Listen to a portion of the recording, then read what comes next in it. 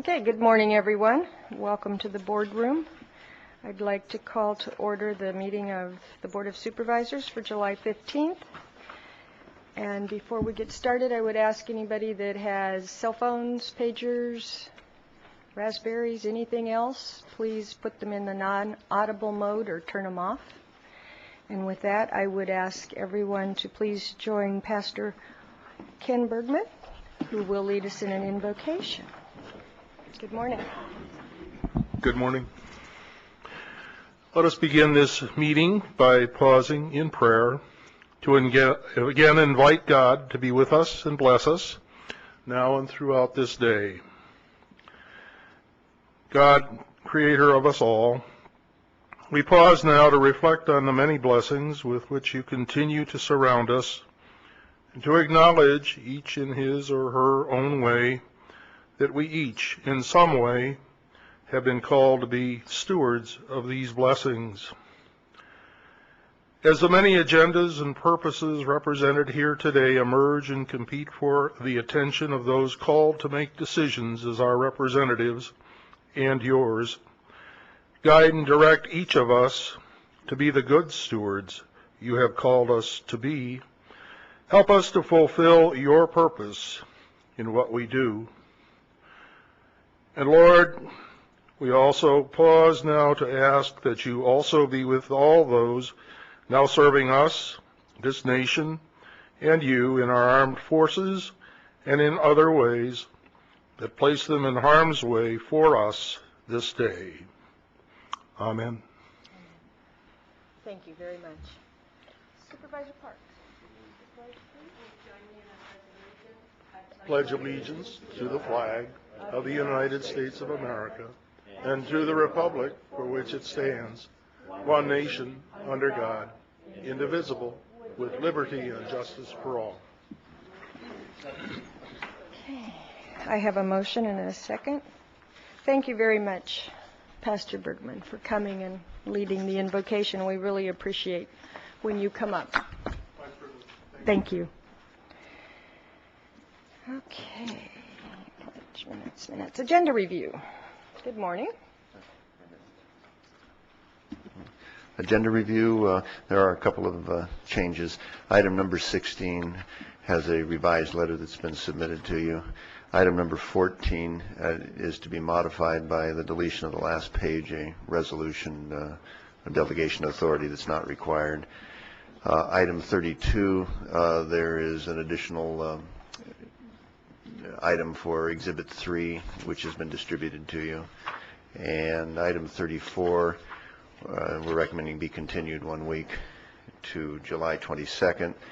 There are also the clarification items 39 through 42. Originally were a combined both application for grants and for acceptance of grants. Acceptance of grants require a 4/5 vote, but in this case we have modified the request just to have the board approve the application for the grants, which means that simple majority. What was that last one? On 39 through 42, district attorney grant applications, the required vote on that in this case is only going to be a simple majority, not the 4/5 that was listed, because we're not asking you to accept any of the grants. Okay. Any supervisors have changes, questions, comments on the agenda? Okay. Could I request that item 12 be taken off the consent calendar for discussion? Okay, item 12 for discussion.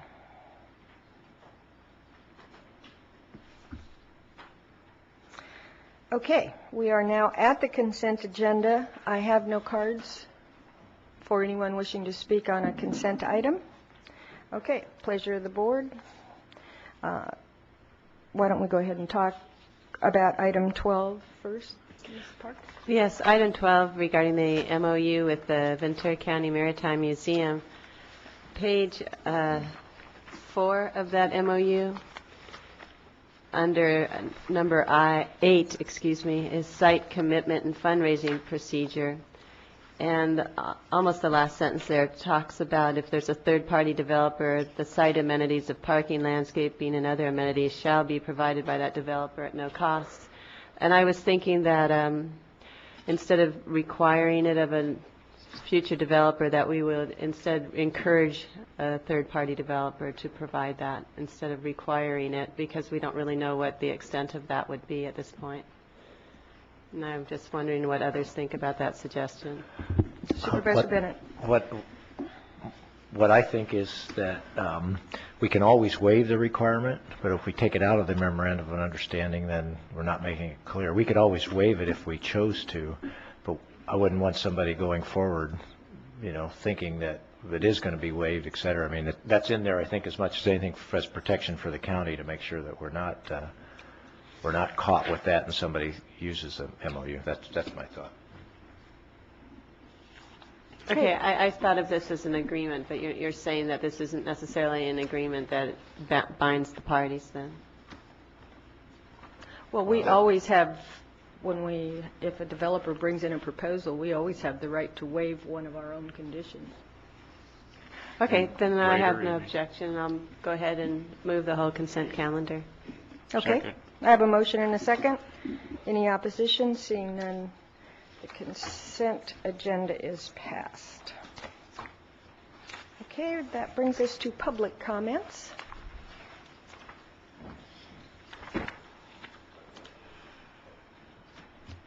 Carol Ellery.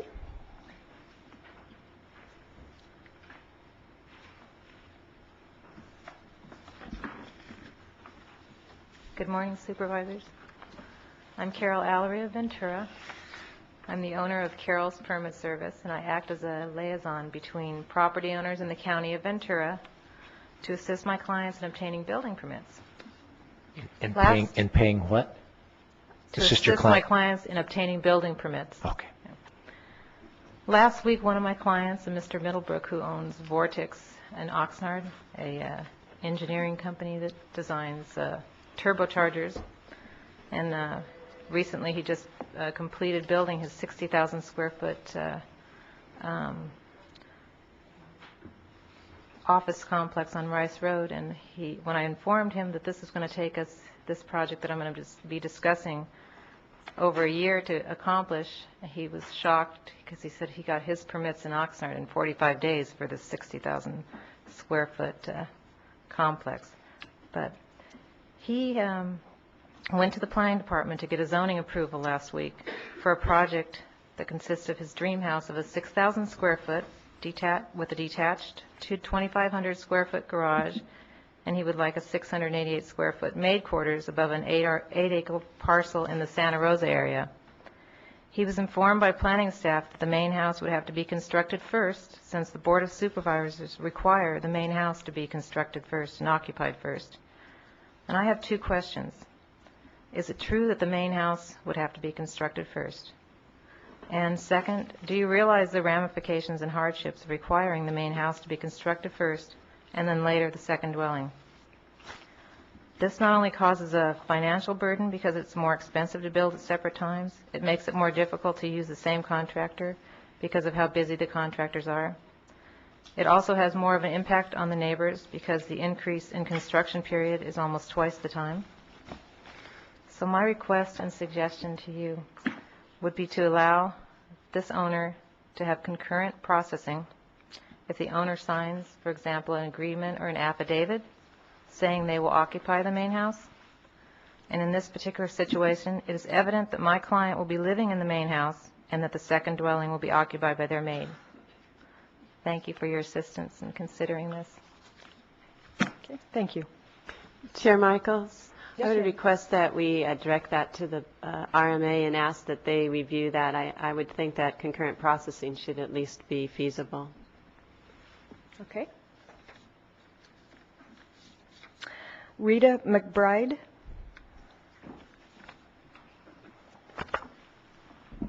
Good morning, supervisors. My name is Rita McBride. I'm a liveaboard at the Channel Islands Marina. I have asked myself and others, just why won't the county renew the Farrell family's lease at the Channel Islands Marina? Why are people who are doing an excellent job being told, we don't want you anymore? And how can the county be such a bully by planning on using the Farrell's docks while boldly saying at the same time that they're almost worthless? Why do 500-plus slip renters have to make difficult or possibly even impossible adjustments? Because someone in the county is in a SNIT? It makes no sense to me. And to add insult to it all, Lynn Krieger, our harbor director, who doesn't even live in this county, has proposed an ineffective, unrealistic interim plan for the boats affected. And she has said its success depends on the boaters' cooperation and honesty. Why does this feel like her responsibility to direct the harbor's affairs is now the slip renters? The opinions I hear are that the county doesn't think the Farrells are development friendly enough. Well, let me ask you this. Will the new leaser the county has in mind walk the docks when the Santa Ana winds blow to check on the absent slip renters' dock lines like the John Farrell does? Will the new leaser stand out on the sidewalks with the other locals to marvel at and appreciate the feeding phenomenons of fish and birds like Ginny and John Farrell have? Will the new manager, who likely will be hired by some distant CEO, have enough concern to fix reported maintenance problems immediately like the Farrells do? Ventura County has a jewel in the Channel Islands Marina. It's the only place of its kind.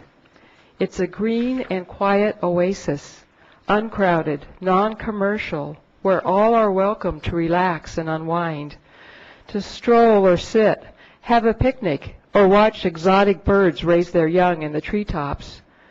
The Farrells know what a gem this is. It makes me sick at heart to think that one more well-run family business can be muscled out so that some faceless corporation can take over to supposedly make things better. This does not and should not have to happen. A dockmate told me there's what's right and then there's money. There's what's right and then there's money. I hope you do what's right. You can end this unnecessary mess with a stroke of the pen and return the Farrells' lease with grace and fairness. Thank you for considering my opinion. Thank you for your comments. Peter Swan.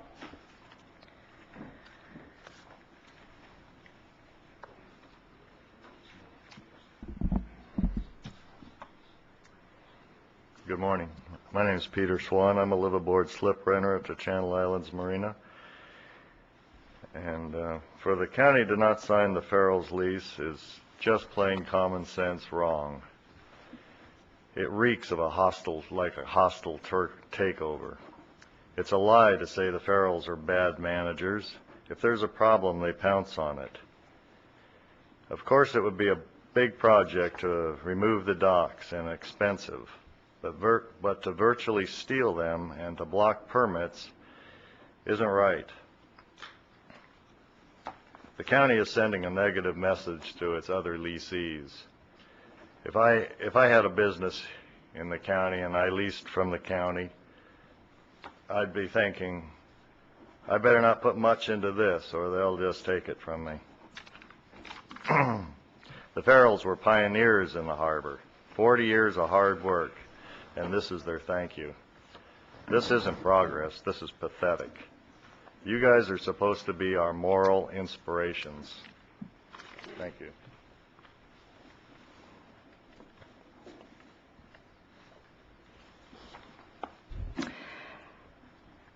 Matthew Cornoyer. I'm sorry, I can't read the first part of it. Cornoyer. Cornoyer. Thank you, Matthew. Supervisors. I just needed I want to discuss the property at 2201 East Olson Road. It's a surplus property of the county, been abandoned for 13 years, and I've tried to put in bids on the property twice and was told that I need the Board of Supervisors to make a resolution so that I can actually enter a new bid. So if we can get that at some point, I would appreciate it. Okay, thank you.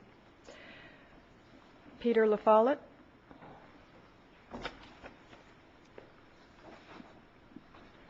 Good morning. There's been another death at Turning Point Foundation's residential facility in Ventura. I spoke of this last month, and this is an addendum.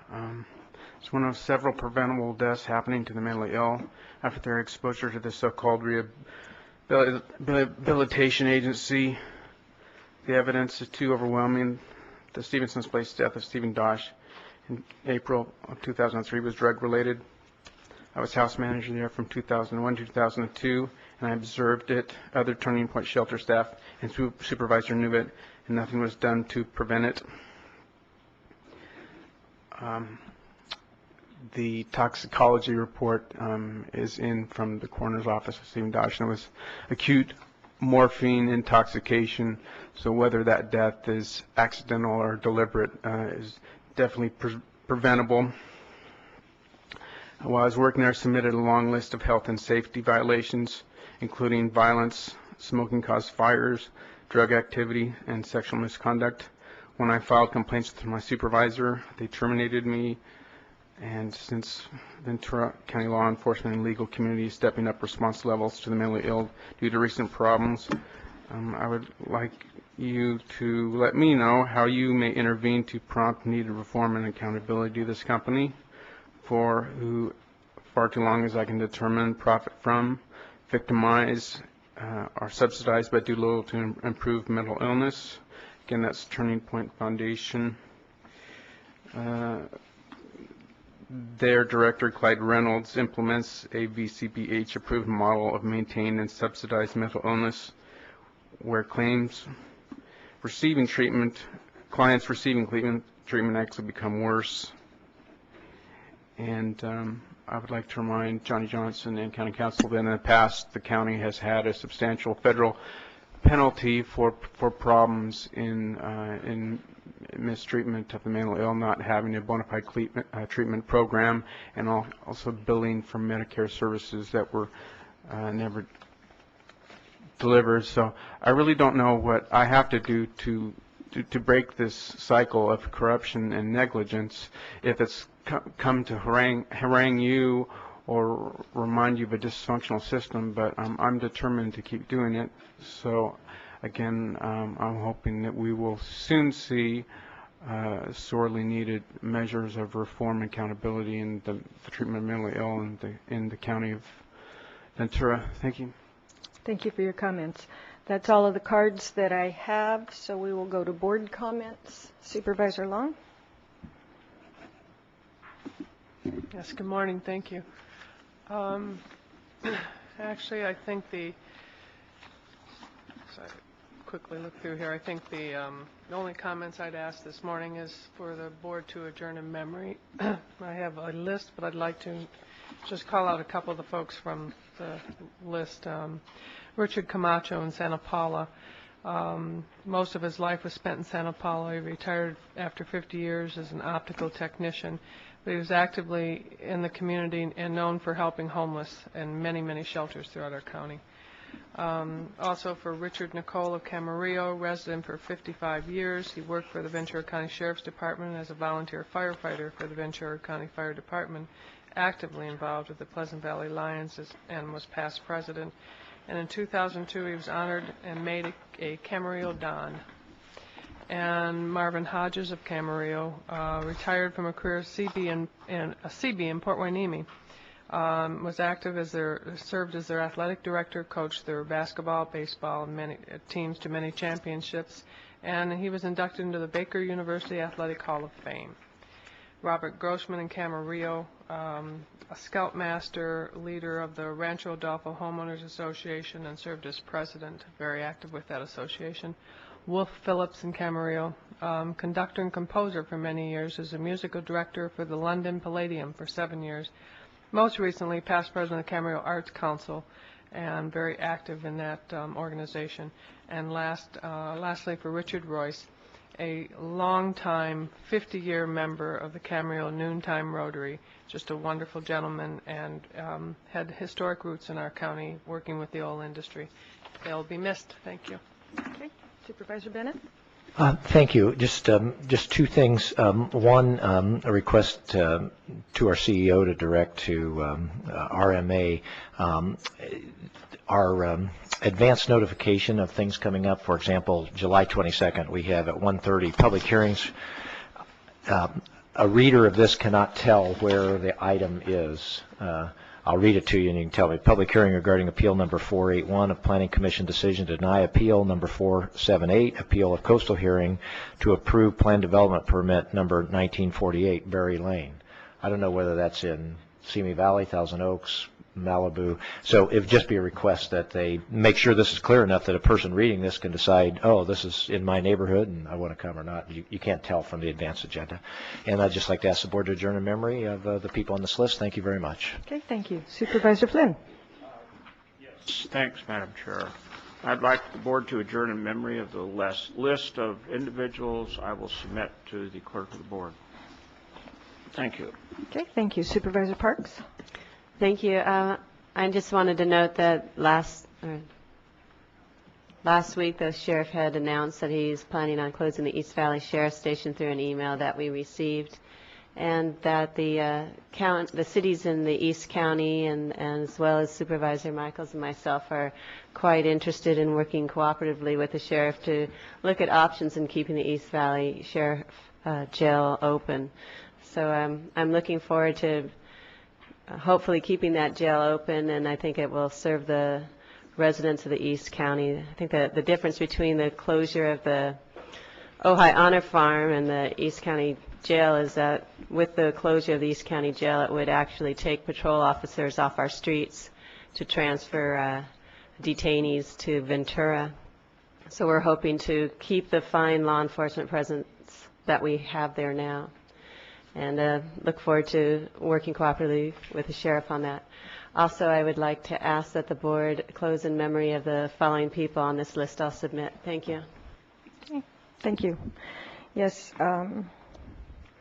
we have met, Supervisor Parks and myself have met with city managers and electeds from each of the three communities that are most affected by the decision to stop the booking process at East Valley Jail. And we look forward to meeting with the sheriff and hoping to find some compromise, some way to keep that service available to the east end of the county. And it's not just the two cities who contract and the city of Simi, who has its own police department. It's also highway patrol, park rangers, any law enforcement needs. So hopefully we can work something out, and we'll be meeting with the sheriff to try to do that. It is disconcerting to the people on the east end of the county to lose that service. It takes at least an hour and a half round trip just in the car for an officer, and then however long it takes for the booking process itself. In a little city community like Moore Park, they have a very small force, so you're taking a good portion of their force off the street if you have to transport. And so hopefully we can find middle ground on this decision, and we look forward to working with him. And also I would ask to adjourn in memory of the people on this list. And with that, I guess we will go to item 33. Do we have someone here from staff for those of you who spoke to the public that aren't used, or spoke to the board under public comment that are not used to the process, the board cannot take action on anything that's brought up today. So it will be dealt with or referred to staff or whatever. Thank you. Okay, item, what did I say? 33 is Home Investment Partnership Program. Do we have someone here to give a staff report? Pardon me, I don't see anyone in the audience. Okay, let's move to item. Put a call in. Yeah, that's fine. Item 33. Why do I go from 33 to 35? Do we have a numbering problem? 34 contingent. Okay. So the next item then is, just to make sure I'm correct, since I don't have a tab, Are we so broke we can't afford tabs? Item 34 was pulled for 1 week. So item 35 is adoption of a resolution amending salaries and positions for Ventura County Medical Center Family Practice Residency Program. Good morning. Good morning, Madam Chair, members of the board, Mr. Johnston. I'm Barbara Journay, Director of Human Resources. The item before you today recommends that we adjust the salaries of the positions in the Family Residency Program at the Ventura County Medical Center. The cost for this item is approximately $137,464 for the current fiscal year. Our residents within this program have not had salaries for those positions adjusted since 1995. The only raises that they've received was a 3% COLA that management got earlier this year. We're recommending that we pay these positions at the average of the 38 programs that we do business with throughout the state, in addition to the 3% COLA that they already received. And I'll answer any questions that you may have. Okay, questions? Seeing none, what's the pleasure of the board? I have a motion and a second. Any opposition? Seeing none, the motion carries. Item 36 is renewal of standard insurance company policies for the county. Sponsored life insurance and long-term disability. Okay. Item 36 recommends that your board approve our renewal of contract with Standard Insurance Company for our basic term life and additional life policies, as well as for our group policy for our long-term disability. We're also asking that your board authorize use of approximately $28,000 from our reserves to offset the increased cost for the long-term disability policy. And then finally, we're recommending that you give me the authority to sign off on the amendment once it's approved for legal sufficiency. As it stands right now, the life insurance, both the basic term life and the additional term life, there are no increases in this program. The premiums will remain the same, so there is no need for additional funds to be expended in that area.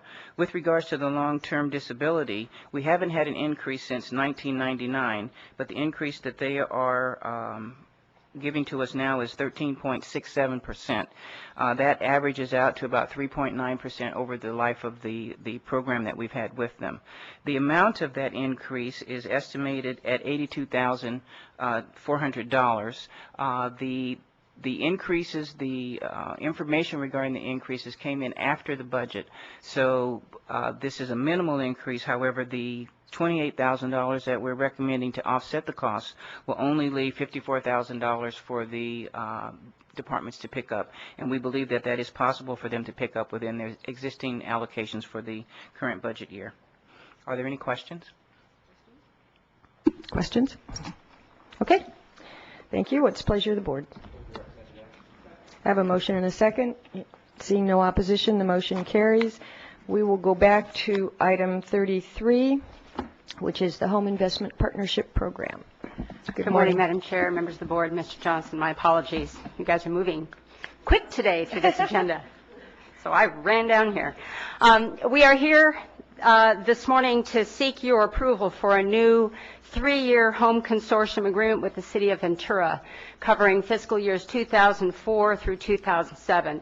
We have been in discussions with the city for about 9 months about changes that would be needed to the new home consortium agreement.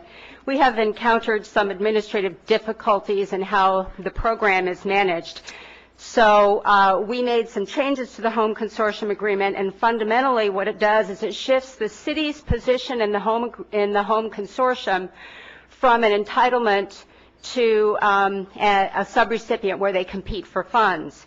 So in essence, the city has no guaranteed minimum or maximum amount of funding under the home program.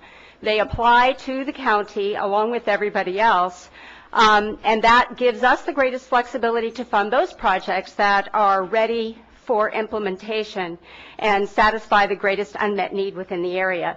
It does also alleviate what we perceive to be a potential problem with the city, where the amount of funding that they get has not historically been sufficient to fund some of their larger projects. So what they do is they set funding aside each year so that they have a bank of funding available to fund those larger projects when they do come to fruition.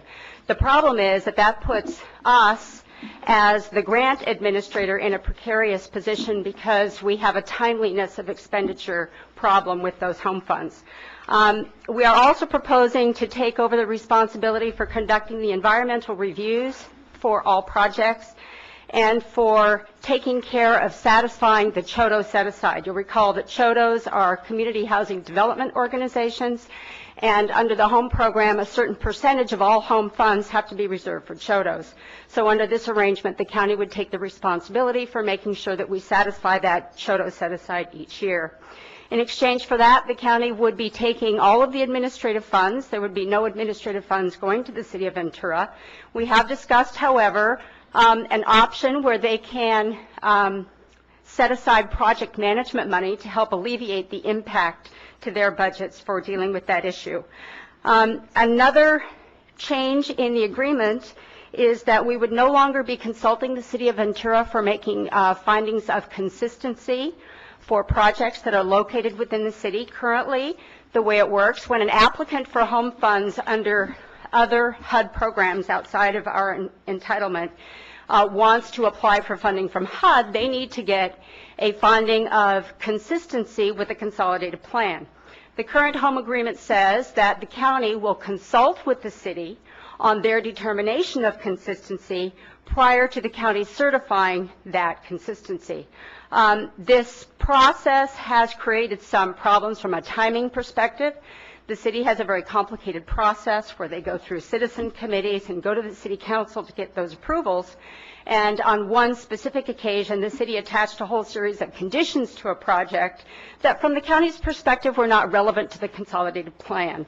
We look at whether or not a project is satisfying an unmet need, and that's really our primary driving factor in looking at consistency with our plan. The city looks at other issues, community opposition, consistency with their general plan, zoning issues, financing issues, which may very well be relevant, but the county doesn't think that that's consistent with the consolidated plan determination. And because of the timing issue on that particular instance where they attached conditions to the project, it gave the county only 24 hours to respond after we got those conditions from the city. So we're proposing to eliminate that consultation process entirely. That would really only impact 1 year of this 3-year process of the 2004 through 2007 plan, because in the year 2005, we have to develop a new consolidated plan. And in that document, the city's plan will be a part of the county's consolidated plan. So there will no longer be a disparity between the city's plan and the county's plan. We presented the terms of this proposed agreement to the city in a letter on June 6th. On June 20th, we got a letter back from the city saying we can't get to our council prior to July 21st. Can you please facilitate getting an extension from HUD? Typically, you need to tell HUD by June 30th as whether or not your existing members are going to remain within your consortium. HUD granted that extension to July 22nd. We have had some recent communication with the city that I guess raises some questions as to what the city council is going to do on Monday night. I talked to Nicole Donor yesterday, and she indicated that the item is scheduled on their council for the 21st, but she thinks that it might be presented as an information item, which leads me to believe that they will not ratify the agreement. It is my recommendation that we be proactive and go ahead and approve the agreement, and then the city will have the option at their meeting on the 21st of whether they decide to approve or not approve the agreement. This document would not go into effect until 2004, so we still do have this remaining 1 year. The city will have some program income that's generated from their current home-funded projects that they would continue to administer with county oversight until those funds are expended. So the financial ramifications to the county, if the city elects not to approve this document, is that there would be about $600,000 of entitlement funding that would be released to the state. The state has a competitive process. All non-home entitlement or consortium members can compete for those funds at the state level. So the city of Ventura would have the option of going ahead with their nonprofit agencies and competing at the state to try and recover some of those funds for their jurisdiction.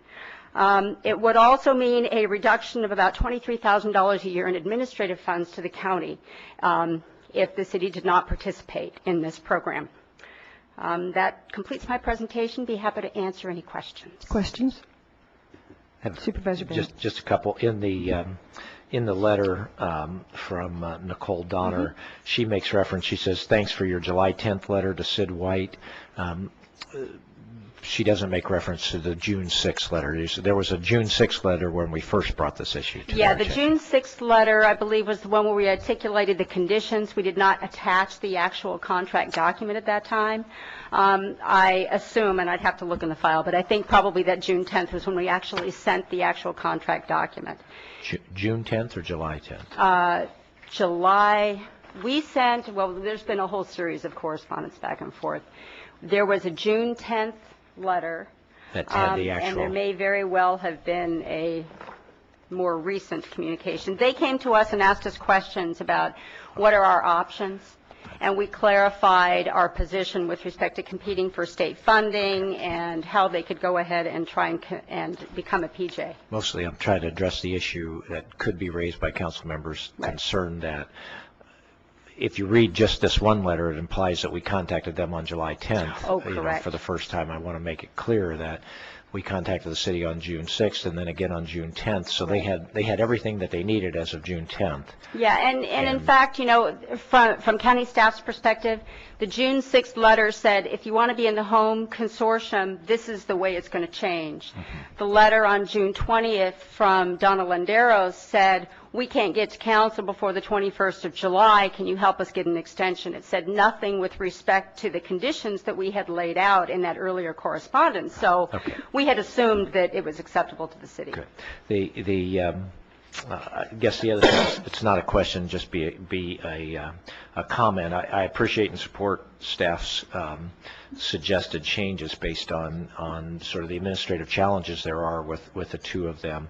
I just would emphasize that I think it's important for us to just respectfully remind the city that that these are the terms that the county feels that they need to have, but that they don't have to stay in. They can go their own way, and then they could have complete control in terms of where they're going.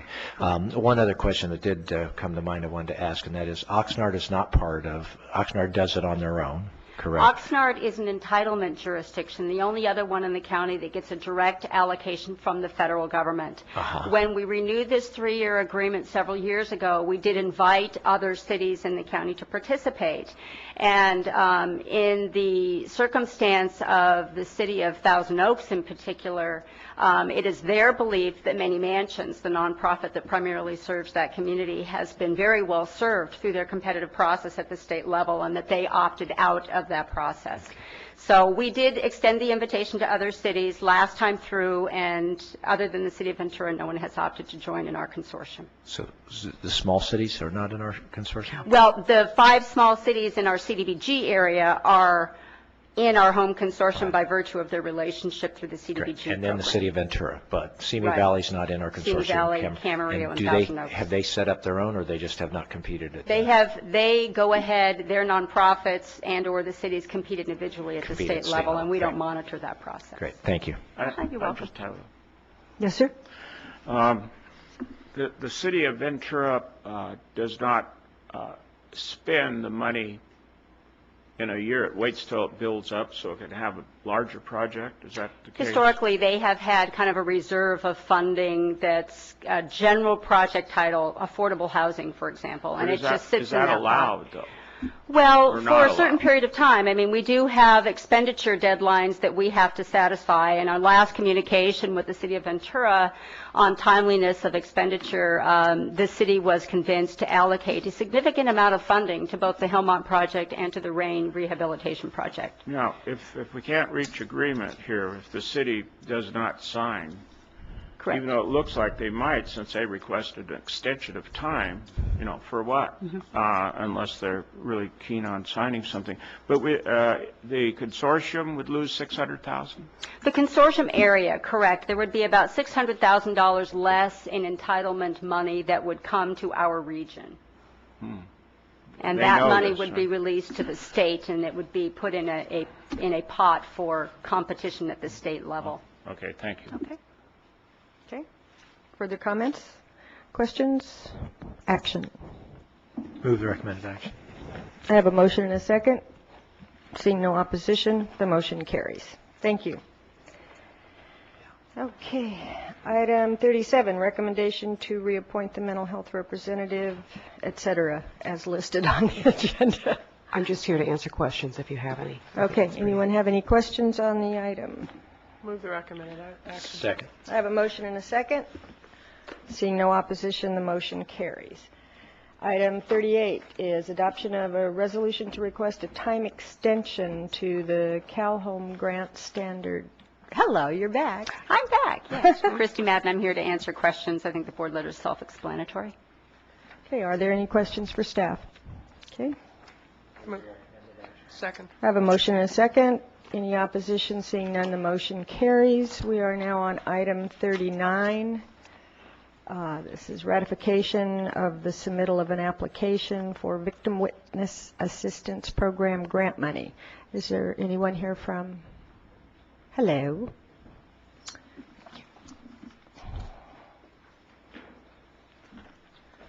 Mel Chambers from the DA's office. I'm just here to answer any questions that you might have on the next 4 items. Okay, any items on number 46? No questions. I have a motion and a second. Any opposition? Seeing none, the motion carries. Item 47, any questions? Pardon? I mean, 40, where am I? You know what? I'm on a wrong agenda. Sorry. Okay. This is not a good day. I've lost a whole page of my agenda. There it is. Does that mean all of our previous actions were illegal? Nope. Right. No, I don't have to have the agenda. I just look dumb when I don't have it. Okay, item 40 is ratification of the submittal of a letter of intent application for Title II delinquency prevention. Any questions? I have a motion and a second. Any opposition? Seeing none, the motion carries. This time we'll get it right. We're now on item 41, which is ratification of the submittal of an application for Violence Against Women Vertical Prosecution Grant Program. Move Questions? Seeing none, I have a motion and a second. Any opposition? Motion carries. And item 42 is ratification of the submittal of an application with the Office of Criminal Justice Planning. Move the item, and also just want to congratulate them for their efforts in applying for these grants. It would be very beneficial for the county. Okay, I have a motion and a second. Any opposition? Seeing none, the motion carries. It was continued for 1 week under the CEO's report. Okay. We're now at item 43, is ratification of a grant application submittals for adaptive watershed improvement and fisheries restoration grants. Hello. Good morning, Madam Chair, members of the board, Mr. Johnston. I'm Paul Ruffin with the General Services Agency. Item 43 is asking the board to ratify application of 2 grants that was submitted to help us finance a project at Seoul Golf Course. Another recommendation is asking the board to accept the offer of a grant from the Adaptive Watershed Improvement Program. And there's a third recommendation regarding some appropriation adjustments. This project will help us restore the ability of endangered species of southern steelhead trout to spawn and rear themselves in the San Antonio Creek. It will also enable us to provide a bridge, an all-weather bridge, that will be available for people to get to the southern part of the golf course. We're working with a private concern about how to help finance the local share. Between that private concern and the Parks Enterprise Fund and in-kind services, we're believing we'll be able to take care of the local share of the cost. I'd like to open up to any questions. Questions? Okay.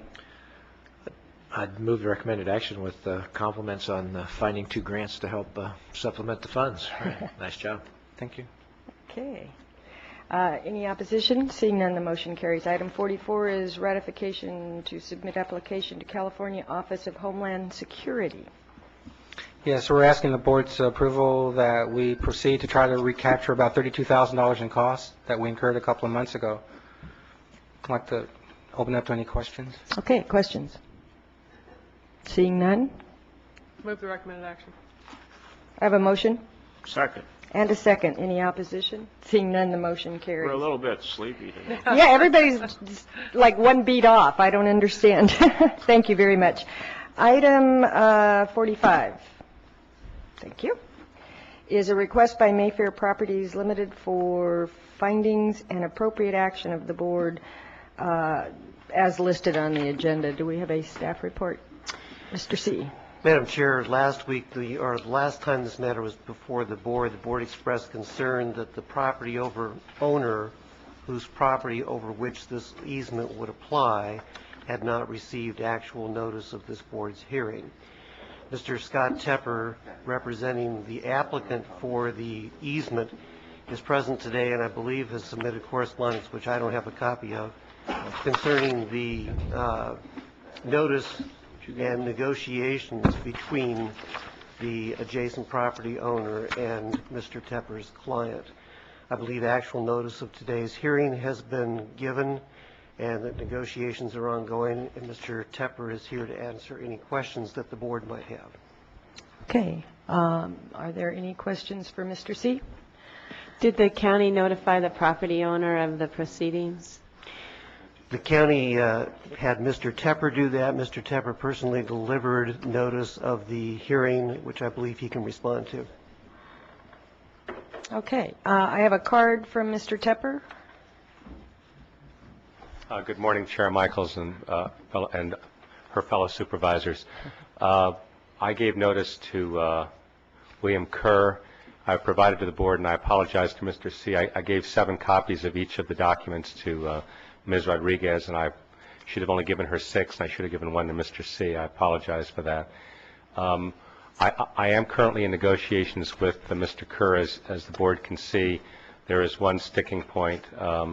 I would request that the board set this for the public hearing at the earliest date it can in September, and hope that I can call Ms. Rodriguez and tell her between now and then to take it off calendar. But if that doesn't happen, then I will need to have the public hearing. I would request the public hearing on behalf of Mayfair Properties.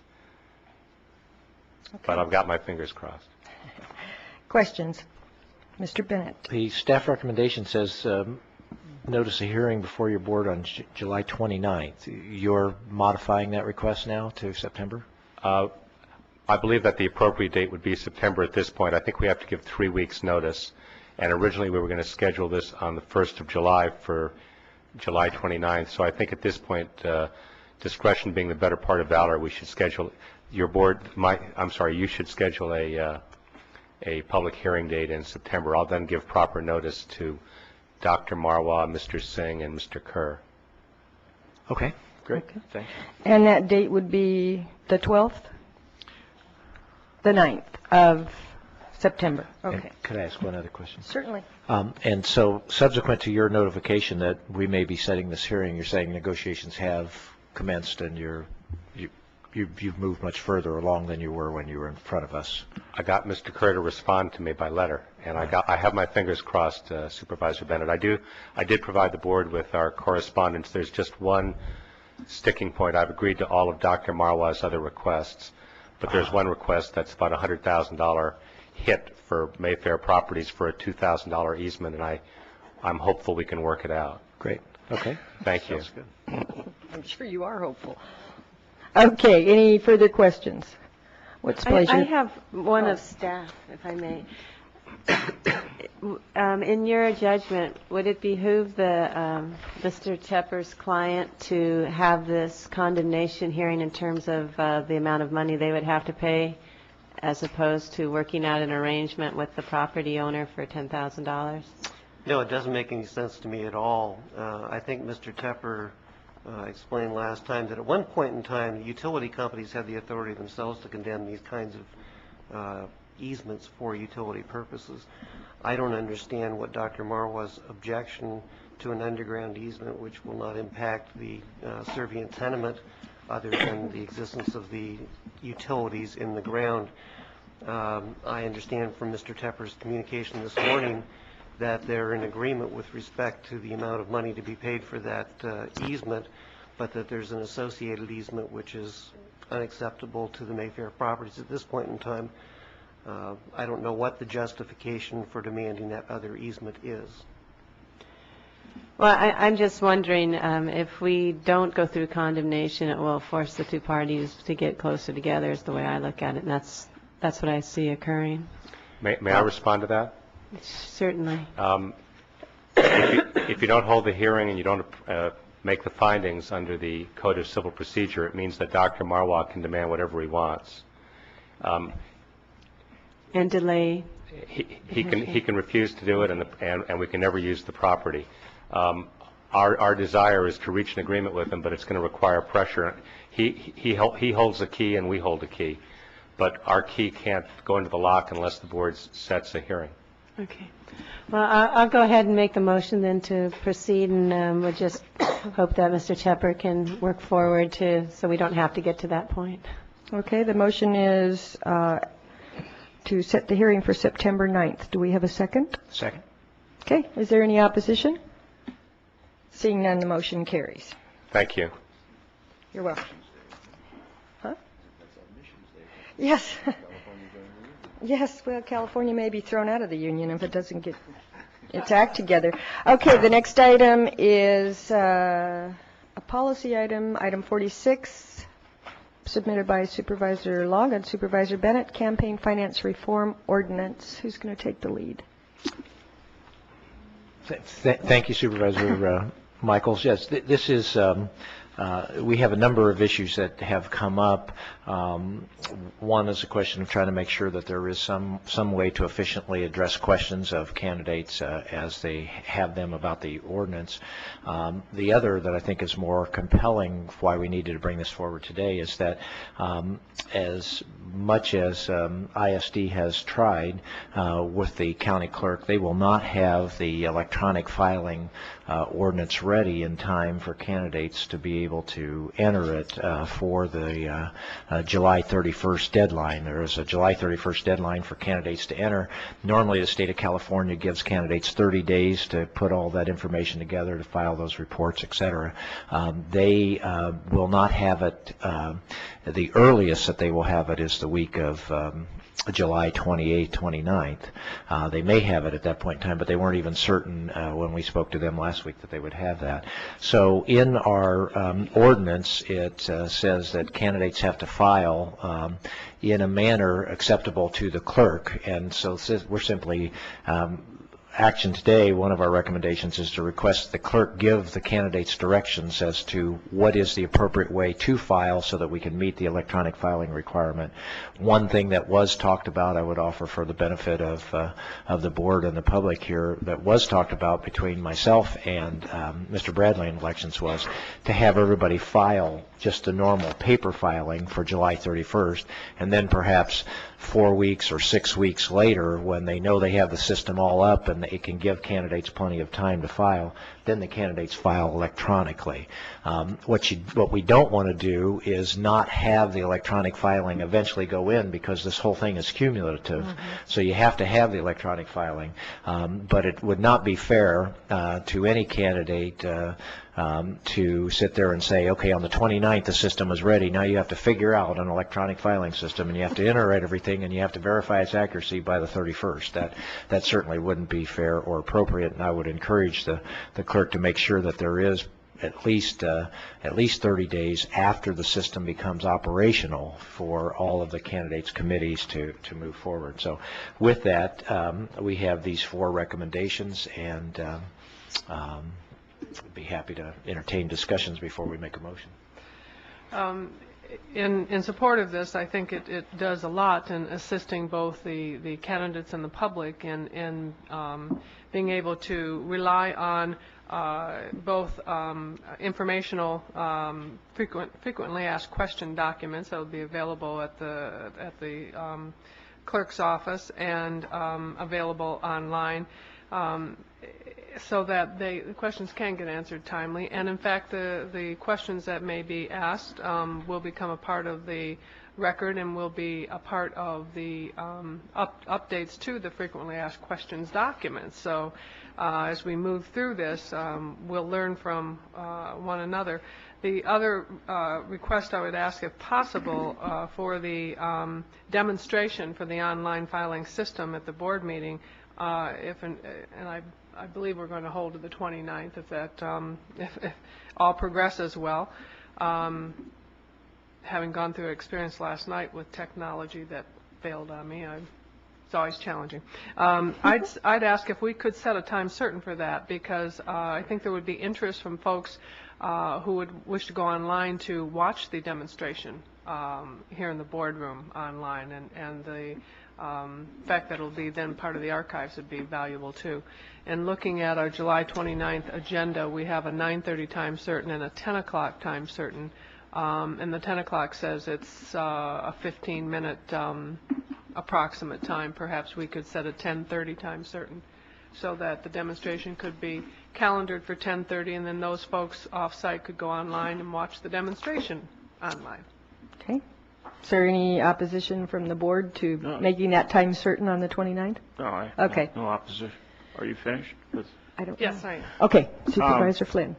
Now, if a candidate is filed using the traditional way, that candidate now will have to file with the electronic way.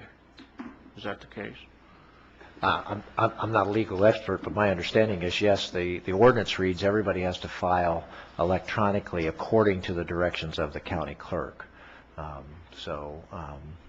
Yeah, so that's how that would happen. I mean, somebody files a hard copy, they still would go back and file the electronic copy. Maybe these recommendations will satisfy my request that I made 2 weeks ago, and that is to have a meeting for people interested in this ordinance. This would be primarily candidates to meet here in a meeting and have the county council there and others to discuss the ordinance, to make sure that people know how to satisfy the requirements of the ordinance. Here you have number 3, direct county council to respond in writing to written questions. Maybe that's a better way legally to have something in writing, but this could end up an awful lot of work, though, where it might be just as easy, or easier rather, to have a meeting. I certainly appreciated your comments about that and trying to think this through. I would recommend this approach for 2 reasons. One, you do have the potential of people saying, well, I asked this, they said that, and that's why I did it this way, and then there's no record, and somebody says, well, that's not what I said this. So the legal reason, I mean, you're talking about complying, we ought to get these things in writing. Having them in writing means that then the question becomes part of the frequently asked question record, and a candidate any other candidate that comes up can sort of read those questions and see the actual written answer, whereas if it's done verbally, you may be asking the question over and over again as you go forward. The other thing I would offer is that we don't know who all the candidates are. We may have the meeting and then have somebody announce shortly after that. It seems that the most efficient process is to direct county council to make sure that the specialist, whoever county council directs as the attorney, be available to answer questions submitted in writing, so that they can carefully make sure that they're answering exactly what is presented in writing, and this would number one, create an historical record of the questions and answers. It would also allow candidates that may decide in November to run to be able to still have the same access and not, quote, have missed the meeting. So I think I feel comfortable this would this would be the most efficient way, but it's a legitimate question. We want to make sure that people can get the information they need about the ordinance. So, Okay, where do we go from here? any public speakers? I have no cards. I'd move the recommended action with the modification that the July 29th online demonstration be time certain at 10:30, according to Second. Supervisor Wong. Okay, I have a motion and a second. May I make a suggestion regarding the time certain of it? Because you have some candidates who have other people doing their forms for them, to make it as convenient as possible for them to attend the meeting, maybe to do it at the lunch hour, maybe so they don't have to take off work, if that's the case. They can watch the video archive. Okay. It's going to be a long day on the 29th. Okay. I don't want to... I just know, like, when the FPPC does this, they do it in the evening after work hours, so I just want to make this as convenient as possible, but they can watch the video, I guess. Could I suggest, I mean, that's a very, thoughtful suggestion of those people, is that we ask, is there a way, could we ask ISD to see if there's a way that they could repeat this thing at noon on that day?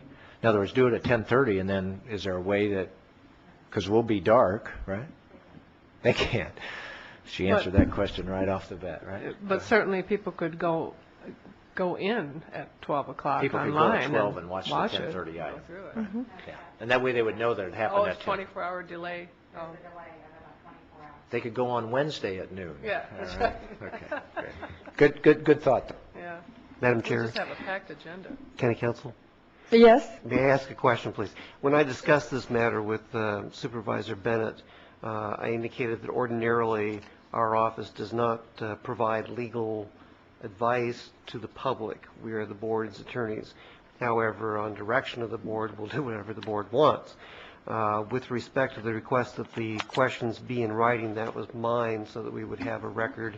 And perhaps as the Ethics Commission gets up to speed and gets its bylaws together, it would be the appropriate entity for these questions to go to, and they could refer it then to County Council in the event that they were unwilling to respond themselves. So what I had envisioned when I talked with Supervisor Bennett was an interim position where my office answers the questions initially, with that responsibility translating to the commission as they get going. The other thing is that the questions with respect to the proper completion of the forms, the electronic forms prepared for the campaign ordinance, those questions should go to the elections and or clerk of the board rather than my office. We didn't have anything to do with putting those forms together, nor would we have an opinion with respect to their sufficiency. Okay. So we can figure out a way to make that clear. Two comments that I have just very quickly. One is that we need to make sure that questions submitted to this in this interim period to County Council are submitted by legally filed candidates, not just anybody wandering around out there who might be thinking about becoming a candidate, because if we don't restrict it to the candidate or their committee chair, which I think is also fair, as recorded in their filing, then County Council could be inundated. And so because they do work for us and their time is expensive and valuable, I would like to see it restricted to them.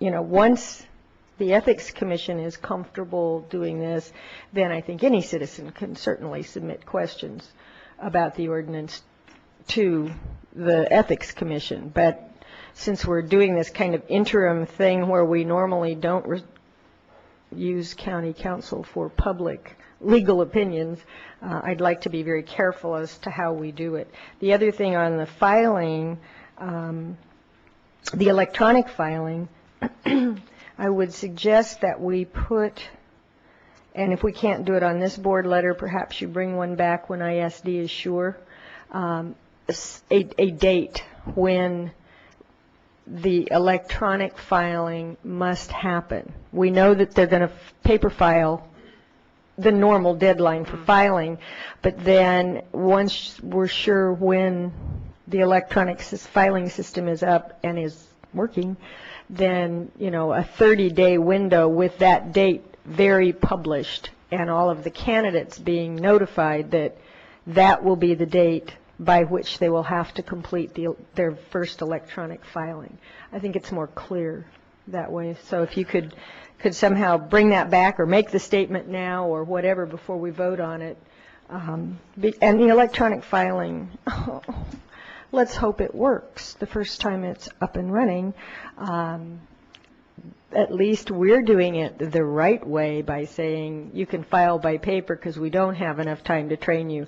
The state didn't do that. And the year that I ran for state senate was the first year of the electronic filing in the state, and they didn't have anything done. They didn't have any parameters set. They hadn't even picked the vendor, and it was a total nightmare. So I'm glad that we're aware of the fact that it might not come out right on time. I just have another question. What is the filing period? November, December? First one's next. We have to file July 31st. Talking about candidates. Candidates. Oh, filing. candidate. Is that done electronically also? No. No. Or it isn't? No. You have to file physically. You have to bring it in. You bring the signatures in and so. Okay. Yes, Linda? As a candidate, your number one port of entry is the elections division. And they can get complicated, I think, if, some questions go to the county council, some are going to the election division, some eventually go to the ethics commission. It might be good just to have one department like the elections division be responsible for deciding whether this goes to the county council or goes to them, so you don't have to have candidates concerned about where do I go. So I would just, that would be a suggestion, that they all start at the election division, let them decide where to refer the question. Well, for the interim period, we'll have this little gray area as county council is raised, but I agree with the suggestion that at the point that the ethics commission's up and operating, that they would be the point of entry, and elections division. Elections division has standing of code and authority, so I think that's probably appropriate. Okay. I did, I'm sorry. I asked my wife this morning, who is the treasurer for my campaign, if she would continue to be the treasurer. She said she would. She's kind of concerned about the complications involved in this whole issue. It is more complicated. I think it's a good suggestion, is have one place to segue this. I think with regards to county council's suggestion that, or reminder that this is, we're going to segue this eventually to the ethics commission, we probably ought to have a discussion and make that sort of a formal decision when the ethics commission feels like they're up to speed and ready to receive those. But if we could direct that all the questions go to the clerk can decide, hey, this is a question that ought to go to county council, this is a question that we ought to do, and then when we have this sort of official thing with the ethics commission on board, then they decide, can the clerk answer it because it's simply a filing question, or does it need to go to the ethics commission? I don't think we want to have everything going to the ethics commission as a bunch of volunteer people when it's strictly a routine thing that the clerk has the answer to, and then the ethics commission can decide if they need to get the answer from county council. So I think that's a good suggestion. Regarding the other two items that you suggested, one, the recommendation 3 does say that the county council respond in writing to written questions submitted by filed candidates. So I agree with you. These questions to county council during this interim period should only be by filed candidates to keep them from being overloaded. Or the treasurers. You're right, or their treasurers, or they're authorized. I mean, the filed candidate can authorize the question and write. I mean, anybody can walk it in, but the candidate probably ought to even sign the thing, to make it clear that they're asking a question. The other thing is thinking about it. We're coming up on it's going to be around. Potentially it could be around the 30th. We have Labor Day in September. Probably if we could make the request that the electronic filing for the clerk of the board not be before September 6th.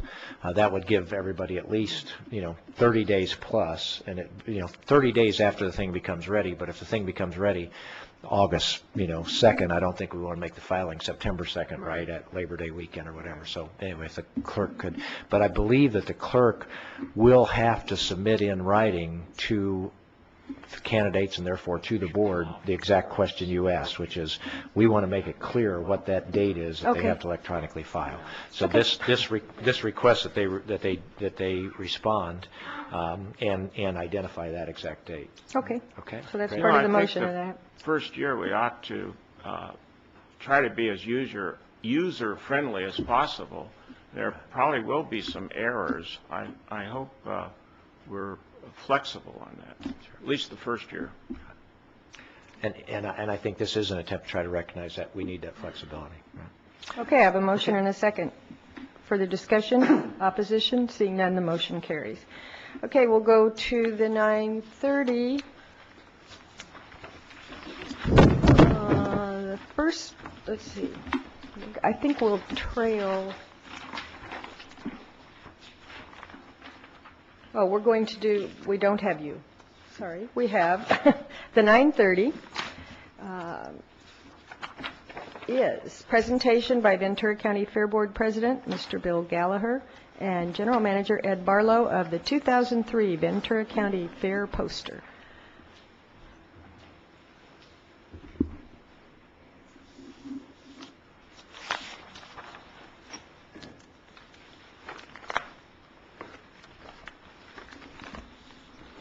Morning, everyone. Good morning. For those of you that don't know me, my name is Bill Gallagher. I'm the current president of the board of directors for Seaside Park, home of the Ventura County Fair. With me today is our general manager, Ed Barlow. Hello. Welcome. And also with us is Richard Tucker, the security for the fair posters. Believe me, we don't need bodyguards. We feel very safe being here. We hope so. This is one of the more pleasurable things that I get to do as president of the board of directors for Seaside Park, and that's to come here and welcome you to the fair. Last year, we had record attendance, and this year we have every expectation of doing the same. It's a great event, as you all know. Draws people from all over the county and other counties as well. This year, we have a great lineup, and we're hoping that you'll be our guest on August 6th, and the lineup that night is Leon Rhymes, very popular, and I hope you enjoy that. And we have some tickets for you so you can attend that and enjoy it with your family. I'll leave these with the clerk. And also, we wanted to present each one of you with a fair poster. It'll show it to everyone. Oh, wow. There's one for every one of Thank you. you. And we hope you find a place to hang that where your constituents will enjoy it. And thank you for interrupting your meeting to let us make this presentation, and I hope we see you at the fair. Absolutely, and thank you very much for the presentation. And the fair dates are July 30th through August 10th. Thank you. Everybody be there. That's why I bring Ed. That's the second time I forgot to say that. Thank you. You're going to have Thank you very MetroLink much. operating again, right? I'm sorry, John? MetroLink will operate again? Yes, we will. All the same transportation points throughout the county. It works great. Hope everybody takes advantage of that because it gives the city of Ventura a little break on their transportation problems during that time. Thank you. Supervisor Long? Just a quick comment.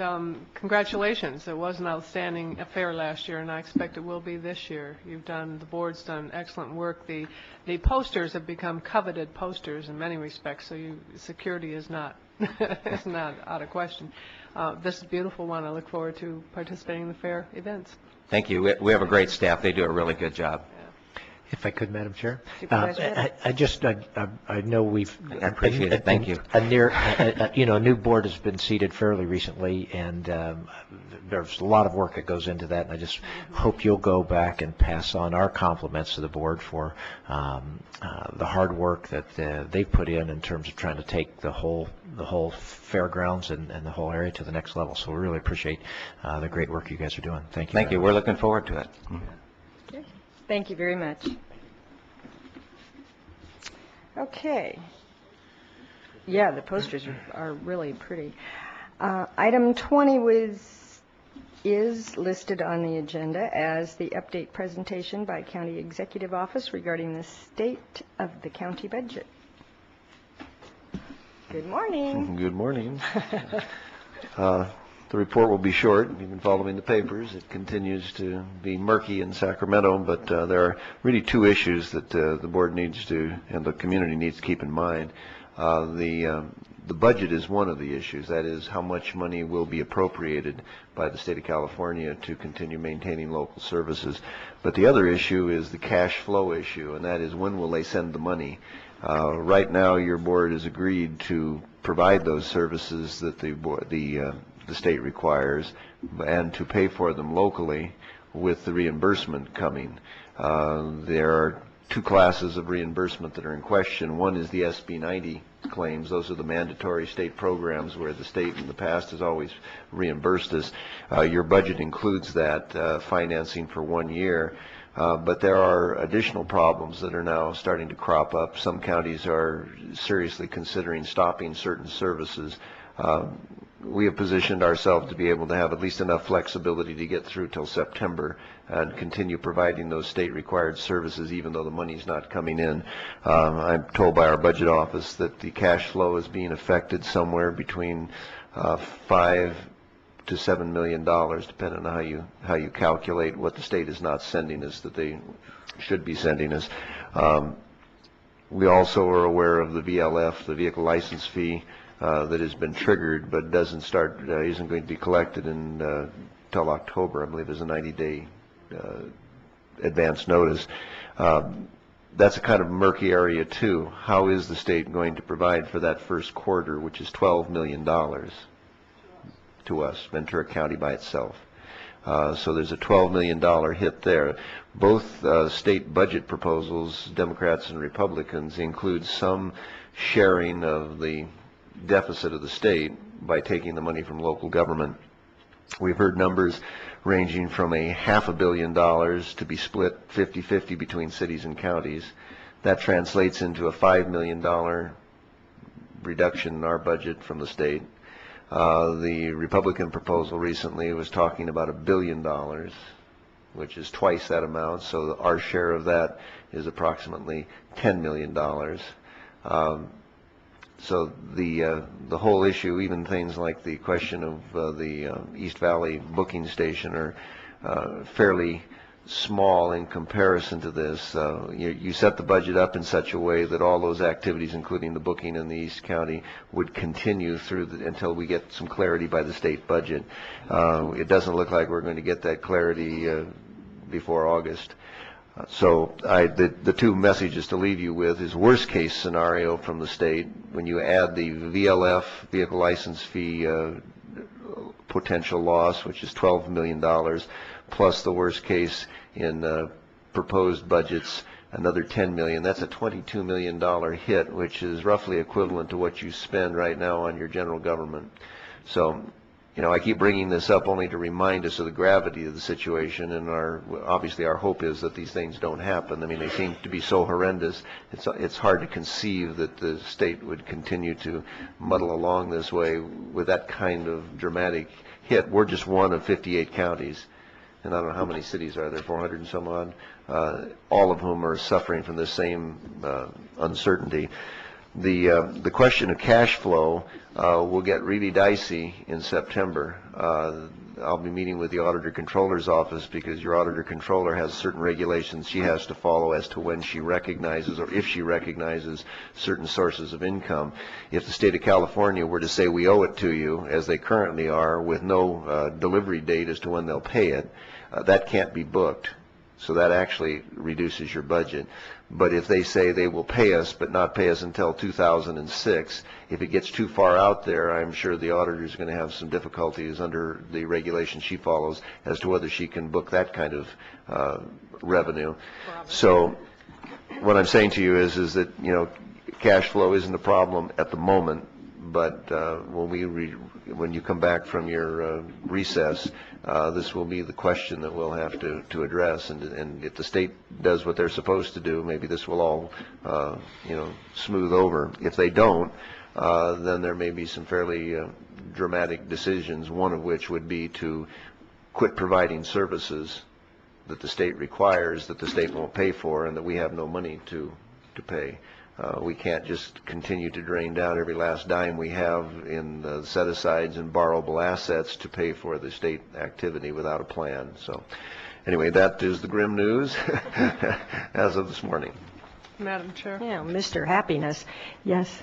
If I might add to the grim news, in a conference call with Urban County Caucus last week, this really became convoluted in the sense that there was great discussion because there's been, in essence, a request to leadership at both CSAC and the cities that we look at, that there potentially may be legislation that will look at the state asking, in essence, either for a loan from local government of those of the offset of the VLF funds, the VLF payments, until which time the budget is settled, and or they will, in essence, do legislation that will just shift those revenues through ERAF, just like they have done historically in the past.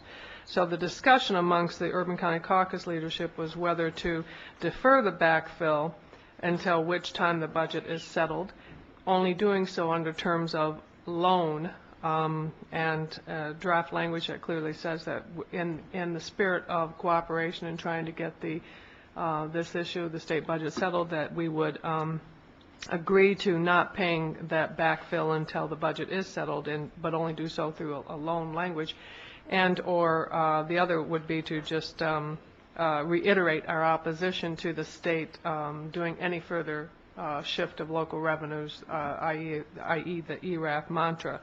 There was division right down the line with Urban County Caucus leadership, so it's coming back to us for a special discussion on Thursday, the 17th, and I think it's a rock and a hard place one way or the other.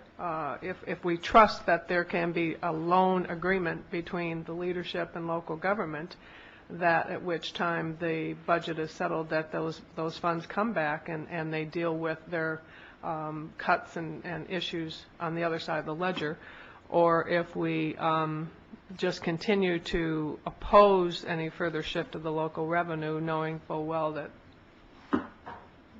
it doesn't look likely that they're going to settle this without doing some other takeaway of local revenues.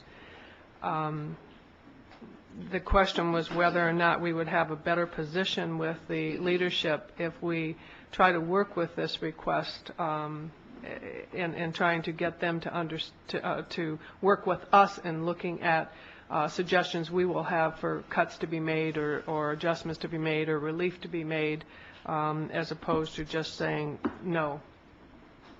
I don't know if I explained that thoroughly enough, but it was a very convoluted discussion in the sense that the issue gets down to trust, that we don't trust, but we have no reason to. The reason it was deferred till this Thursday for further discussion is because all of the county leadership wanted to go back to ask that question: what's the cash flow issue?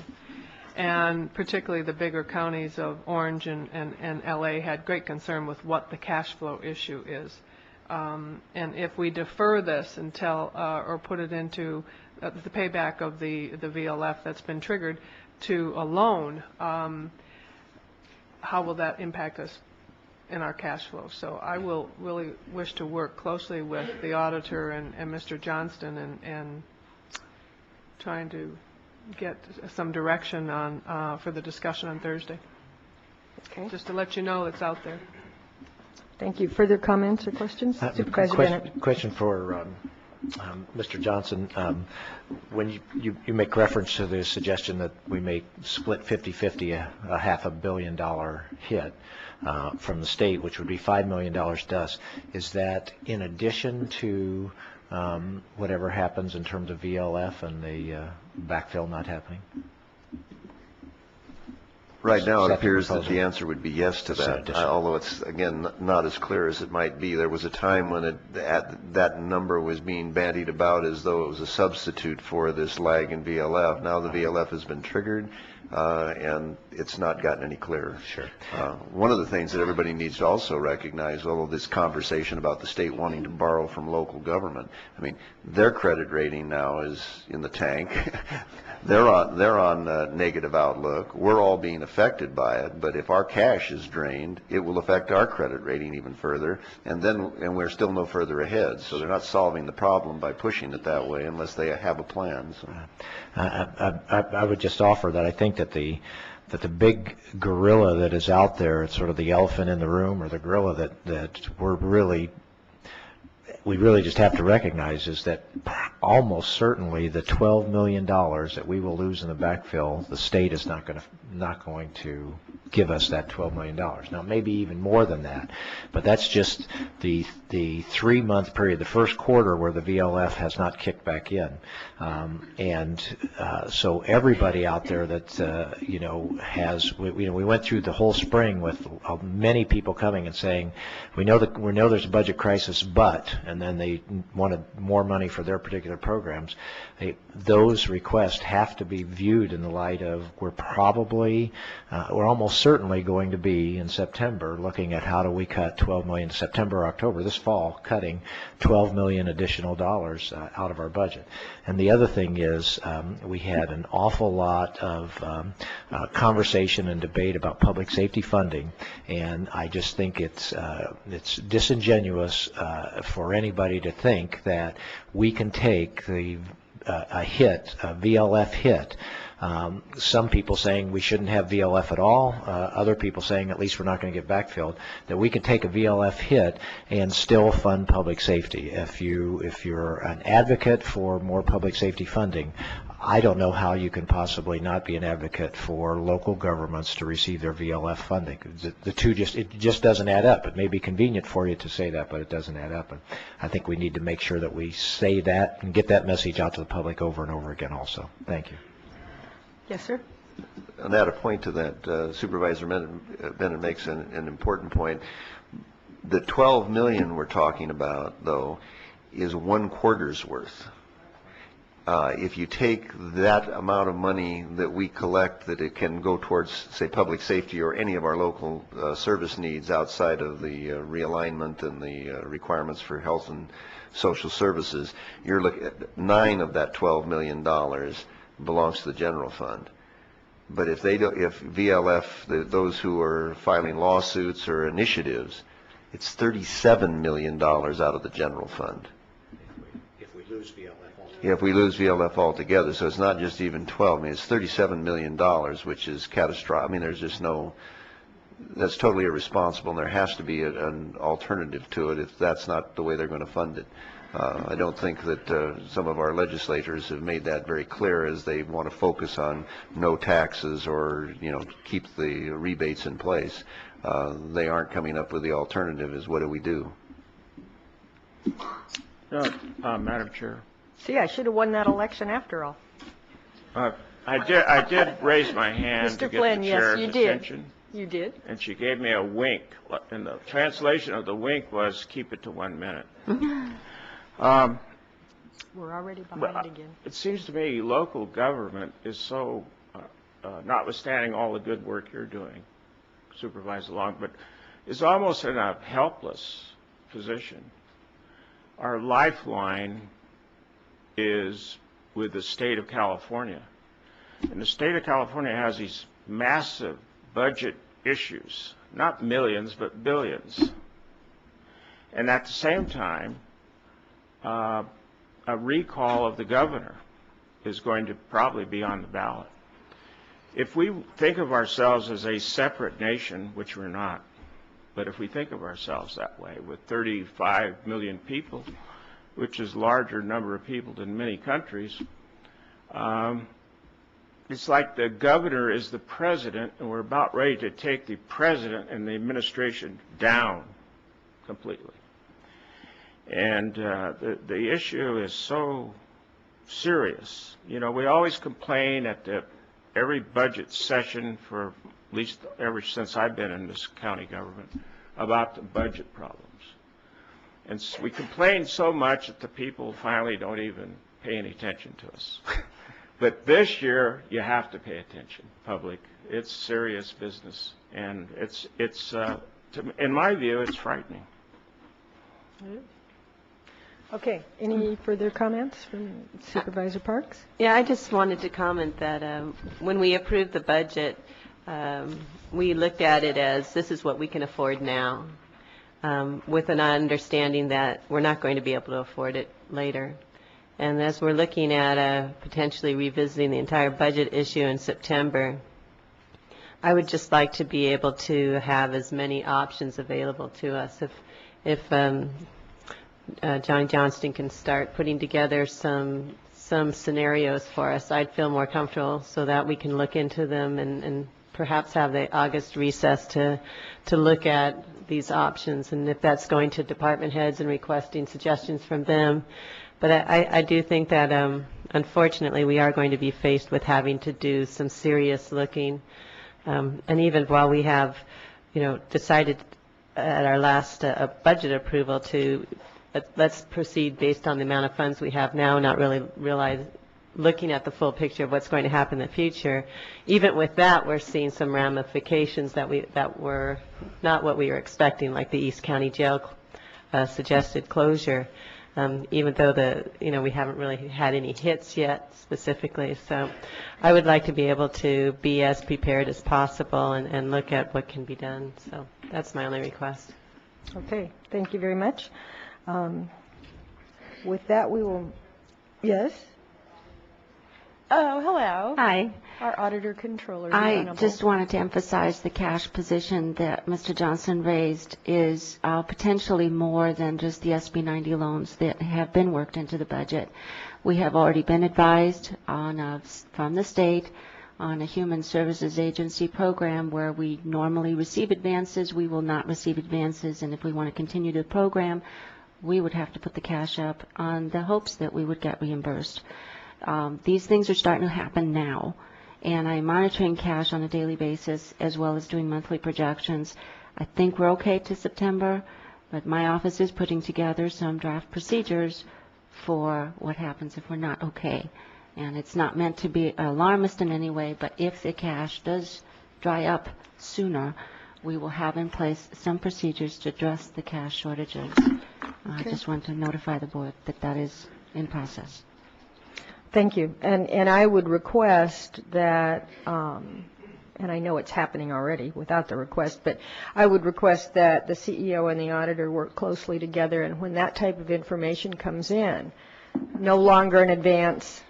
So now we have a decision to make that gets to the board quickly. If we know anything right now, we need to act on it by the 29th. And so, there may have to be board items where the board makes a decision that says, no, we can't continue the service if they're not going to pay in advance because we don't have the cash flow to be able to do that. And that decision, with the board going on recess in August, and potentially we'll all get called back into this room, I think the more that the board can be made aware and make the policy decisions before the recess, the better.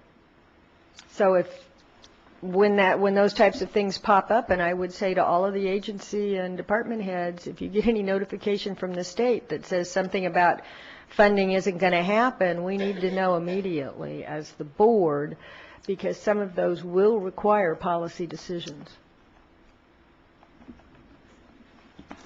We already have several scenarios that our office has run. We've talked about it with the unions and others in public safety areas that are dramatically impacted. The issue that we're all faced with now isn't what we can do, it's what we're going to have to do. We don't know what that is right now. And to put it, sort of bluntly and dramatically, there's not much, in my view, there's not a whole lot of point in us burning our own house down out of fear that it might be burned down by somebody else. So we have to be calculating and be prepared, but if in September the state takes the draconian steps, we will have some alternatives for you, but they're all terrible. Well, we know that. To what is the old thing about, give early, give often. You've already given. If we continue to come up with scenarios, none of them are good scenarios, we aren't even funding our current activities anywhere close to the level that we did last year. And for us to continue, and the sheriff's going through this agony of what do you do? Everything that you touch, somebody says don't do it. That's true throughout all county governments. So to keep asking departments to come up with what ifs right now, unfortunately, isn't real productive. I didn't mean to panic everybody before they go on recess. We will be working in preparation for that, but I really don't think that there is much that you can do other than to be aware of the situation, and hopefully newspapers and through our legislative efforts we'll get the message to Sacramento that it is dramatic. And when September comes around, you've had this in years past where possibly checks don't go out in social services to some of the most needy people in the community. But those checks you've been sending out, it's money that you get from the state and federal government. If you don't get that money, and you've already been advancing money, and that's what Christine is speaking of, at some point we have to cut those off. Those are pretty straightforward. It's not cutting program, but it is cutting entitlements or monies that should go to folks. And then that affects all of us. When those people don't have any money to spend, then they aren't spending it in the stores. So this is very serious business, but it's one that you can sort of prepare for, but you can't really anticipate any longer. We've done all those kinds of prudent things. Your board has done those things through the budget process. Now we have to kind of remain as calm as we can and be ready, but we got to get the message back to Sacramento. Them borrowing money from us is not solving the problem. And they've got to come to an answer on this. Well, and I agree. There's no sense doing something before we have to. But in the terms of the auditor controller saying that we've already received notification that the services, the money will not be advanced, that we will have to provide the service first and then bill the state. I think that's something the board needs to know about. Because we might choose not to do the service, limit the service, or at least, we need to be aware of what we're doing. Because I don't trust the state. If they say no more advances on this program and we do the service, we have no guarantee that then they're going to pay. So that's the predicament that we're in. And so prudence is all I ask. Right, and we will have a report for you next week on just what the auditor's speaking of, where money that we normally would get in advance in order to be able to write the checks is going away, and how much that is. I think it's $1.3 million, $1.5 million per month, I think, right now in social services, and we don't know what it is over in the healthcare agency under Medi-Cal, what kind of impact they're going to start to experience. But we'll have what we do know. We'll have to you before you go on recess, so you can give us some direction on what do we do if it melts down in August. Okay. Any further comments? Okay. I apologize to everyone who is here for 9:30 and 10 a.m. time certains.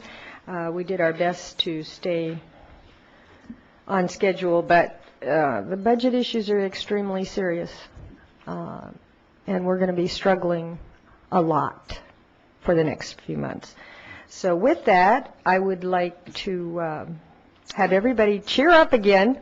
We're going to do some fun stuff now. Now that we've brought the entire audience down, let's try to get them back up again. Item 21, presentation of a commendation to Premier Media Services. Supervisor Flynn. Thank you very much. If I could take, Madam Chair, with your permission, 21 and 22. Absolutely.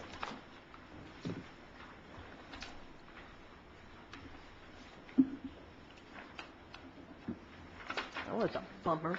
I said that was a bummer. Yeah. So the doctor asked me here, we'll have a little humor later on. Right? Here's what we've done. I'm expecting humor. Elizabeth, can you come and take a picture? I asked Roberta to, and she said it wasn't in her job description.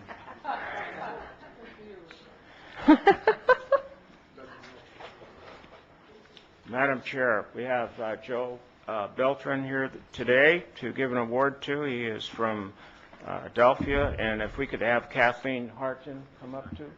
She's not here? Okay. This is an honor for Ventura County and especially for Joe Beltran and Kathleen Harton. Let me read to you what this award is. It is indeed my pleasure to present to Joe here this morning this commendation recognizing 30-second TV advertisement for SCAT, which was singled out recently by the Telly Awards for creativity, uniqueness, and technical quality. You and your co-producer of this TV advertisement, Kathleen Harton, quite obviously deserve to be recognized not only by the Telly Awards, but also by this board of supervisors in recognition of an innovative production. I should point out that Mr. Beltran and Ms. Harton are in very good company since past Telly Award winners went to AT&T, Coca-Cola, Chevrolet, Microsoft, Shell, Visa, and the LA Times, and other notables. It should also be noted that Joe Beltran and Kathy Harton won their bronze finalist Telly Award in April in a national competition with other TV commercial producers. It is therefore with great pleasure that I hereby present this commendation to Premier Media Services and producers Joe Beltran, and Kathleen Harton is not here, but if we could take this to her too, recognize your creativity, uniqueness, and technical expertise. Joe, congratulations.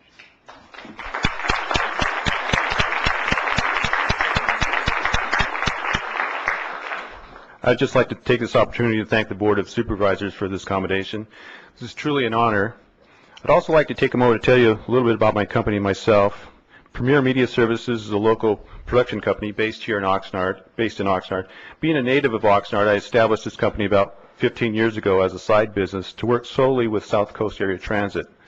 I received a degree in telecommunications and film from San Diego State, and the opportunity to work with SCAT has allowed me to utilize my skills and training as a producer. With a significant budget, I could stretch my creative muscles and with SCAT's input, produce some outstanding commercials. My staff and I have continued to work with SCAT over the years and together have produced numerous commercials. This past year, we decided to enter our work in the national competition called the Telly Awards. As Supervisor Flynn mentioned, an individual who played a significant role in helping Premier Media win this prestigious award is Kathy Harton, who was a scriptwriter and co-producer on this project. Unfortunately, she's away on vacation and couldn't be here today. She brought an innovative, creative approach to this project and caught the attention of the judges at the Telly Awards and thus helped us win this award. I also want to recognize Laura Caskey at SCAT. Through our collaboration with Laura and her helpful input, we were able to put together this award-winning spot. Working with the people of SCAT has been a great experience for me and my staff. We are always challenged to outdo what we've done the year before, and they've always been accommodating to our ideas and input. We look forward to working with SCAT in the future and will strive to produce more award-winning spots in the years ahead. Winning the Telly has made me feel very proud not only on a personal level, but also because of the recognition it brings to our local transportation company, South Coast Area Transit. As you just heard, the Tellys are a national awards competition with companies like AT&T and the other companies that Supervisor Flynn mentioned. And there are many other large corporations that compete for this prestigious award. To know that SCAT and Ventura County is represented with this elite group makes me feel very proud and honored. I want to thank you again for this commendation, and I hope to continue to bring more honors and recognition to our area. Thanks again.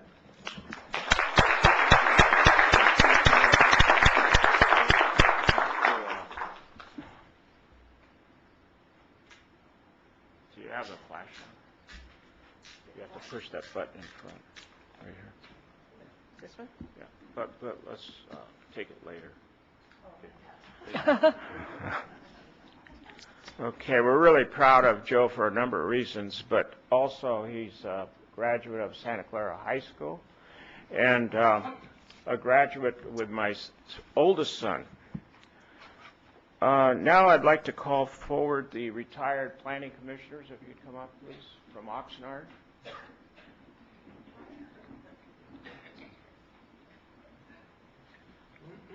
They really don't look old enough to be retired, but Madam Chair and board members and audience, today we have the honor of presenting to 4 candidates. One is not here. Eddie is not here today.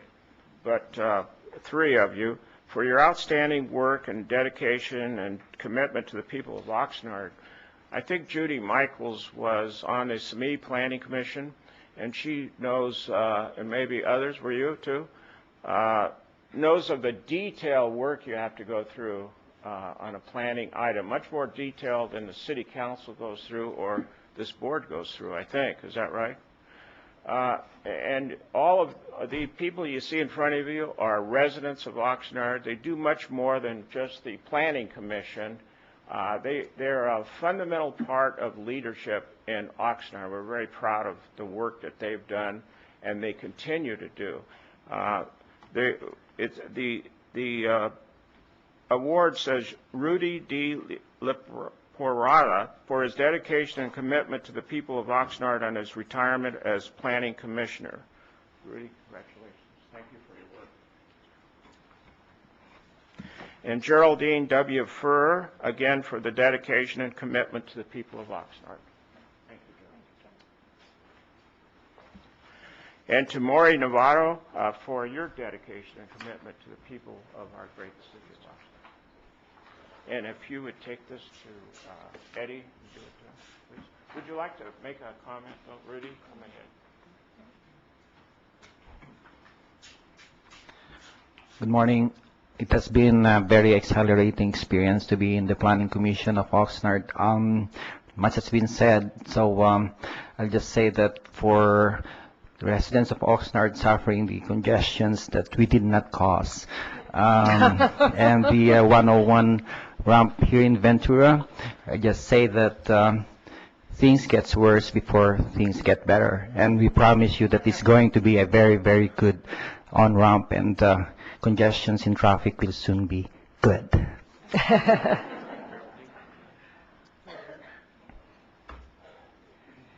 Good morning, and I just want to thank you very much. I feel honored that you would do this for us, because I don't believe it's ever been done before. Has it, John? Has it? Okay.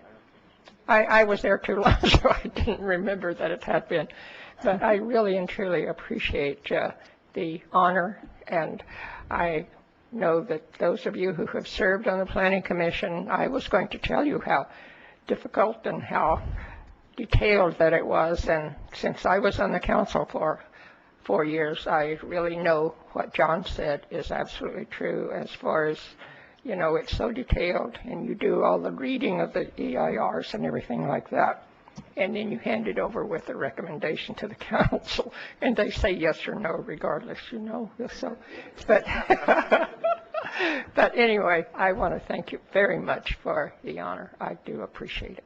Thank you. I just want to say thank you, and it was a lot of fun being on the Planning Commission. I had enjoyed meeting all the different people, and I'm starting to volunteer again for the county as Supervisor Longnose. Been knocking on our door.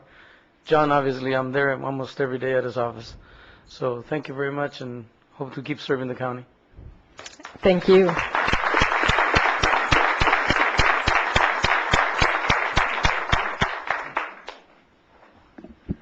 I always thought the Planning Commission was fun because you always knew what was going on in town.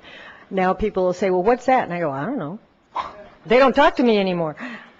Okay, it is now our pleasure to continue with the 10 a.m. We're catching up here. Item 24, Supervisor Bennett will be presenting a resolution proclaiming August 2003 as Child Support Awareness Month, and it looks like Stan Trom will receive it. Thank you very much, Madam Chair. I would like to just briefly read from this here and then bring this down and ask Stan to make some brief comments to us. I think the one thing before we actually get into the whereases is for all of us to recognize that everybody in Ventura County benefits when parents take their responsibility seriously in terms of taking care of their children. And Child Support Awareness Month is just one of the ways that we try to make sure that parents do take that responsibility. And with that, I'd like to read just a couple of the of the phrases here in the Child Support Awareness Month resolution. Whereas the County of Ventura is strongly committed to the health and welfare of all children who reside in the county, based on the premise that all children have a right to receive emotional and financial support from both parents. And the Board of Supervisors recognizes that the awareness of the needs of children and responsibility of parents to provide for the support of their children benefits all Californians as well as the residents of Ventura County, and can only be ensured when a strong child support enforcement program is in place to help parents provide for their children. And Ventura County is strongly committed to promoting the health and well-being of all children by ensuring that non-custodial parents pay child support on a regular and timely basis, while also encouraging both parents to have a loving and supportive relationship with their children. And with that, we recognize that the state has already made the month of August a Child Support Awareness Month, and I'd like to bring this down and ask you to offer any sage pieces of advice or insights about the program. Thank you. Thank you, Supervisor Bennett. Chair Michaels, other members of the board, I'd like to make a few comments after receiving the resolution. Thank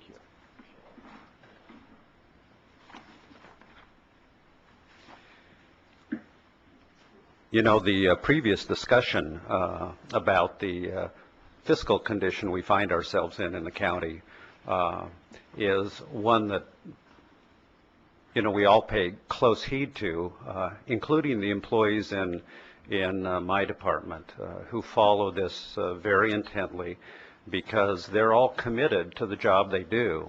And that's the one point I wanted to make besides the general scope of what we do. I received a card last week from a lady in Westlake. And I brought it with me because we receive a lot of cards, and they are cards that are addressed thanking us for action in a particular case. This lady writes, and it was a June 23rd, so it's a recent card, saying, "I am writing to you to tell you what a good experience I have had with the employees at the Child Support Services. I have had the pleasure of either having phone or face-to-face contact with Javier, Ana, Dion, and Jean, each and every time they have been friendly, helpful, competent, supportive, and kind. As a single parent, it has been difficult and oftentimes frustrating trying to get access to low-cost and even reasonably priced reliable information on child support issues. I really appreciate being able to talk to someone knowledgeable without being charged by the quarter of the hour. I have shared the information about your services with all my single-parent friends. I'm happy that I found you. What a great team you all are." And that's really a good description of the employees that you have in the Child Support Services Division. We knew in January that our budget was going to get cut from the state. And yet the employees have kept up the dedicated effort and received accommodations, and continue to, of the kind I just read to you. And I want to give you one other experience. We collected some money on an arrears and account, and we lost contact with the custodial parent. Her children had emancipated. She hadn't received recent payments, and she moved to Texas, not telling us where she went. We were holding $3,500 for her, and we're going to get some additional money in. And the employees in the department, in their detective skills, they found her, called her and said, "We have some money for you." And there was silence on the other end, and they told her, "We have $3,500. She broke out crying because she was coping with trying to figure out how to pay the tuition for her son's college. And we were that kind of person who stepped in unexpectedly to provide an answer. That's the reward we get in the job we do. And we do it day in and day out. This last fiscal year, closing June, we collected over $52 million, most of which, 75%, went right out the door to families in this county. That's over a 6% increase from the prior year. So with reduced staff, the job continues to get done in a dedicated way by a group of very dedicated people. I've handed out for you the activities we'll be doing in August in support of child support awareness. I just wanted you to know, though, in these grim economic times, we'll get through. We'll get through with a dedicated effort, and your employees provide a very, very valuable resource to people. And I'm sure you don't get the cards I get, but I just wanted you to know that we do get responses day in and day out thanking us for the effort. And I know we're no different than other county departments who work hard. But since this was the time to recognize child support awareness, I wanted to do it by recognizing the employees who are currently under the gun in this fiscal crisis. So thank you for the accommodation.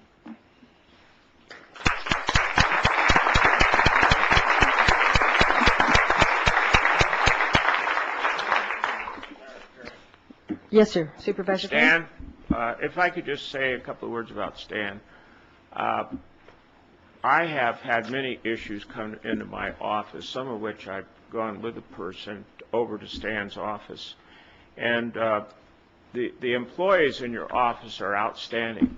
But let me say this, that you're the leader, and you're very sensitive to people and the difficulties that they get into. And I really thank you for putting that extra effort in that you do. Well, thank you, John, and you do this to me when I come here, and I appreciate it. But it really is the employees, and you know, we have 300 employees on board as of today. That's down 43 from what it was before because we have these vacancies to meet budget. But that's a lot of employees. And we can't collect the 52 million we do without each and every one of them doing a dedicated effort. And it's very important to me to recognize that, you know, I may get the credit at times, but they do all the work. Thank you. Yes, sir. I'd like to add one comment too, not just to Stan and his department, but to all the other county departments to recognize the good work that the Child Support Unit has done. They are funded through the state of California, but not adequately, and it would be easy for them to just lean over on the county to make up the difference, which would come out of everybody else's pocket, which is already being cut. So, Stan, thank you for doing that. It's a 15% reduction, I think, this year in your staffing level. But they have done it, they've anticipated it, and they have not come back against the county, which they have as an option, and have done a good job all at the same time. So I think all other county departments should appreciate that that's one less mouth to feed, so to speak. Okay, thank you very much. And now, item 25, and this is a resolution honoring Richard Orrin Ashby, M.D., in his retirement. And it's a very happy time, and it's kind of a sad time. I've had the pleasure and the privilege of knowing Dr. Ashby and working with him and even trying to play pool one day. I had to bring that up. And Dr. Ashby has been such a credit to our program and such a believer in our program. All of the years of dedication to VCMC and the system did not go unnoticed. You will be greatly missed. I assume that after you're done with your church mission, you'll at least drop back by and say hi to everybody. I'm not going to read the entire resolution. It talks about Dr. Ashby's sterling medical career and all of the places that he has served and all of the things that he has done. Including a mission for his church when he was younger, took the time out and donated that. But I would like to read the last two paragraphs.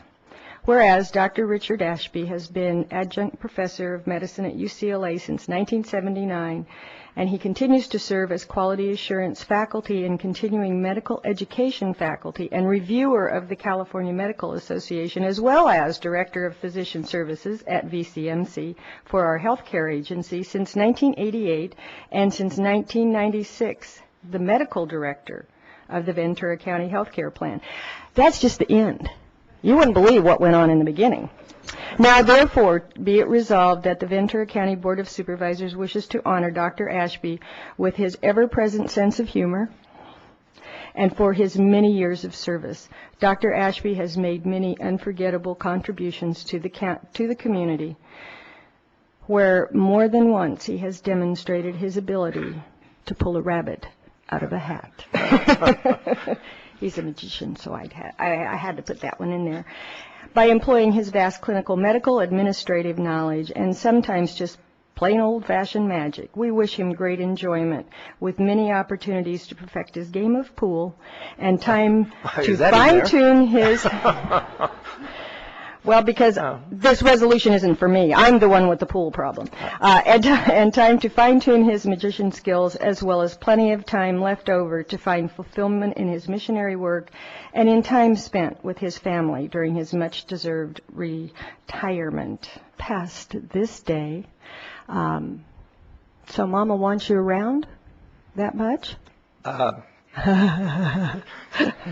We're not sure about that yet. At any rate, on a personal level and certainly on behalf of the entire board, we wish you well in your retirement, and you truly will be missed. And I think from all the people that came to see you receive this that you've worked with all this time, you realize how important you are to all of us.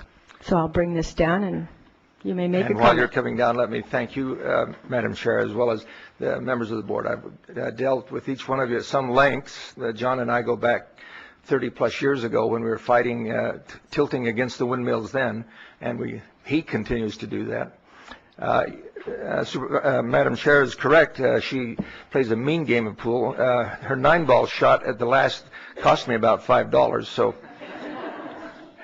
And I would like to give personal thanks to every one of you. May I bring up my wife? Behind every successful anybody is a dear wife saying, "Do more." This dear lady, at sometime about 6 years ago, had 1 child. The next day she had 6, well, 7, including me. And we haven't looked back. The 9 children are all out of the house. We're pleased with that. We're so grateful for that. And once we did that, we thought we'd move as far away as we could. So we will be going to Kiev in the Ukraine. Our mission for the Mormon Church is basically to give health care to the missionaries that are there, not to the natives, but to the missionaries. And we do have email, so I will put you on my list as best I can, and particularly Supervisor Michaels and all of you. Now let me turn around and any of you that are here because you know my name, I really appreciate it. I've worked with every one of you at some level or another, and it's been a real privilege. I sent a letter around a couple of months ago commenting a little bit about our relationship in the last 15 years with Pierre and the things that have happened at the agency, agency as well as the hospital. And I commented then, and it was just a thought that came out of my head, but it's absolutely true that this has been like a big orchestra, and Pierre has been this dynamic, off-the-wall, hard-to-control conductor. Yeah, exactly, absolutely. And I commented that I was fortunate enough to sit in on the rehearsals and eventually to play maybe not first chair violin, but one of the members of the orchestra, and that's been a real privilege. These are great, I was going to say untapped resources, and they're not untapped. Of course, you know what they are, and you know where the healthcare agency and the hospital has come in the last years. If there's any doubt where it has come, drive by, go up on Hillmont, turn in around that little circle of the hospital and see that great new building going up, and you know that it's a testament to the skills of Pierre as well as many, many others here. And so with that, we'll keep in touch. What can I say? I don't have any good joke that I can tell from the podium, so I'll just leave it at that with a great thank you again.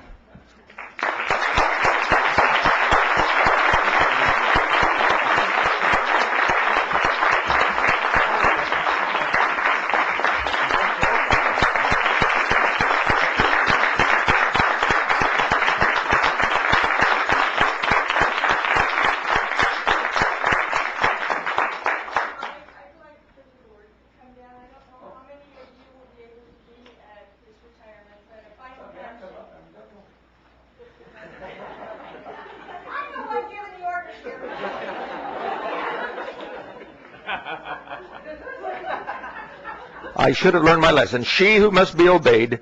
It's been the women in my life, believe me. So.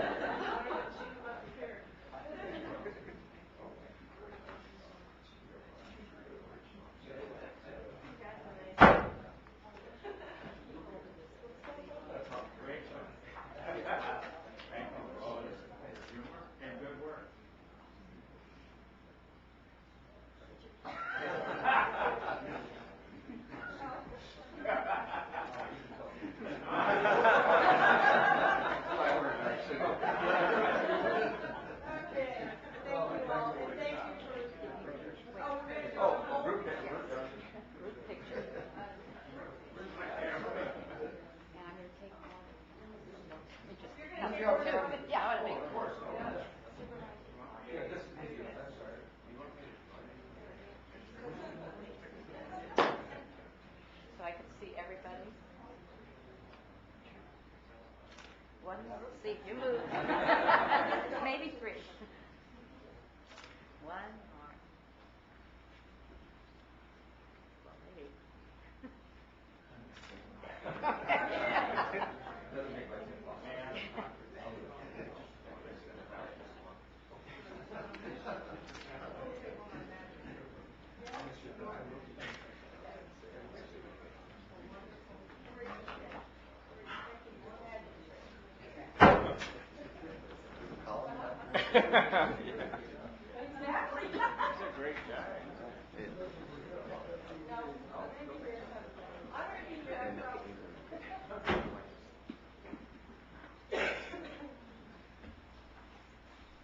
Okay. Goodbyes are always so sad, but they're always so fun too, because you get to wish a good friend a well voyage and a happy voyage. The next item is another presentation, and this one's a great honor for the county and for the sheriff. Item 26 will be presented by Supervisor Long, recognizing the accreditation of the Sheriff's Department Forensic Sciences Laboratory. And I thought he was Yes, sitting over thank there. you, Madam Chair. I'm looking to see who's here to receive this. The sheriff was here earlier, but I'm not sure. Yeah, I was going to say he moved. I was going to say and sheriff, but he was in the back of the room. If I might just present some words out of the resolution. This is quite an honor, and it's an honor in many respects of the tenaciousness of both the sheriff and his team in working on our outstanding forensic science laboratory. And the note here is that on May 17th, the American Society of Crime Lab Directors Laboratory Accreditation Board considered the application from the Ventura County Sheriff's Department of Forensic Sciences Lab, and the laboratory was accredited in the disciplines of controlled substances, toxicology, blood alcohol, trace evidence, DNA, firearms, and tool marks, with each accreditation lasting a period of 5 years. Now, interesting in this, there are 120 criteria in the three categories for accreditation: essential, important, and desirable. And our lab scored 100% in the essential category, 95% in the important category, and 100% in the desirable category. Now, this was granted after a thorough evaluation of the management practices, the personnel qualifications, technical procedures, quality assurance program and facilities, and a result of extensive commitment of resources by management and personnel. The laboratory is a regional resource, serves our entire criminal justice system in the county. This accreditation will serve to strengthen the credibility of the laboratory in court and maintain the highest standards in objectivity in science. So I'd like to step down to present this on behalf of the board to congratulate and commend the sheriff, the leadership team, and the laboratory leadership team for this outstanding recognition. And Mr. Sheriff, if you'd like to. Just a couple of comments. It was, if you remember, about 4 years ago, there were some articles about the accreditation problems that our lab was having. I was a new sheriff at the time, and I called Renee Artman in and retired Commander Joe Harwell and said that their mission was to provide for the County of Ventura the highest professional accreditation available to crime labs. And the good news was they weren't going to have any money, and their people were already overworked, and the facility was too small. But Renee and her dedicated staff has taken this on with tremendous enthusiasm and dedication, and this is their achievement. If I could have the Crime Lab employees stand up so that you see who they are.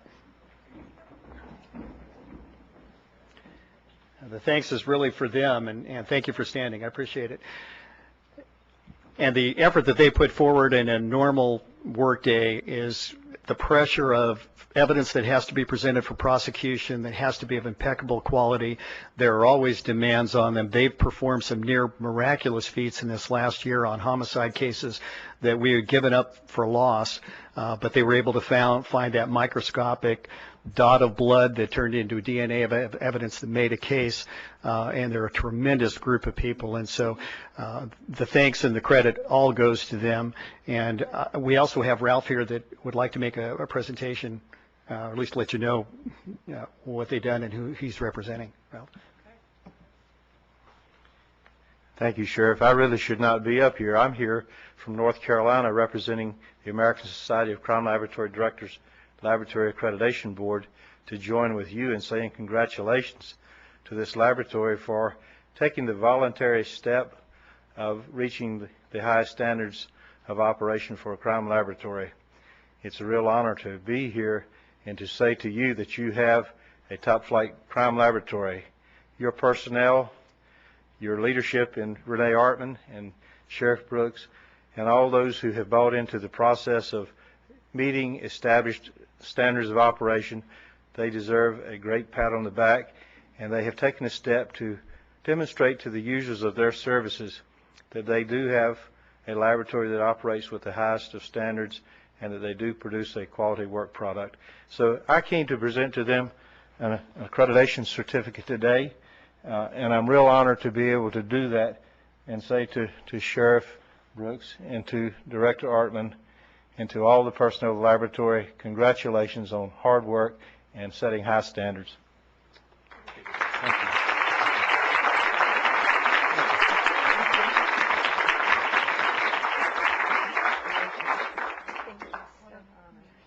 Lots of hard work by each and every one of you, and thank you. Good work. Thank you. And thank you for being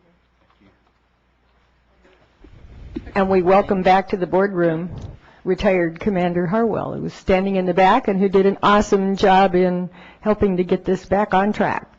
Welcome back.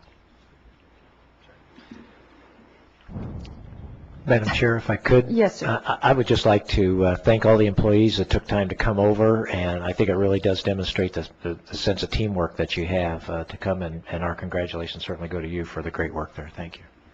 Well, and they really need to be proud. It wasn't easy, I'm sure, for those who were with the lab during those kind of bad press days. It's very discouraging for professionals to be treated like that and to be talked about and to have the problems that existed at the time. So I'm sure that you take great pride in how far you've come and the fact that you did live through all that stuff, and now you won't have to go through it again ever. Thank you very much. We're proud of you. Sure. Thank you. And I think they appreciate the fact that the agenda went a little long, because this is the longest they've rested in about 3 years. So. Thank you. Thank you very much.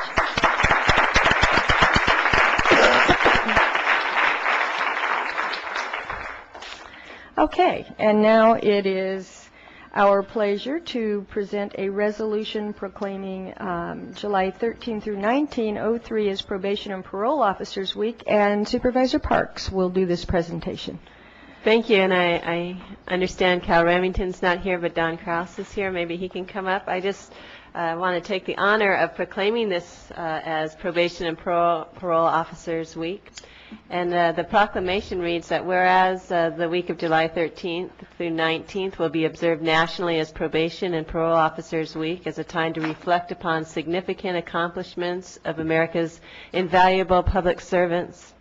And whereas these line officers are at the heart of the probation and parole profession, where they are on the streets supervising offenders day and night, working to ensure a safe community and to provide offenders with the opportunities to become law-abiding, productive citizens. And whereas in Ventura County, our juvenile probation officers handle over 10,000 referrals a year, and at any given time formally supervise 1,500 juveniles in our communities. Whereas in this county, our adult probation officers are responsible for supervising over 13,000 adult offenders, many for serious and violent offenses, and over 12,000 for domestic violence. And whereas for over 100 years, officers supervising offenders in the community have dedicated their lives to making safer neighborhoods for all of us, even though the offenders are more violent, the atmosphere in which the officers operate is becoming more volatile, caseloads are large, and we are always in need of additional resources. Somehow, with our dedicated officers, we make the system work. And whereas our probation and parole officers do not just oversee these charges, they also work diligently to rehabilitate the offenders, support and protect the victims, oversee reparation of the harm done to the communities and to the victims, conduct home visits, supervise resistant offenders, and administer drug tests, make arrests for violation of probation, and are available 24/7. Now therefore be it resolved that the Board of Supervisors hereby proclaims this week Probation and Parole Officers Week in the County of Ventura, and we express our appreciation and gratitude for the dedication and commitment to the county's probation and parole officers, who must become experts in the dynamics of drug abuse, sex offenses, child abuse, domestic violence, mental health, and field officer safety, all the while maintaining a sense of fairness, compassion, and professionalism in a very demanding occupation. And I'll bring this down and ask that you have some words for us. Thank you.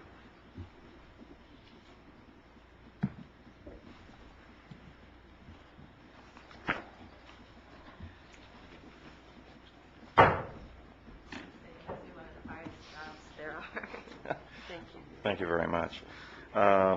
Madam Chair, Mr. Johnston, honorable board members, on Mr. Remington's behalf, I just want to thank you for this honor and assure you that in spite of all the dire budget information, I know that the staff of our agency will continue to work harder and smarter for you and for the citizens of the county.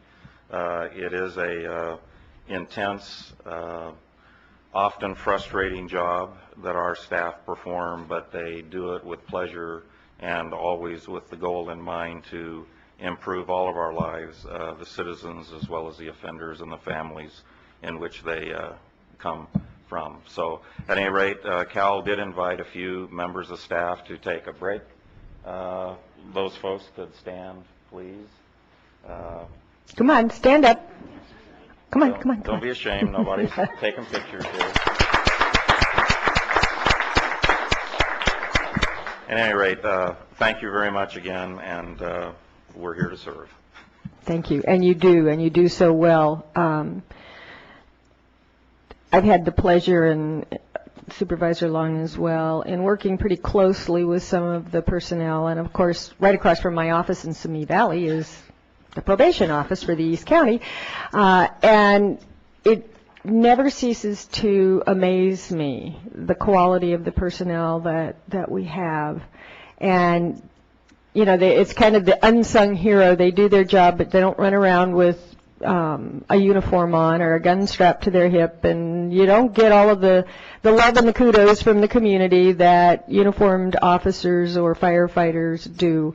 But your job is absolutely every bit as important as what the other law enforcement people do.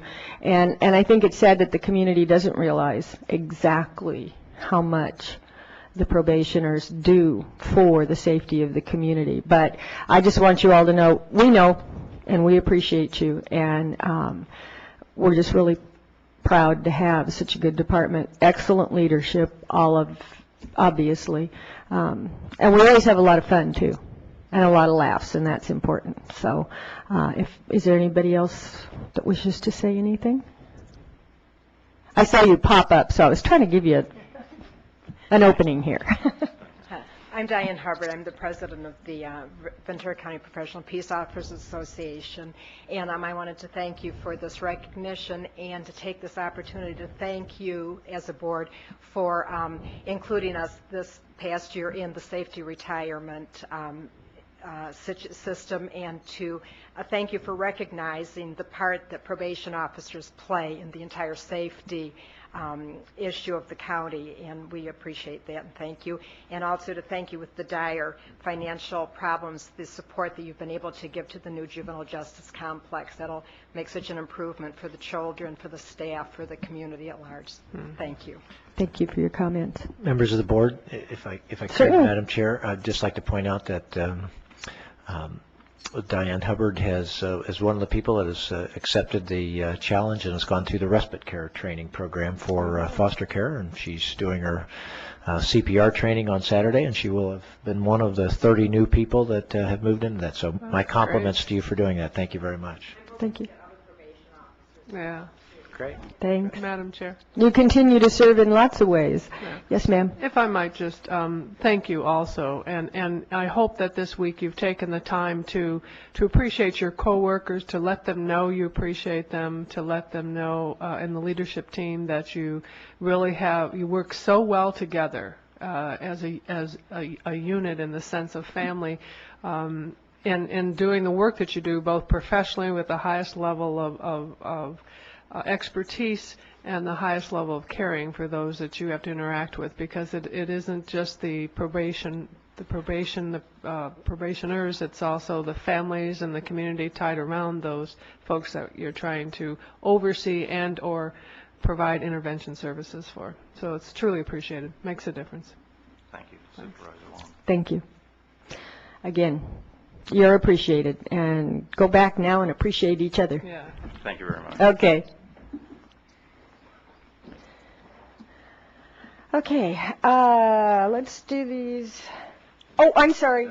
I apologize. The CEO had requested to make a comment. Yeah, I just want to make a comment on the item concerning the crime lab, but in the county in general, since the chairman said that we're now cheering ourselves up after the grim beginning of the meeting this morning. Two things that have occurred, and I think your board may be aware of this by informal communique, but if you recall back during the energy crisis, one of the things that wasn't very well known, and we didn't necessarily want to publicize it, but when the power went down here at the government center, it affected the crime lab. And there was an incident where there was a great concern of loss of evidence as the result of loss of power. Now, in the meantime, through your board's support and the cooperation between general services, all county departments, but at the sheriff's office in particular, we have redundancy power built in so that never again becomes a danger. ISD also, during that same period of time, has put in, I don't know the proper technological description of it, but it's sort of a continuous loop. It's a redundancy built into the data centers so that all of the computer information doesn't sit on one set of computers in this building, and then if the power and the communication link is lost, they put in the fiber optic cables, which if it breaks for whatever reasons isn't working in one direction, it doubles back on itself to increase the security again for the public safety as well as the general operation of the county. So both of those items, in addition to the fact that we now have an accredited crime lab with a very high rating, has an extra measure of security to be sure that it continues to operate continuously. Great. Okay, thank you. They came a long way with that lab. They need to be proud. And for all of the extra effort of other departments that have increased the safety and the security. We thank all of you. Okay, next item is item 28, public hearing regarding the adoption of a resolution authorizing the exchange of real property. Hello. Good morning, Chair Michaels, members of the board, Mr. Johnson. I'll try to keep my comments brief in view of the fact that we are running a little bit late. But I do have to say that this is for us a real delight to bring this item to your board today. It represents the culmination of about 2 years of very hard work and long hours of negotiating.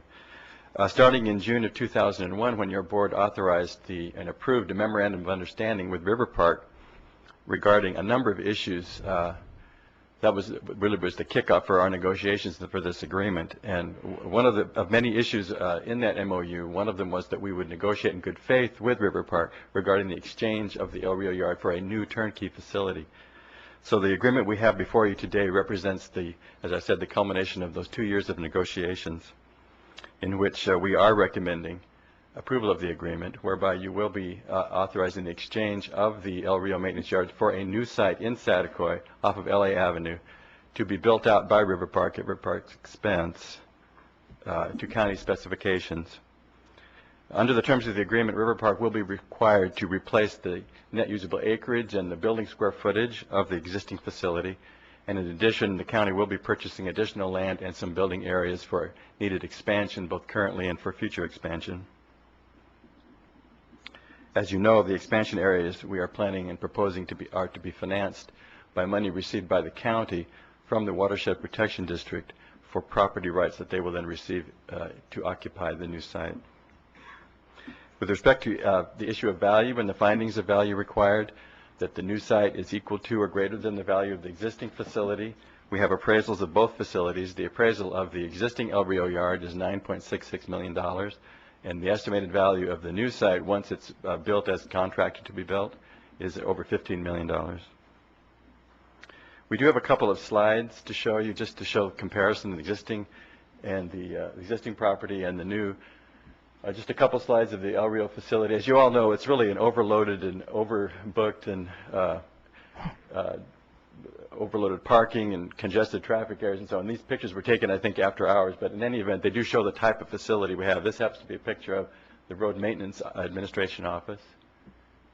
And I believe the next slide is of a Fleet Services building. So you see the type of buildings we have. At the existing facility, there are about 28 buildings of primarily metal clad and sheds and various sizes and shapes of buildings that are spread all over the facility and have not really been consolidated. This just grew since in the 50s when this complex was first constructed. This just grew over the years. The next slide shows the new rendering of the new facility that will be built by River Park. We will be consolidating all of the functions at the El Rio facility in two new buildings. You want to go ahead and show that next slide. It shows, I think, the other building. The idea on one side would be the GSA, we call the GSA side, which will house all of the occupants, RMA Weights and Measures, ISD Communications, GSA Fleet Services, and GSA Parks. Then the other building would be for Public Works Administration of road maintenance and flood control maintenance facilities. I also would just have to say that this has been a difficult process of negotiation, but it's been a lot of fun too, and we've been working with all the departments for the past 2 years, and I really want to appreciate and thank publicly all the department representatives that have worked so hard these past 2 years with us to attend meetings and work on the design of the new facility so that we really have a facility that everybody can be proud of, that we can all feel will be a new state-of-the-art facility. And also I would like to recognize on my staff, Pam Landrio, who has worked tirelessly, and I would say with some passion, to keep everybody coordinated and to work with the architects, the engineers, and all of the representatives of the departments to keep us on track so that we do end up with a facility that we can all be proud of. That concludes my comments. If you have any questions. Okay, any questions? Okay, I will open the public hearing portion. I have one card. Jim Acosta.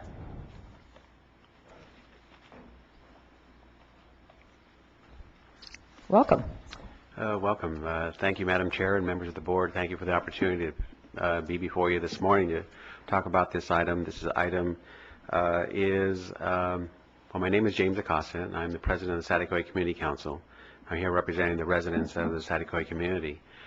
This item has been discussed at length with the residents. They generally support the move of the county yard to the Saticoy area.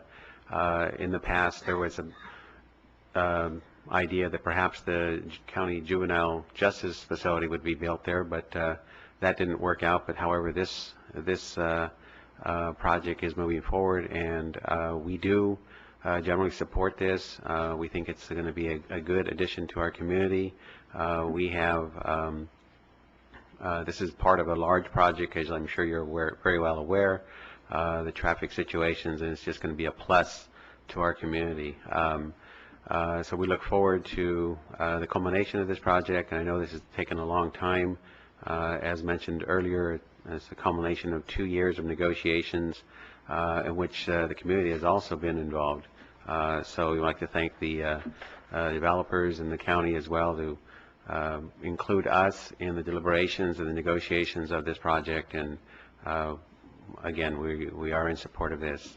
So I'll make my comments brief because I know that this is a very long meeting for you, and so we would just like to say again that we do support this. Thank you. Okay, thank you very much. Question? Madam Chair, no, it's not a question, it's a comment. Oh, okay. If I could. I just really appreciate Mr. Costa coming down today, but more importantly, I appreciate Mr. Costa for his leadership with the Saticoy community. The Saticoy community was able to negotiate a number of things that are good for the community and with River Park, and I would compliment River Park and our staff for trying to facilitate all that. But it happened because I believe they had somebody who was intelligent, who was willing to work pragmatically and really focus on this, and it just that is what resulted in positive negotiations. So my compliments to you, to the Saticoy Community Council, and to River Park for coming together and addressing the community's concerns and resulting in a win-win for everybody at this point in time. You played a critical role in that. Really appreciate it, Mr. Acosta. Sure. Yes, sir. Yeah. If I could ask the wastewater or Public Works Director to come up, please. Some of the money that's going into this project comes from a sale by the county to River Park. Is that correct? That's correct. Yeah. And that sale of that land, I just want to make the board aware of it, is land that exists in my district. Correct? That's correct. And it's going to another district. That's correct. I just wanted to make that point of cooperation among districts here. Okay, fine. Thank you very much for that. Comment, sir? Steve mentioned that this was 2 years in negotiating, but actually, I think, Paul, when you and I first met with Art Goulet, it's been 5 years, and the first time this subject came up was 17 years ago. So, like fine wine, nothing released before its time, but this is a culmination, as Supervisor Flynn and Bennett point out, cooperation between the government, between private enterprise, between the communities, all for, I think, the benefit of everyone. So I commend all of you for the effort and the tenacity of staying with it. Okay, thank you. I have no further cards, so I will close the public hearing, and I have a motion and a second. Is there any opposition? Seeing none, the motion carries. Item 29 is a public hearing regarding water rate adjustment for Lake Sherwood Community Services District. Good morning, Madam Chair, members of the board, Ms. Johnson, Reddy Pakala, Manager, Water and Sanitation Services Public Works Agency. Item number 29 is proposed water rate increase for Lake Sherwood Community Services District.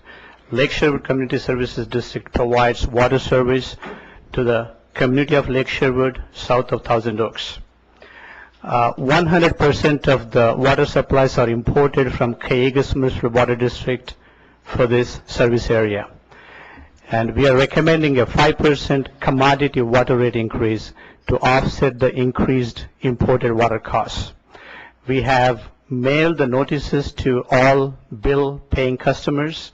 We have not received any questions or comments from them, and we are requesting your approval of the proposed action. If you have any questions, I'll be glad to respond. Thank you. Okay, thank you. Questions?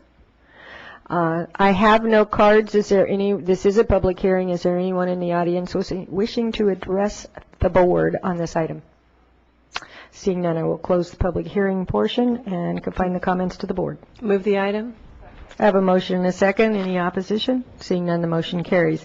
Item 30 is a public hearing regarding sewer rate adjustments, et cetera, for Waterworks District 1 in Moore Park.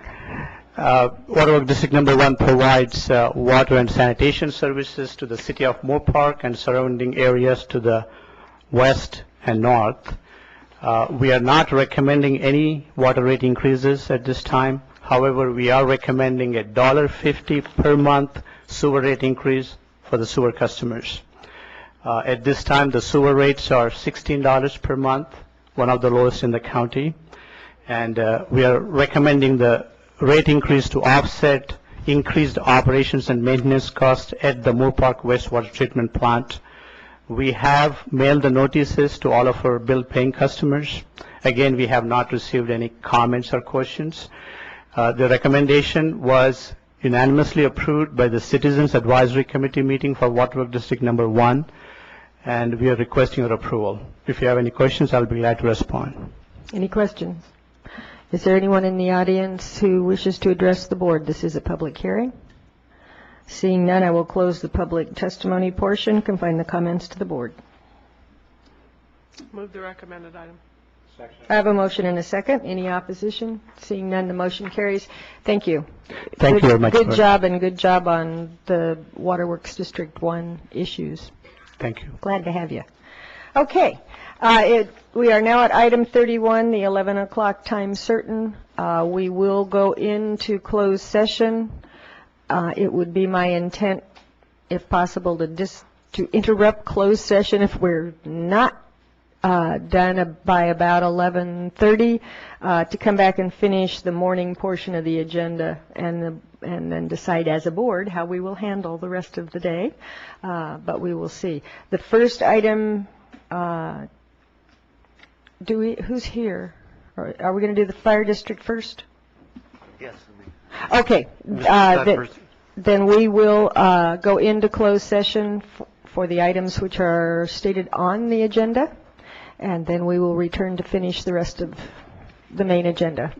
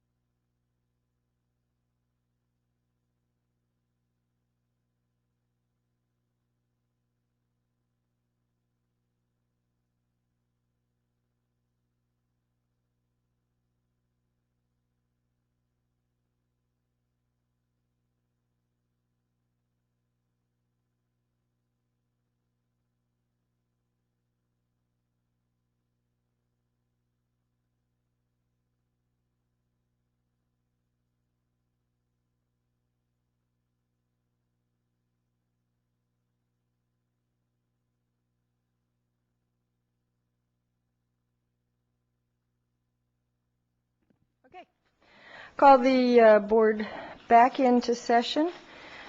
We intend to work and get through this. Then we will go back into closed session during lunch. So with that, we are now on item 47, if I'm correct, and that is a recommendation of Supervisor Long to oppose AB 773. Supervisor Long. Yes, Madam Chair, thank you. I've provided for you copies of letters, one received from the City of Port Hueneme and the other from the City of Fillmore. And this is in reference to the board's action, follow-up to it, regarding AB 773, which proposed a makeup, to change the makeup of the Ventura County Transportation Commission. On June 3rd, as you'll recall, there was a unanimous vote of our board to send a letter to Assemblyman Strickland to oppose moving forward with the legislation at that time.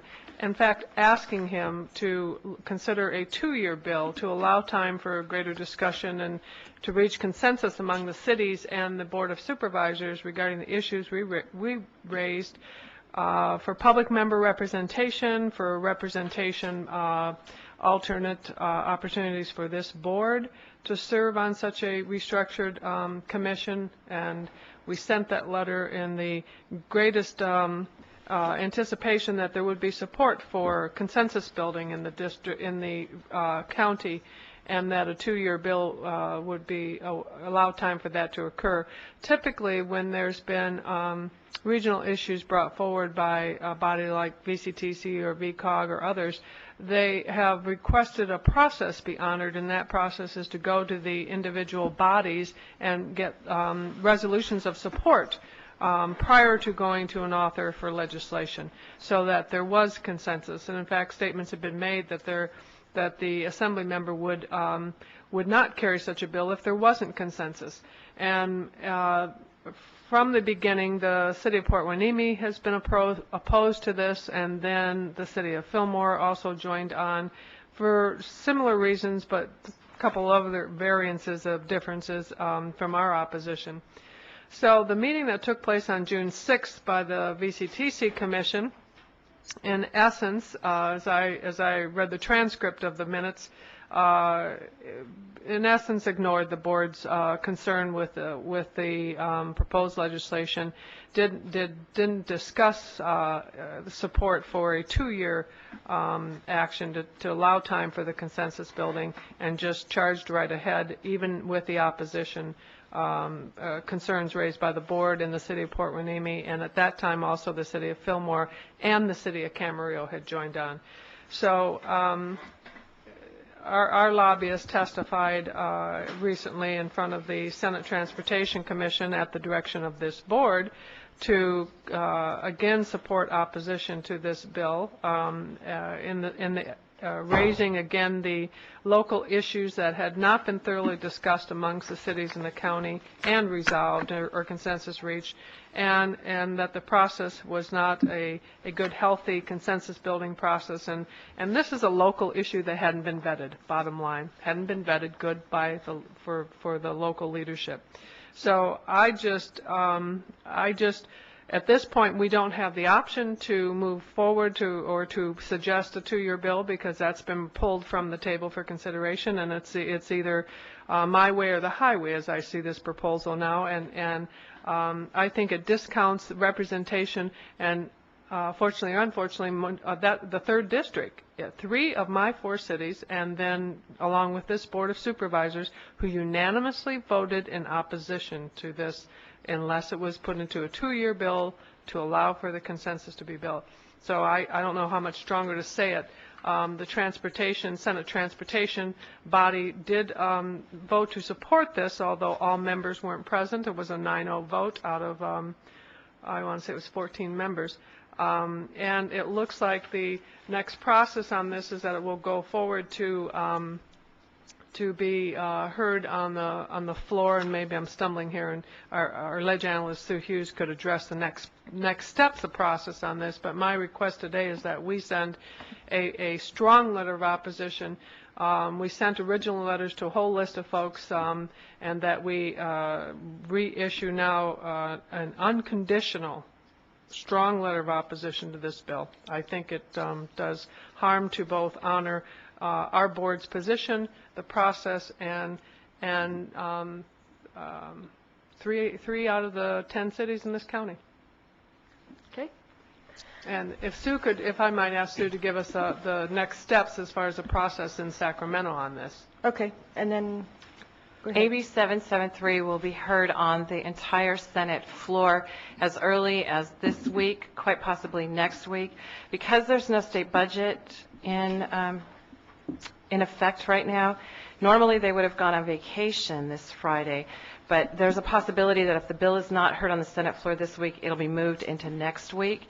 And should it pass on the Senate floor, the next step for the bill would be to the full assembly floor. It does not have to go back to committee on the assembly side. So it quite easily could have 2 votes before it goes to the governor. One on the Senate floor and then one on the full assembly floor and then on to the governor. Are these routine, more like a consent agenda type thing on the floor, or will there? The only opportunity for testimony would be if Assemblymember Strickland had testimony or another senator asked him specific questions. But as far as public or any type of public testimony would not be allowed on the Senate floor. I didn't think so. I just Madam wanted to Chair. hear it publicly. Yes. If I could speak to the issue. Yeah, and I appreciate the fact you did bring my name up in the discussion and the role I played. I went to Sacramento, and I went there as the vice chairman of the VCTC. And at the June, let me make sure I get the date right, June 6th, I think, meeting of VCTC, the issue was discussed for a long period of time. And I felt that it was discussed to the point where you really couldn't make it any better than it ended up on the June 6th meeting. And when you look at the percentages of people represented by the cities who supported it, you're talking about a high percentage of the population of Ventura County. And you have to juxtapose that against, if you will, the 3 cities. So we're talking about almost 90% of the people represented by the cities who supported it, supported the bill the way it came out on that Senate committee, the hearing that I attended. It seems to me that the reason I was very impressed with the discussion VCTC had. I thought it was a very well discussed issue. There were a couple of issues that stand out. One was the citizens committee, or one was the citizen participation on the commission. And the word permissive was put into the legislation, so it's permissive to have the full VCTC discuss the citizen participation and to come to some agreement. And with the bylaws, the method of selecting the 2 citizen people, representatives, the bylaws allow that could happen. That is the selection process for those 2 members from the public. So I felt that to me was a great move to put permissive after that. And then it's up to the commission to continue to discuss the issue of citizen representation. I felt always that this board agreed that 5 members of the board should be on the VCTC. Maybe I misread this board, but that was my impression. So the 2 issues that I felt this board was concerned about was discussed thoroughly at the meeting, and the vote at the VCTC was almost unanimous. Fillmore was opposed, and the alternate Morgan was there. I can't remember. Did he act as an alternate? Do you recall? Or anyway, he was there. And the chair, I thought the chair did a beautiful job, Keith Bellhouse, of bringing this all together and discussing it, trying to come up with something that would work for everyone. So the issues, as I understood them, 5 supervisors, some oppose that, that's for sure. Port Wine, I can't really understand why they oppose it. They've never explained it to me, at least. And Fillmore and Camarillo, I think the 3 of them oppose 5 supervisors. Correct me if I'm wrong. This is my understanding. The legislative representatives from at least 3 cities were there speaking in favor of the bill. From Simi Valley, Thousand Oaks, and Oxnard were there. The issue kind of boils down to what are we going to do to try to bring about a peaceful solution here?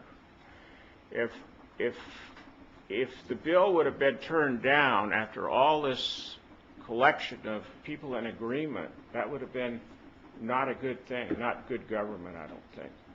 We've got some cities that are very unhappy about the rotation process.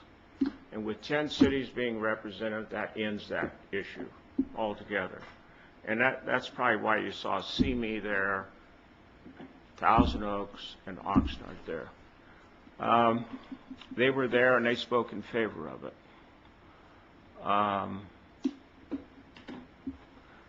I would hope that we would support the bill the way it is. I think it'd be a dreadful mistake not to. It would show division within the county. I think we made every effort at VCTC's June 6th meeting to bring resolution to it. I felt happy about it. And again, I went up there as VCTC co-chair. That was my read on the bill, and that's what I represented. And I made it clear at the meeting.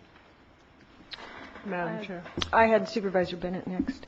Go ahead if you want to have something. And then, well, everybody wants. Well, Supervisor Parks also sat at that same meeting. Perhaps you'd like to speak. Well, if I could here, I'd like to hark back to the board. When the board voted in opposition, unanimously in opposition, 773, I went back and listened to the tape of that, and specifically the direction was that we made a proposal, and our proposal was to shorten the length of time for the rotation. And our specific direction was that if that proposal did not fly at VCTC, to come back to the board to get board proposal for what we did want our position to be. But that we did not say, but this other stuff will be acceptable. So our clear, specific direction was that we were offering one opportunity for a compromise. If that didn't work, to come back, because there were too many variables.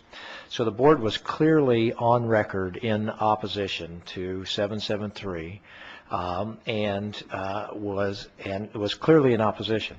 Now, I appreciate that you say you went up there, as the representative, as the vice chair, but you were also asked, and you did characterize, you thought the board was okay with this, because some changes were made to VCTC. The board never indicated that they were okay with this. But what the question I have is, about a year and a half ago, we had an issue come up with the open space district. And here at this meeting, you publicly castigated Supervisor Michaels very hard because she simply sent a personal email in opposition to the open space district. And your very strong language was that once the board has taken a position, a supervisor should not be lobbying in opposition to that position. And so I don't understand how it was not appropriate for Supervisor Michaels and it was appropriate in this situation. And I guess I need some help with that. And then I have some other comments, but I'd like to have some help with that. Why was it inappropriate in that situation? Both of you, not saying you speak for the board, saying you represent individually, but why was it so inappropriate that it required this public castigation and it was okay in this situation? Well, I appreciate the fact that you went and did some homework on this issue. But you're forgetting a very important distinction here. The open space issue was a board issue. The board, it stayed with the board. It was the board's issue. The board voted on it. And I think we got over that issue with Judy Michaels. I think I apologized to her. I can't remember for sure. In the Transportation Commission, you go from the board and you've got a whole group of people you're working with, trying to maintain peace. A commission is making a decision, whereas a commission did not make it with the open space. The board made it. And so I'm a representative of the board, along with Linda Parks, who also, as I recall, voted in favor. Did I remember right? You voted in favor of what the commission did. Yeah, of the agenda item. So you got two separate situations there. Okay. The other thing, I did my homework too. I went back to the time that you served on the commission, and you were in support of this. And that brings me right to my next spot, which is... Wait, but you need to answer my question. I am. Two distinct groups. Well, I don't know that I heard any question, but the contention that, we're looking for a peaceful resolution of this, I would offer for the board that this has been, in my mind, the most disrespectful process that I've participated in my government career.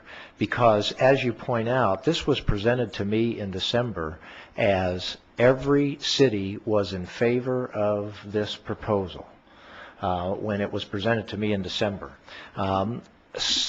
And I was also under the impression that the language of the bill was going to come back to us for our review, because you always are supposed to see the specific language of the bill. But instead of having specific language of the bill presented to the VCTC in December, instead what we saw was this basic concept, one. Number two, it was presented that every city was in favor. Then when the specific language of the bill came forward, cities started to fall out and they were not in favor of the process. When the specific language of the bill came forward, at that point in time I was no longer on VCTC, but when we finally had it on our agenda, we spoke in opposition of it. We came out in opposition to AB 773. A large part of my opposition is the fact that if, in fact, we are doing this to accomplish sort of intergovernmental peace in the county, why would we want to go forward with something that 3 cities have come out in opposition to? Why would we want to go forward with something that the counties come out in opposition to? What I think is so disrespectful is you have the county and 3 cities saying, please slow this bill down so that we can work together and try to achieve consensus. And instead, the bill's author decided to go forward. Instead, VCTC decided to go forward. And that is, in my mind, the furthest thing away from achieving peace. It is a way to ram something down people's throats. That's how this bill feels to me. It's not a way to achieve peace at all. I would offer to you one specific thing that's never that the Board of Supervisors never had a chance to weigh in on. How's the public member going to be appointed? The public member currently is appointed. We appoint one, and the City Selection Committee appoints one. What they're talking about is having one from the east and one from the west, and they haven't even told us that yet. And they're saying that'll all be worked out afterwards. Well, it'll be worked out afterwards after the new voting requirements are established, after you now go from the board being 2 of 7 to the board being 5 of 10. Those are, this bill, the author of the bill, VCTC ought to respectfully request that the author has to ask for the bill to be held up, and the author of the bill ought to respect the fact that there is not consensus, that there are 3 cities and a Board of Supervisors that I believe are strongly in opposition to the bill going forward until we work these details out. Given the fact that the process has been so poorly handled, I have less confidence that the discussions, we'll work it all out after the fact, will be handled any better at this point in time. And so that's why I would speak strongly in support of us crafting another letter and seeing if there is anything that can be done at this late date, but to make it very clear that we think this is an inappropriate process. I would also offer that if somebody says, well, let's start negotiating now, I don't think we should negotiate with a gun to our head. The bill should be, if they delay the bill, then we should start to negotiate. And so those are my thoughts about this. Thank you. Okay. Supervisor Parks. I've been actually quite surprised at the lack of cooperation on this bill. The agenda item on that June 6th Transportation Commission meeting was regarding the public member. And I do support having public members on the Transportation Commission. The Transportation Commission decided not to decide how they would appoint, even if they would have public members, and they didn't want to decide how they would appoint them. They wanted to put that off to the bylaws and just gave that permissive, we may do that. But then when I went to the Transportation Commission 5 days ago on Friday, all of a sudden there's new wording to the legislation that I had not seen before, which then allows for the public members to be appointed by the Transportation Commission. So it's no longer the City Select Committee or the Board of Supervisors, and that was never run by anyone. And when I pointed it out that this looks like, now the Transportation Commission's appointing, there was a lot of disagreement, but that's actually the wording of the new legislation. So just all the way up to just a few days ago, it's still being changed without getting any consensus or even being run through the other cities. So that gives me concern that we're not working in an open way and dialoguing. And I think it's because there's just a lot of momentum trying to push this bill through. I note also that the proposal for having all 10 cities, 5 members of the Board of Supervisors on the Transportation Commission, that'd basically be 15 people. 5 of them, Board of Supervisors, are opposed. 3 of the cities are opposed. That's 8 of the 15 members don't support the legislation. The cities don't support the legislation. And I think when you've got half to a majority of the members not in support of it, it really is time to turn around and take a look at this. I will support Supervisor Long's proposal just because I believe it's unfair. It really is unfair to proceed without getting the input of the cities and actually the Board of Supervisors on what the legislation is and what the amendments are, because it's as though we're not in the process anymore. Madam Chair. Yes, ma'am. I think we did try to find regional peace with this when we suggested it be a 2-year bill so that we could work through this. We made a genuine offer. In fact, our letter that originally went up was, I thought, a very soft, petal offer to say, let's work through this, because we could see that people were starting to question what this meant, whether it was a good vetting of process and representation and the changes that were being done on the run, like, changing your shoes in the middle of a marathon. The cities, frankly, of Port Hueneme and Fillmore have always felt like they've been ignored as little cities on this great transportation commission. In fact, didn't have representation for years. And we never really explored, as a former commission member, the options other than even legislation to rotate faster, whatever might be required to get that representation. And unfortunately, in front of Fillmore last week, it was implied by the chair of the commission that this may be the opportunity, the only opportunity, to restructure this commission so that the little cities would have their voice heard and be represented and have a vote. Or it might fall into what's happening in Orange County, where the large cities are now saying, let's change the formula of distribution of funds, disadvantaging the little cities, doing it on a per capita. That was a veiled threat, if I've ever heard one, and that was inappropriate. And that just really raised the ire of that entire council, and it should of any city, frankly. And And I appreciate your point that when you look at that membership, it really is a majority of folks who are opposed to this. And it has not been handled well.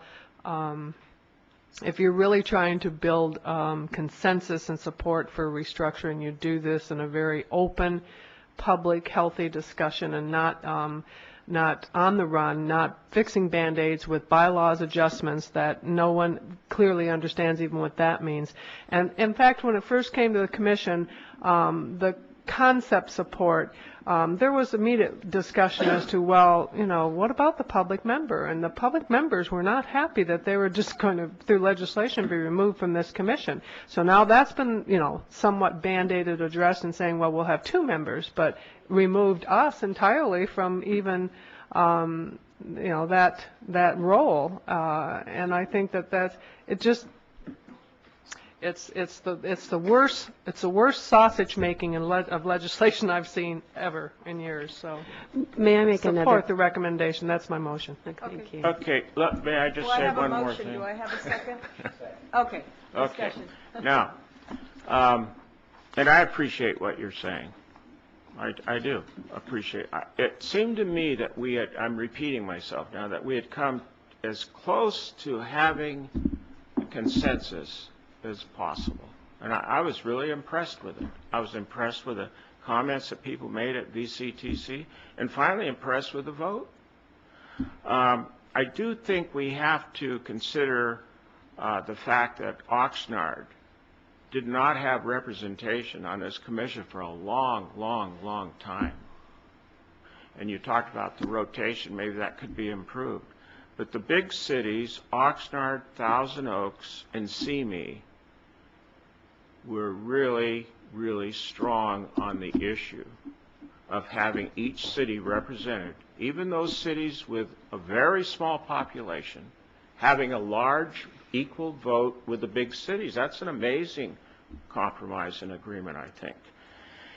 We can talk about the 3 cities and add them up and add up 5, and that's 8. But how much of the population are we talking about? We're not talking about very much of the population as far as being represented.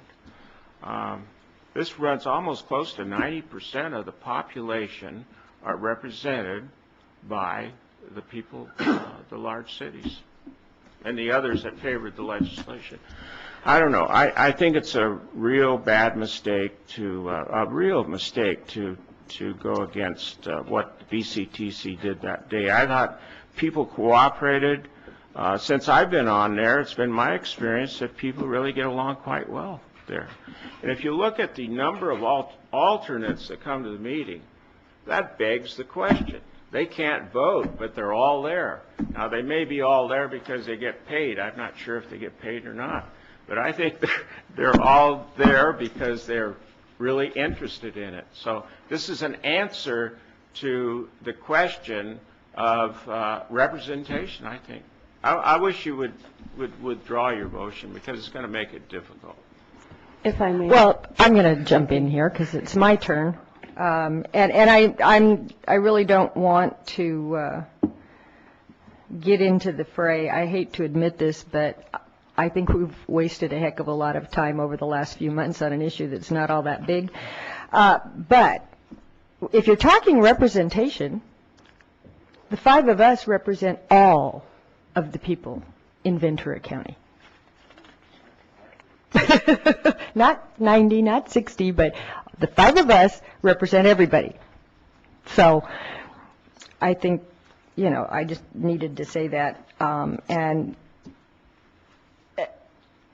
I tend to agree that we should slow it down. I'm a little concerned with, what I'm concerned about is the fact that this keeps changing, and I think it's being driven, quite frankly, for the purposes of VCTC, its director and some of the members of VCTC. It's a control thing. And, it's a blatant attempt to dilute the influence of the Board of Supervisors in those decisions. And so, if you've got 15 board members and VCTC members, all 10 cities are represented. All 5 of us would have to be there all the time. And that's probably not going to happen. And therefore, you've got 2 people voting for 5 members. And as far as I know, there is no discussion in the bill that says the board can have a collective vote, which would add up to 5. You and Linda vote, but that they don't give you 3 extra votes on that. And so I'm concerned, and I don't understand why it is such a critical thing to get it done right now. I mean, I've heard from a couple of the cities, well, we're going to lose our representation because we rotate off. So what? If it's a 2-year bill, you get that representation right back, but you get it in a way that everybody's happy. It's really a matter of a few months before the bill would be voted on, as the second year starts in January.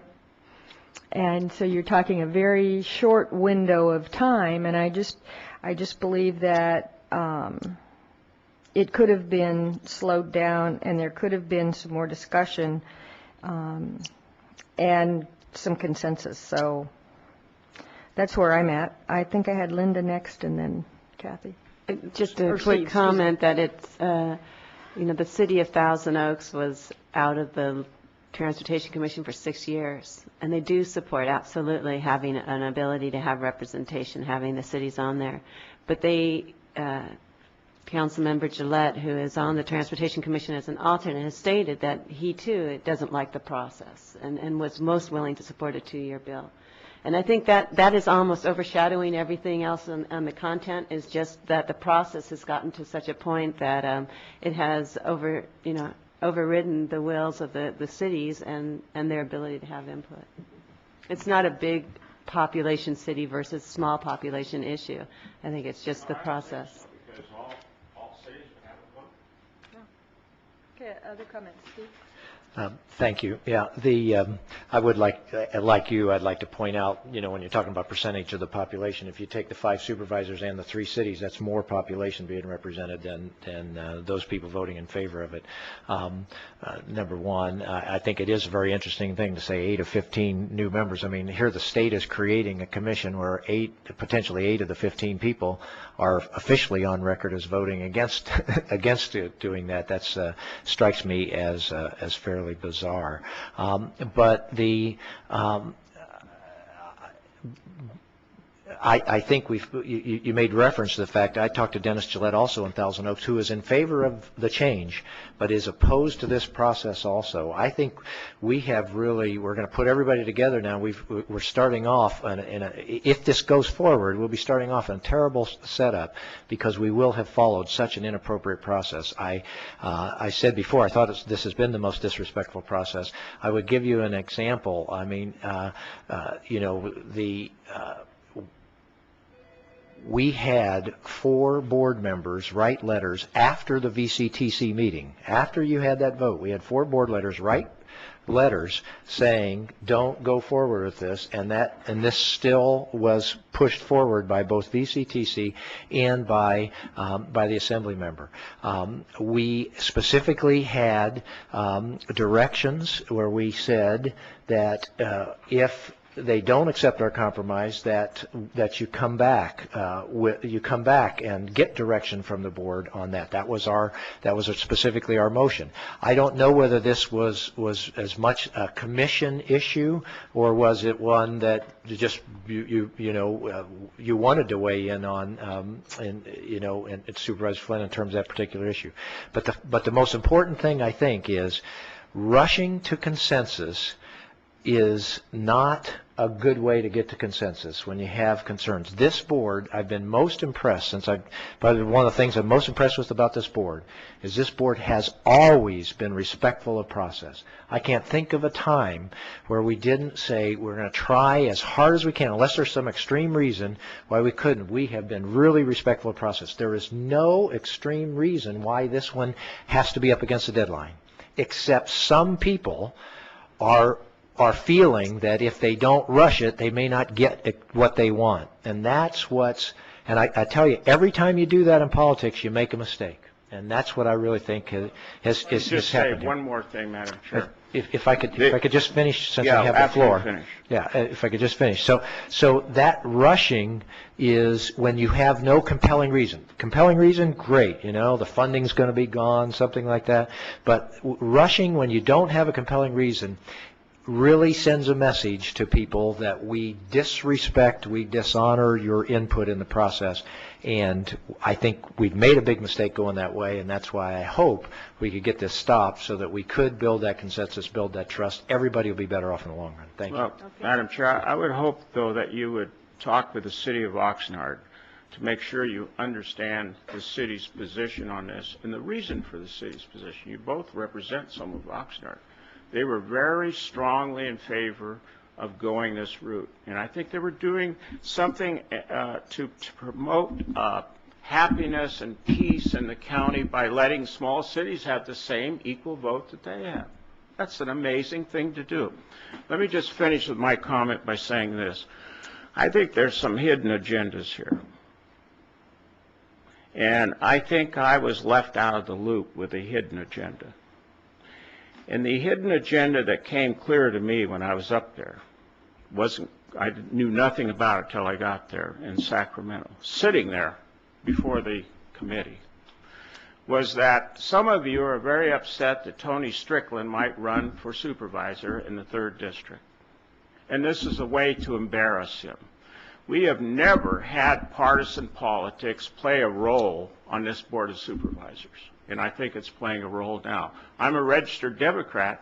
I should probably want to go along with those people that had that agenda. But that is the agenda, and I don't care what party Tony Strickland is in. I'm not going to go with that kind of agenda. Madam Chair.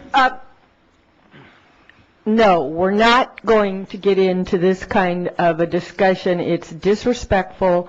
I just don't want to go there. Plus, we are bumping up against some time. So let's not. I am going to respond. Okay. You're going to respond? I would like to respond in the sense that I disagree with that, and I'd like to respond to say that what is disrespectful is when this board takes an action and sends forward people who are appointed to bodies at the support of this board made by the chair at the beginning of the year, that you represent that position until which time this body reconsiders that position, and then you go forward and vote with what that position is. No matter what hat you wear, you are first and foremost a board member, and I feel you should represent the position of this board. I don't care if you have 10 hats on, and I think that that was disrespectful. Mr. Bennett. If I could, I'll be very quick. The facts simply don't support the contention that this has anything to do with Assemblymember Strickland. I had been lobbying hard in opposition to AB 773 long before anything surfaced that Assemblymember Strickland may even be considering this. I have been consistently out there lobbying that long before that. I think the record clearly indicates that. This, in my mind, I want to say this as firmly as I can, this has nothing to do with supervisors, with Assemblymember Strickland at all, because I was out there beforehand, and it's not the content of this, it is the process of this that I have been objecting to. Okay. I have 2 comments quickly. One, I think it was disrespectful to the assembly member to, and I'm not pointing fingers at anybody, certainly it wasn't anybody on this board, but to imply to the assembly member that there was 100% local support and ask him to go out there and put himself on the line on this bill. I mean, that's where the disrespect came from. I said it wasn't anybody on this board. I said that. But I have long felt that we need our, legislators up in the state, and we need for them to be willing to do things that we want done. But to put the assembly member in that position of starting to carry a bill thinking there's local support and then there isn't, and the assembly member gets letters of opposition and then is lobbied very strongly that, well, and again, it wasn't anybody on this board, but was lobbied that, oh, everybody's changing their mind and now there's support and locally we're going to take care of this stuff. That to me is extremely disrespectful. And then to the point of whether or not this is politically motivated on anybody's part, keep in mind when we talked about this, the assemblyman, there was no rumor surfacing that, and it's all rumor and conjecture now, the assemblyman was very busy raising money for his wife who was running for the assembly. So I don't agree that this is politically motivated. We've all discussed it long before any of these other fun campaign rumors started floating around. And we voted on it long before any of that surfaced, so there is not an agenda. Anyway, I think that we have beaten this dead horse to the point that even if it thought it was going to get up, it ain't going to do so now. So why don't we have a vote? Real quickly, I just want to say I agree with you. It was disrespectful to any of our legislators, Assemblymember Strickland, to imply to him there was this unanimous support when there was. I agree that there was. Yeah, I agree with that comment. I think it was disrespectful to him too, which is part of why I say it was such a bad process. Thank you very much. Okay. The chair is ready for a vote. We have a motion on the floor. All in favor? Aye. Aye. Opposed? Madam Chair, I think I'll abstain. That was a weak approach to this issue. Okay, we have 4 yeses and an abstention. So with that, we're going to move on because we've got to get through this agenda today sometime. The next item. You certainly will. Nah, you don't need to. Okay, next item is recommendation by Supervisor Flynn to reappoint Jess Herrera to Tobacco Settlement Allocation Evaluation Oversight Committee. Move the recommendation. Okay. Second. I have a motion and a second. Any opposition?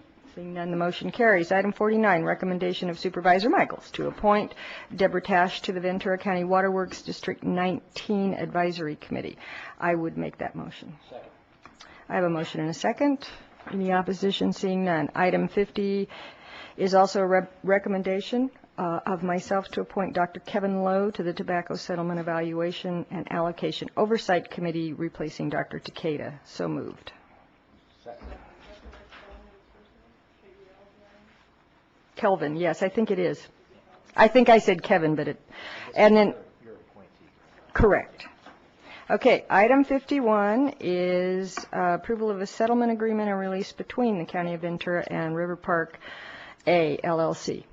Chair, members of the board, staff has brought this before you consistent with your concerns and direction, and will be available to answer any questions. Okay, are there any questions for staff on this item? I have a motion, second, and no opposition. Item 52 is approval to increase the feasibility cost share agreement and project management plan, etc., Matilaha Dam ecosystem. Hello. Good afternoon, Madam Chair, board members, Mr. Johnson. My name is Jeff Pratt. For the record, I'm with the Watershed Protection District, and I'm here to answer any questions you might have on this board item, or if you like, I can give you a brief presentation. Second. I have a motion and a second. Questions, opposition, discussion, none. Motion carries. Thank you very much. Item 53. Move to receive and file. Second. I have a motion and a second on the information items to receive and file. No opposition. That shall be done. That's the end of the morning part of our agenda. We have a 1:30 time certain here GPA screening hearing, and at this moment, we will go back into closed session and try to finish that business for the day. And I'm going to ask the press to please not approach the dais. I have got to get these people in there. We've got paid consultants back there, and I promise I'll try to get them out before the 1:30 so you can get all your questions asked.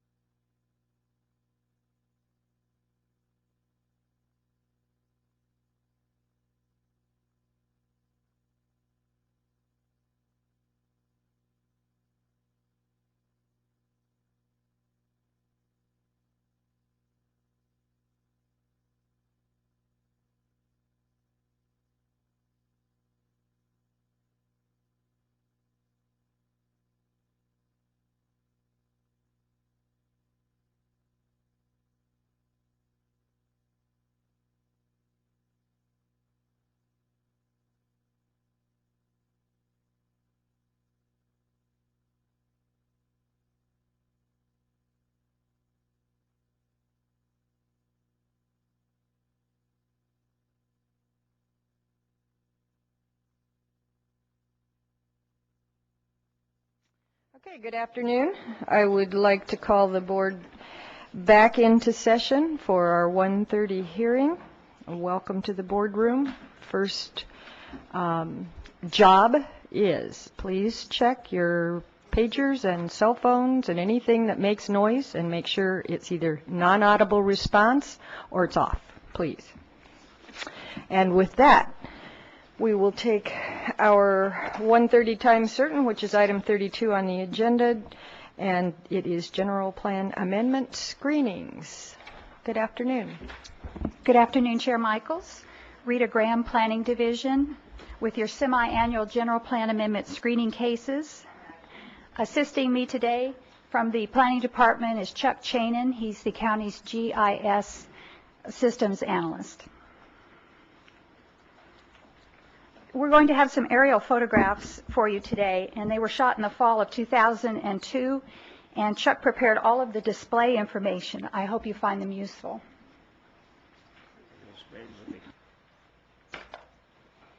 Okay, we're going to have 4 cases for you this afternoon. Chair Michaels, it has been your practice to conduct a public hearing on each request in turn, followed by discussion and a vote on each request. Is that how you would like to proceed? Please.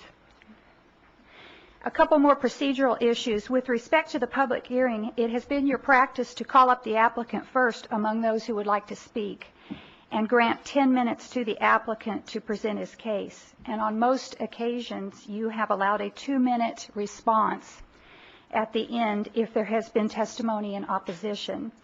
3 of the 4 applicants have requested a 2-minute response time at the end of the public hearing. Will you provide that short response time to the applicants? 3 of the 4 have requested? Certainly. Yes. Thank you. Okay. Who's running this meeting? Excuse me? Well, I got in trouble last time. She's with one of finding the me, applicants. she's being very helpful for me because we don't do these often enough and I forget the procedure and start forgetting that the applicant gets to talk. And we had one applicant last time who had a prepared response and did not get the time, so this time I thought I would ask in advance. The first request is GPA 0301 SCR. The applicant is Mr. James Way. This request begins on page 3 of the board letter. Mr. Way is not proposing any development. He has a home in the C1 zoning. He wants to discontinue a catering business he has there and carry on exclusively as a residential property. Under the C1 zoning, his catering business is the primary use, and the residence is incidental to that and requires discretionary permits for occupation and improvements. The property is approximately 0.23 acres, and it's located in Camarillo Heights at the corner of North Loop Drive and Highland Drive on the south side. It's in the Camarillo Heights existing community and the city of Camarillo sphere of influence. Mr. Way is requesting for approval of further processing a zoning designation change from the C1 existing community neighborhood commercial to RE20 existing community rural exclusive. There's no minimum lot size for the commercial zoning. There is a 20,000 square foot minimum lot size for the proposed RE20.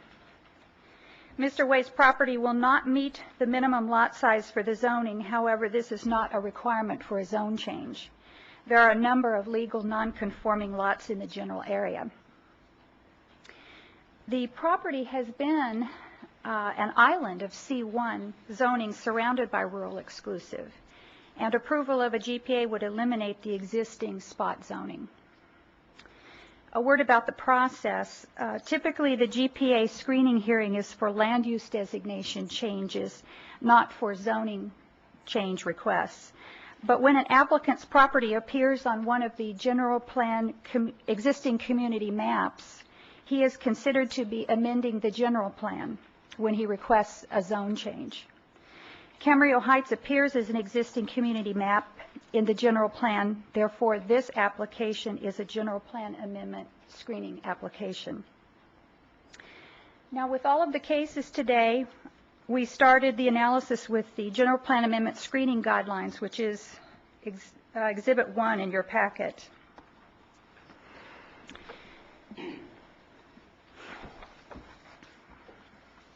As you know, the applicant must avoid the first 6 criteria in Part A, and the proposal must then show potential for conformity with each of the 3 criteria in Part B.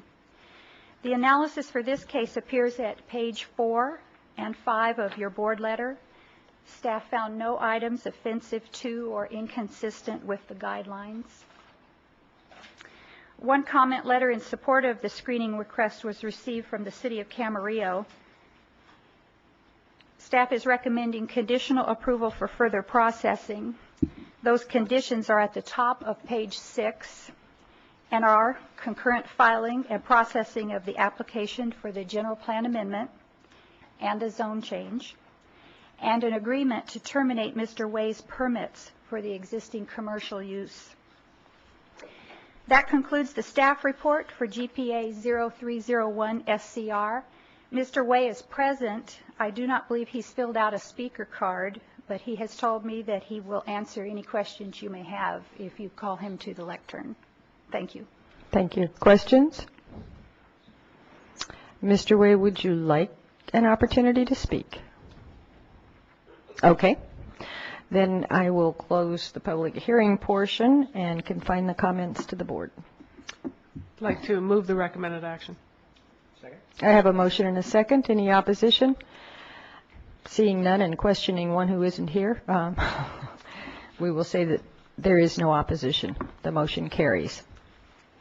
Okay, we are now on the next one. Well done.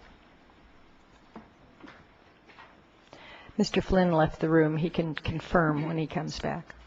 Go right ahead. Go ahead. Mm-hmm.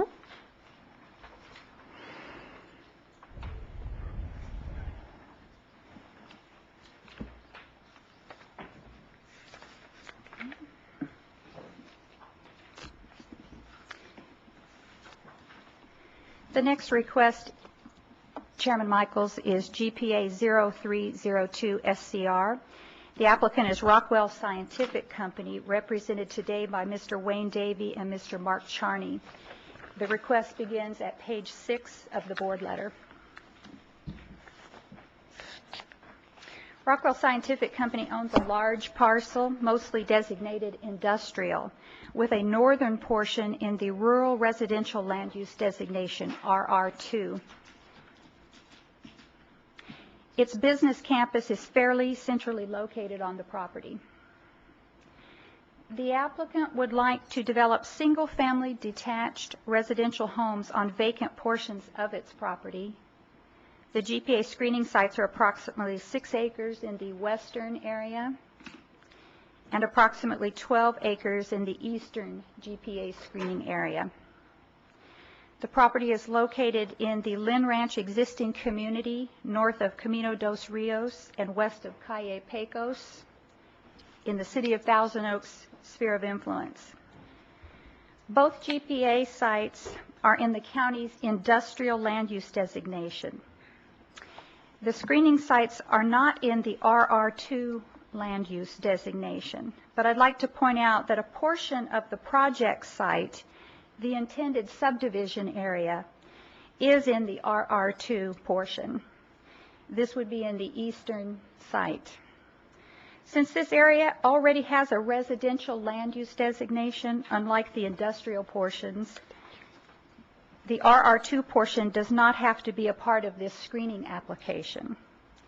But the applicant intends to include it as part of the project if approved for further processing.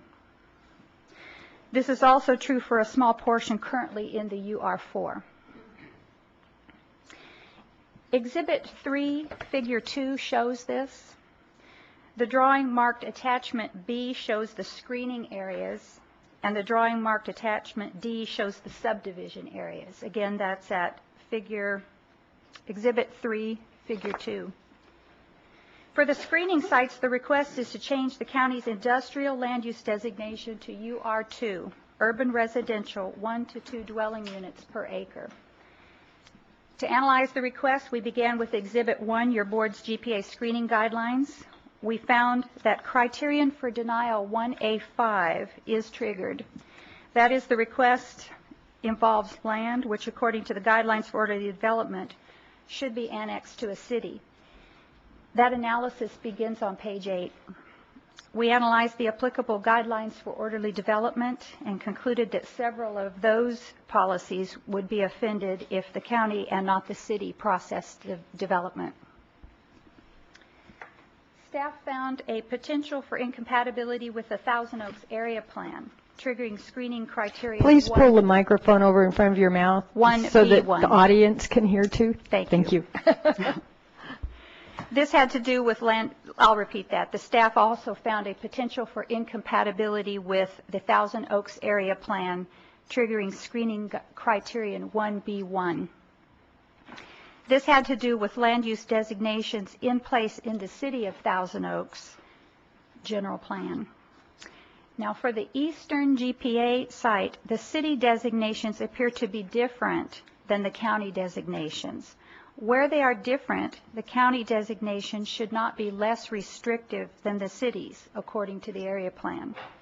Staff determined that that would likely be the case for at least a portion of the eastern site, where the county's proposed UR, urban residential land use, is less restrictive than the city's undevelopable land use designation.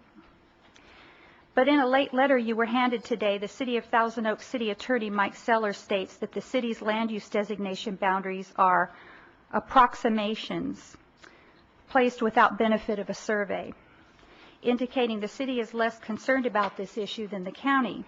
However, following review of the city's additional comments, the Ventura County Planning Division's recommendation is unchanged. 5 comment letters were received prior to June 23rd. Today you were handed several more.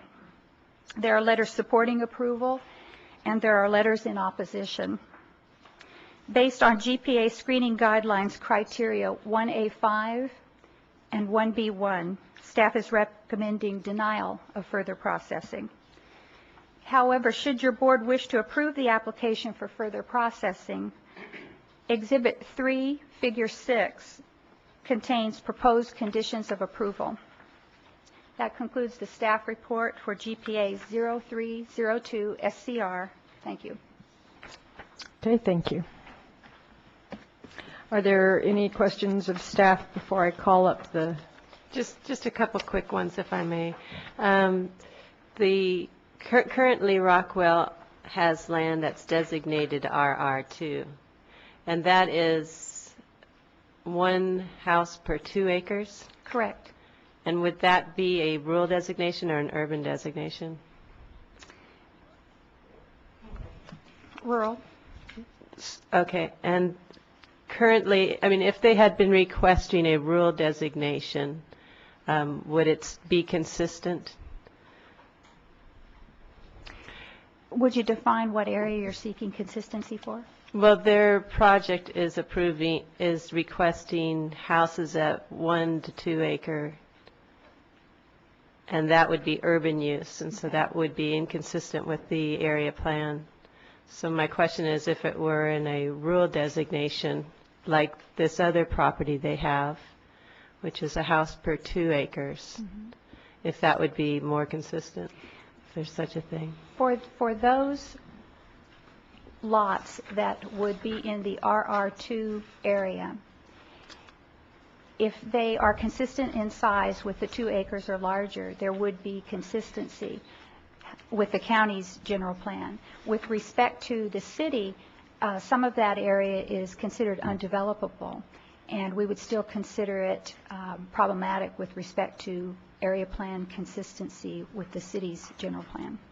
My understanding is the city believes around 1/3 of the parcels would be an undevelopable area. And that's why I was starting to think if it were at a less dense proposal, looking at more of the RR, that it would be, it wouldn't fall into those areas of undevelopable. It's a suggestion. So maybe that's something I'll look at. And I do appreciate the fact that the City of Thousand Oaks standards the more restrictive standards should apply according to the way the area plan's written. And we received just a minute ago a memo from our county council which basically states that the standards of that are in the area plan would apply in terms of grading. You can't go into slopes, steep slopes.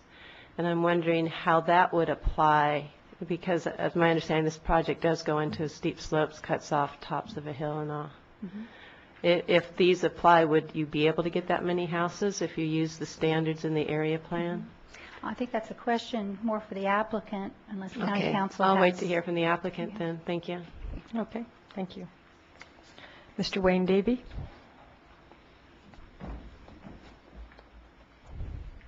Your Honorable Board, good afternoon. My name is Wayne Davey, and I am the Chief Financial Officer of Rockwell Scientific. And thank you for providing me the opportunity to speak before you on behalf of our General Plan Amendment screening request. The company I work for, Rockwell Scientific, is a research and development and high technology components business that has operated in Ventura County since 1962. We currently employ approximately 500 employees, 400 in the unincorporated community of Lynn Ranch and 100 in Camarillo. Approximately 150 of these employees have PhD degrees. Our employees are the reason for our rich technology heritage, as well as the source of our significant contributions to both the economy and the community fabric of this region. And as widely publicized in 2001, Rockwell Scientific became a fully independent and privately held company. Accordingly, it became essential for the company to closely manage and maximize its limited resources and assets to assure its continued economic viability. One of these assets is our property in Lynn Ranch, which totals 77 acres and is bordered on the east side by Lynn Ranch residential properties and on the west side by the open spaces along the Canal Creek. The majority of our 77 acres is undeveloped. Our request before you today is to begin the initial steps in processing a general plan amendment request that would permit the company to plan, permit, and sell approximately 18 of the 77 acres. On these acres will be built homes compatible to the existing homes in Lynn Ranch. The subject 18 acres are currently designated as industrial. We have chosen this approach instead of further industrial development because we believe it will result in the most harmonious land use with the adjoining Lynn Ranch residential community. It will produce the revenue RSC, Rockwell Scientific, is seeking with a much less intensive use than that currently called for by the county general plan. It will also assist in addressing a significant job housing imbalance in Thousand Oaks. Under the guidelines for orderly development, and since Lynn Ranch is in the city of Thousand Oaks' sphere of influence, Rockwell Scientific first applied to the city for annexation of the subject acres. On March 4, 2003, the City Council voted 5-0 against annexation, supporting the city staff report that concluded that annexation would create a long-term reverse island. In other words, a section of city territory substantially surrounded by unincorporated territory and with service access available only through the unincorporated area. With the city's denial of annexation, Rockwell Scientific is now turning to the county for project review and approval. As will be outlined by our legal counsel, we firmly believe that our proposed amendment conforms to the guidelines for orderly development. The project is also entirely consistent with the goals expressed in the SOAR initiative: find infill opportunities to meet our growing housing needs versus further development of our agricultural and open spaces. This infill residential development is also entirely compatible with the existing residential use in Lynn Ranch. As noted in our application letter, a 2002 report prepared by the Ventura County Planning Division concluded that Thousand Oaks is job-rich and housing poor. The report also concluded that one obvious remedy would be for cities to redesignate some of their existing land from commercial or industrial to residential. This is exactly what we are proposing today. In fact, many of our own employees have expressed a significant interest in the proposed residential development due to their difficulty in finding housing in the area. Call it smart growth or convenience, many of our other employees have also expressed an interest in this development in order to be able to walk or bike to work. Since announcing our intentions to sell this excess property, Rockwell Scientific has been working with nearby residents and the Lynn Ranch Property Owners Association to ensure that at the end of the day, regardless of the outcome of the process before the county today, our company maintains its heritage and reputation as a good neighbor within the Lynn Ranch community and as an excellent corporate citizen of Thousand Oaks, Camarillo, and Ventura County. For example, we have been holding monthly meetings to share development ideas and provide status updates with the homeowners.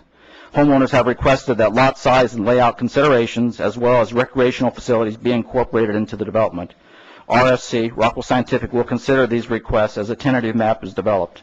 Further, while it is not part of today's hearing, the company has already agreed to reduce the proposed number of lots from 30 to 25. Accordingly, the lot sizes are now, on average, larger than the existing lot sizes in Lynn Ranch. The Lynn Ranch Property Owners Association has stated clearly their desire to not have the subject property annexed to the City of Thousand Oaks. Further, they are also asking the county to address some concerns associated with the proposed project that can only be addressed through the general plan's amendment process, and ultimately the application for a subdivision map and development permit. Some Lynn Ranch homeowners do not support this project since they believe an agreement was made by the company many years ago to never develop this vacant land. I have listened to this concern and have made an extensive search of our records. No such agreement could be found, nor has the Lynn Ranch Property Owners Association or the county planning staff found such an agreement in their records. It is truly unfortunate that this confusion exists, but it does not change our commitment to proceed with this project in order to strengthen our financial position as well as assist in addressing the significant job housing imbalance that is currently affecting Rockwell Scientific as we continue to hire new employees. Lastly, preliminary topographical, geological, archaeological, and biological studies have been completed, and these studies have not identified any significant issues. We firmly believe that the Rockwell Scientific proposal conforms to the city and county development plans and the guidelines for orderly development, addresses the need for additional housing in proximity to employment centers in the area, and considers the needs and desires of the adjoining Lynn Ranch community. Approval of our request will permit us the opportunity to have a full, fair, and equitable examination of the merits of the project. Thank you for your consideration. I'd like to have Mark Charney also say a few words. Ms. Davies, may I? Pardon? I just wanted to take this opportunity. Roberta, would you stop the clock, please? Thank you. Excuse me. To thank you for meeting with the residents in the community, and I think it was very helpful to provide a forum for them, and I just wanted to express my appreciation. Thank you. Appreciate that.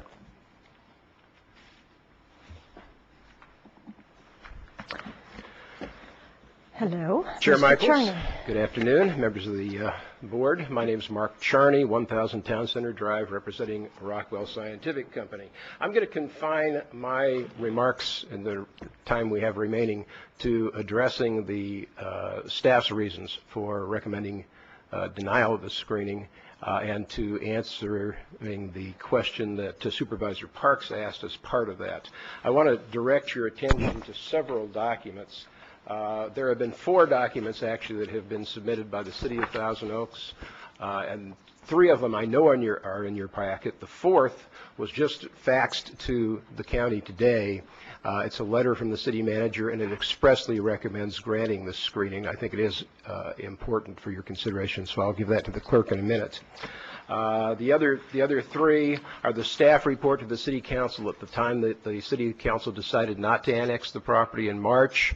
A letter from the planning manager, John Prescott, dated June 18th, in which he says that no portion of Rockwell's request is necessarily inconsistent with the city's general plan, and says the city will work with the county in the general plan amendment process. And the letter from Mark Sellers, dated June 24th, which is in the additional material which you received today, which specifically states that the county could not determine whether there was any portion of the proposal inconsistent with the city's general plan unless they went through a very strict analysis that the city would have to go through, measuring things to determine whether that was the case. So the City of Thousand Oaks believes that this proposal is not inconsistent with its general plan, and that any inconsistency could not be determined unless the development process were actually pursued. Beyond that, what the city attorney's letter says is if the proposal didn't meet the standards and any portion of this proposal were found to actually be in the undeveloped portion, that would be excluded from any subdivision. So again, until we actually do the process, we won't know the answer to that question, but it does not appear that there's any inconsistency between the city's general plan and this request. That's important because the staff's recommendation is based on 1A5, a criteria for denying the screening request, and that's done because the staff believes that this proposal is inconsistent with the guidelines for orderly development. But in accordance with the county's general plan, the applicant applied to the city for annexation, and the city turned it down, and that is consistent with the guidelines for orderly development. The guidelines for orderly development do not require that all development in a city's sphere of influence occur within a city. It requires it only when and where that is practical. And the city council of the city of Thousand Oaks, the elected policy body of that city, decided this was not practical. 1B1 is the other reason, saying the staff says we do not comply with 1B1 because there's a potential for inconsistency. Again, that potential does not exist because, number one, the more restrictive city zoning would not apply to this request, and the second reason that 1B1 was supposed to apply does not apply because it's based on the noncompliance with the guidelines for orderly development. And if you believe that the city has the authority to make that decision of practicality under those guidelines in accordance with the county's general plan, then that doesn't occur either. So we think you need to wrap up, Mark. I'm wrapped up. I'm sorry that I took a couple of minutes extra. You didn't. Just 30 seconds. I wanted to just give you these items that I said I would give you, the letter from the Thousand Oaks city manager, and also a picture of the separation between the Rockwell property and the city of Thousand Oaks to show that contiguity doesn't mean there's a practical connection. Okay, thank you for your comments. Could I ask a couple questions, please? Certainly. Talking with John Prescott, the city planner, he pointed out that a third of the site is undevelopable in the city of Thousand Oaks general plan. And actually, it's also in our staff report on page 11, where it talks that the city general plan currently has split land use designations of industrial and undevelopable land for the GPAS sites. My question then is, while it appears that it is inconsistent, and you have the proposal to put urban residential, and we have a finding that urban residential actually would be less restrictive, and our whole area plan is based on being more restrictive, what would your client say to the concept of doing it a less dense proposal? And in terms of doing it, which would be more consistent with a rural instead of urban housing? The answer, that's a multi-part question, so I'll give you a multi-part answer. Number one, as Mr. Davies said, we've done topographical studies of the site. We believe that a subdivision at the density that has been proposed is possible in compliance with the city's regulations for both slopes and where undevelopable property is. So we don't believe that it is correct, and I don't believe that any of John Prescott's letter or any of the documents that have been filed by the city of Thousand Oaks support a statement that this proposal is inconsistent with the city of Thousand Oaks general plan in that regard. The density was chosen to be compatible with the existing community. The existing community immediately adjacent has the same RR2 designation. There's a portion of the committee that has RR4, which means 4 lots per acre. Initially, our request was for RR4 for that small portion of the property, but that request was changed to all RR2, maximum 2 lots per acre, to be consistent with the least dense portion of Lynn Ranch that actually borders any portion of these sites. So at this point, Rockwell would not be interested in changing that designation. I think you might be confused. RR2 is a 2-acre lot, not 2 houses per acre. RR2 is what I'd like to see. And RR2 is what currently Rockwell does have because it's a lot less dense. It's half of basically what you're looking at. And secondly, you're talking part of the proposal takes off top of a hill. I don't see how you can say it's not going into steep terrain. But I don't mean to be argumentative, but I'm just finding that what's proposed that is in the city's, for example, undevelopable portions, it just, to me, the facts are there that I'm seeing inconsistencies with. So there are 2 facts that you mentioned which are not facts in this hearing. Number one, whether or not there takes off the top of any hill is one of the development details that would have to be gotten into when we look at an actual proposal for subdivision of the property. Just the general plan designation certainly doesn't implicate that type of development. And number 2, as I said, there's nothing in this record or from the City of Thousand Oaks to suggest that this actually includes portions of the property that are designated undevelopable in the City of Thousand Oaks general plan. And again, I refer you to the letter from the city attorney and the letter from John Prescott. Other questions? Okay, thank you very much. Thank you. Okay, I will continue with the cards that I have that are public speakers, and I will accept no new cards because the item has already started. Georgia Trevor? Did I pronounce that correctly? Close. Hey, well, close in horseshoes counts. Yeah. Right, just for this item, not for the next item. We haven't started the next item yet. We certainly can if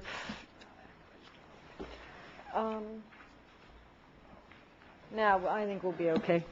All righty. Welcome. Honorable Board, thank you. I'm Georgia Traver. I'm a resident of Lynn Ranch, and I gave the clerk a little packet of handouts that I put together. There should be one for each of you. And I'm here today as a resident to ask that you not approve the proposed general amendment being put forth by Rockwell Scientific Company for the following reasons. The land that's currently zoned M1, which is industrial, has already been developed consistent with the original plan and the agreement with the residents of Lynn Ranch. In your little packet, there's a press release that I have from the Jans Corporation, and in there it says that the plans for the Science Center call for a 110,000 square foot building with a 14-acre buffer zone and a 2-acre landscaped entry. There's also a newspaper article from the Valley News that in part says once again that it calls for a 110,000 square foot building occupying only 15 acres of their 50-acre site, and the remaining 35 acres would remain heavily landscaped. Then I have a little, I'm not sure what kind of a map this is, but it shows the proposed Science Center plan, and it shows the parkway, the small development with proposed housing around it, and just a large buffer zone. Then there's a little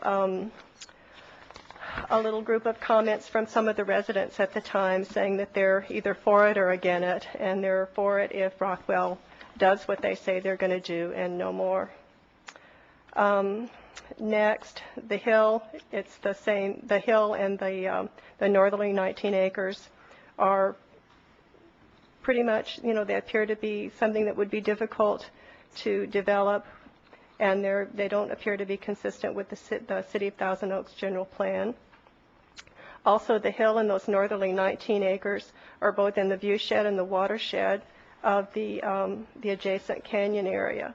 The grading and building and clearing for the residents, in addition to the clearing for the fire protection, would affect not only the view, but the runoff, which gets the vegetation and the critters that live in the area. Next, more houses in the area will impact not only the traffic, but also the crowding in the Madrona School, which is already a problem. Next, Rockwell has indicated that they feel like they need the proceeds from the sale of this land in order to ensure their continued viability. In the July 19th meeting of the Homeowners Advisory Committee, Mr. Davey said that because the Science Center was now on its own and no longer had access to the Rockwell Trust, that he wanted this money in order to establish a trust so that Rockwell could continue to make their contributions to arts and education in our area. In summary, I ask that the board vote to protect our watershed and our viewshed in our area, and to hold Rockwell to their original agreement, which was to have a large buffer zone around their industrial area in this residential area. And I thank you very much for your time. Okay, thank you for your comments. Steve Walton.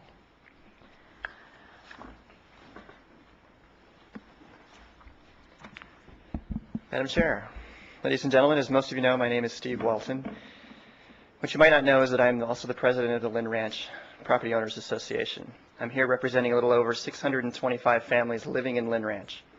Our association has submitted 2 letters to the board. One was included in your packets, and the other, given its later submittal, should have been distributed to you before the hearing.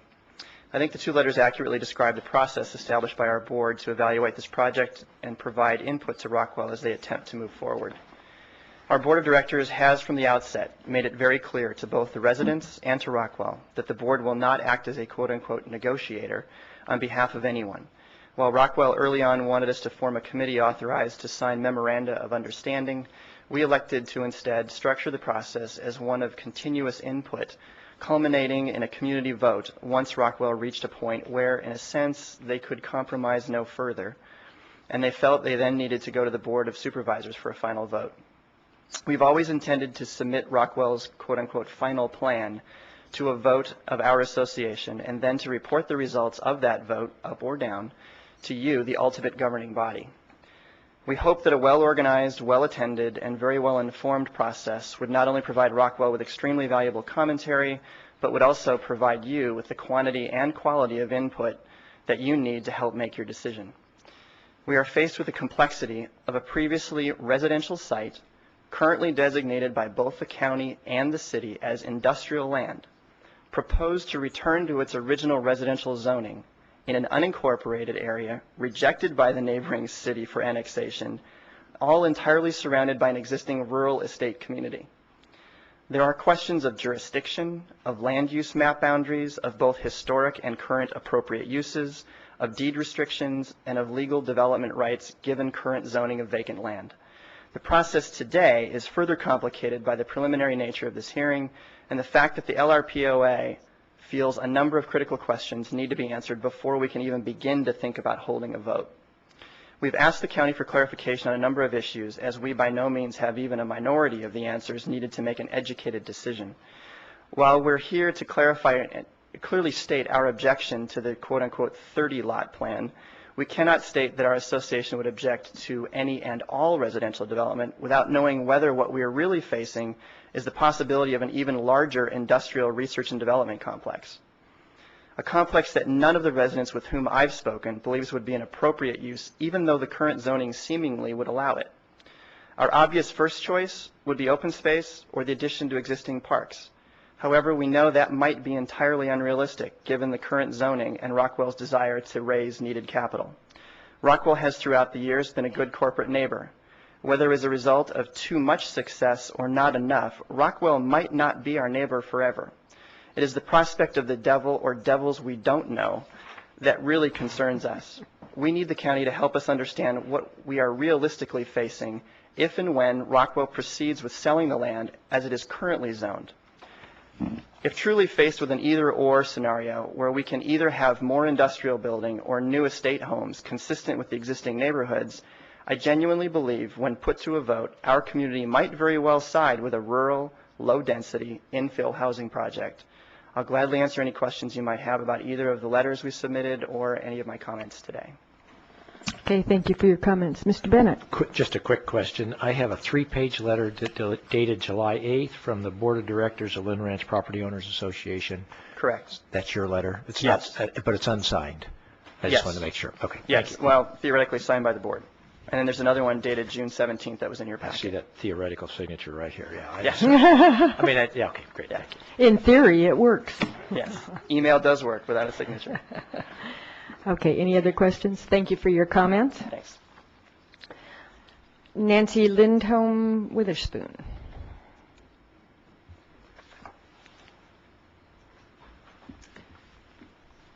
Good afternoon, Madam Chair, members of the board. My name is Nancy Lindholm Witherspoon. I reside at 380 Landing Cove of University Glen in the unincorporated area of Camarillo. I'm here today on behalf of Housing Opportunities Made Easier, commonly known as HOME. In its efforts to provide some solutions to housing availability and affordability in Ventura County, one of HOME's goals is to identify city and county ordinances and zoning codes that constrain flexibility for meeting community housing needs. It appears the property owned by Rockwell Scientific in Thousand Oaks is quite constrained. You might say it's caught in a catch-22. Since the city of Thousand Oaks has denied annexation of the property, the county should be obligated to give the applicant the opportunity to apply for rezoning through the general plan amendment screening process. Rockwell Scientific has proven to be a good neighbor to the existing homeowners in Thousand Oaks, a very supportive member of both the business and the nonprofit communities in Ventura County, and has contributed significantly to our local economy. On behalf of HOME, I urge you to consider Rockwell's request for this GPA screening approval. Thank you. Thank you. Paul Lascola. How close did I get? Perfect. Oh, good. Thank you. Madam Welcome. Chairman, members of the board, thank you. I live in the Lynn Ranch area adjacent to the Rockwell property. My name is Paul Lascola. I've been in real estate development, financing, construction for 30 years last April. In that time, I've seen many situations like this, but I've never seen a developer go to the extremes that Rockwell has to try to accommodate concerns of the neighbors. Very simply, they have a parcel of property. They'd like to develop it. They've approached the city of Thousand Oaks, who would be someone who might approve it. They don't want to approve it. They don't want to look at it. Now they're approaching you to see, after all, it is in the county, if you will approve it. Really, all they're asking for is an opportunity to present their plan. I feel comfortable being in the county. The services are excellent. We've never had a problem with any fire, police problem. And I think that in consideration of all they've done and the good citizen they've been, they're entitled to at least a hearing. Everything I've heard by way of objection today and at other meetings are all predicated on concerns which have not yet been identified. And I think all they're asking for is the chance to do that. I support their approach. I support housing in this area as opposed to some other form of development. I think it would only improve the neighborhood. I think with a developer like this, it's more than the devil you know, it's the angel that you know. I think you should give him a chance. Thank you. John Pearson.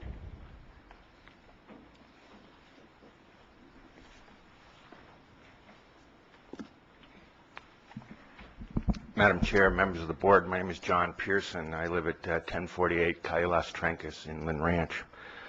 I guess I'm here today to oppose the project or you, I guess, really supporting staff's recommendation.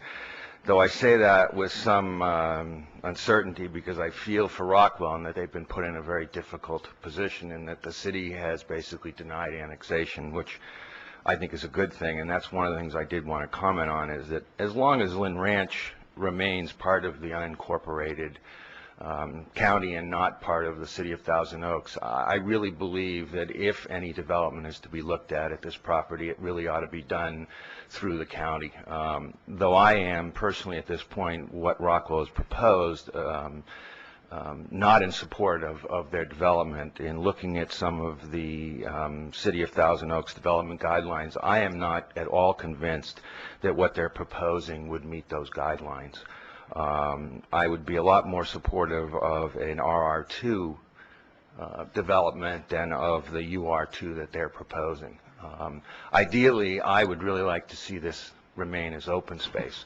Probably no surprise, I'm in Lynn Ranch, and it's something that I have not heard or felt that Rockwell in any way has really looked at, and they could look at that as an option, as a way in working with the county and possibly with the Lynn Ranch property owners, as a way to sell that property and maintain it as open space and receive some significant tax breaks from doing that. I would urge them to at least look at that as an option. And those are my comments, and thank you for listening. Thank you. Okay, thank you for your comments. Bob Hanover?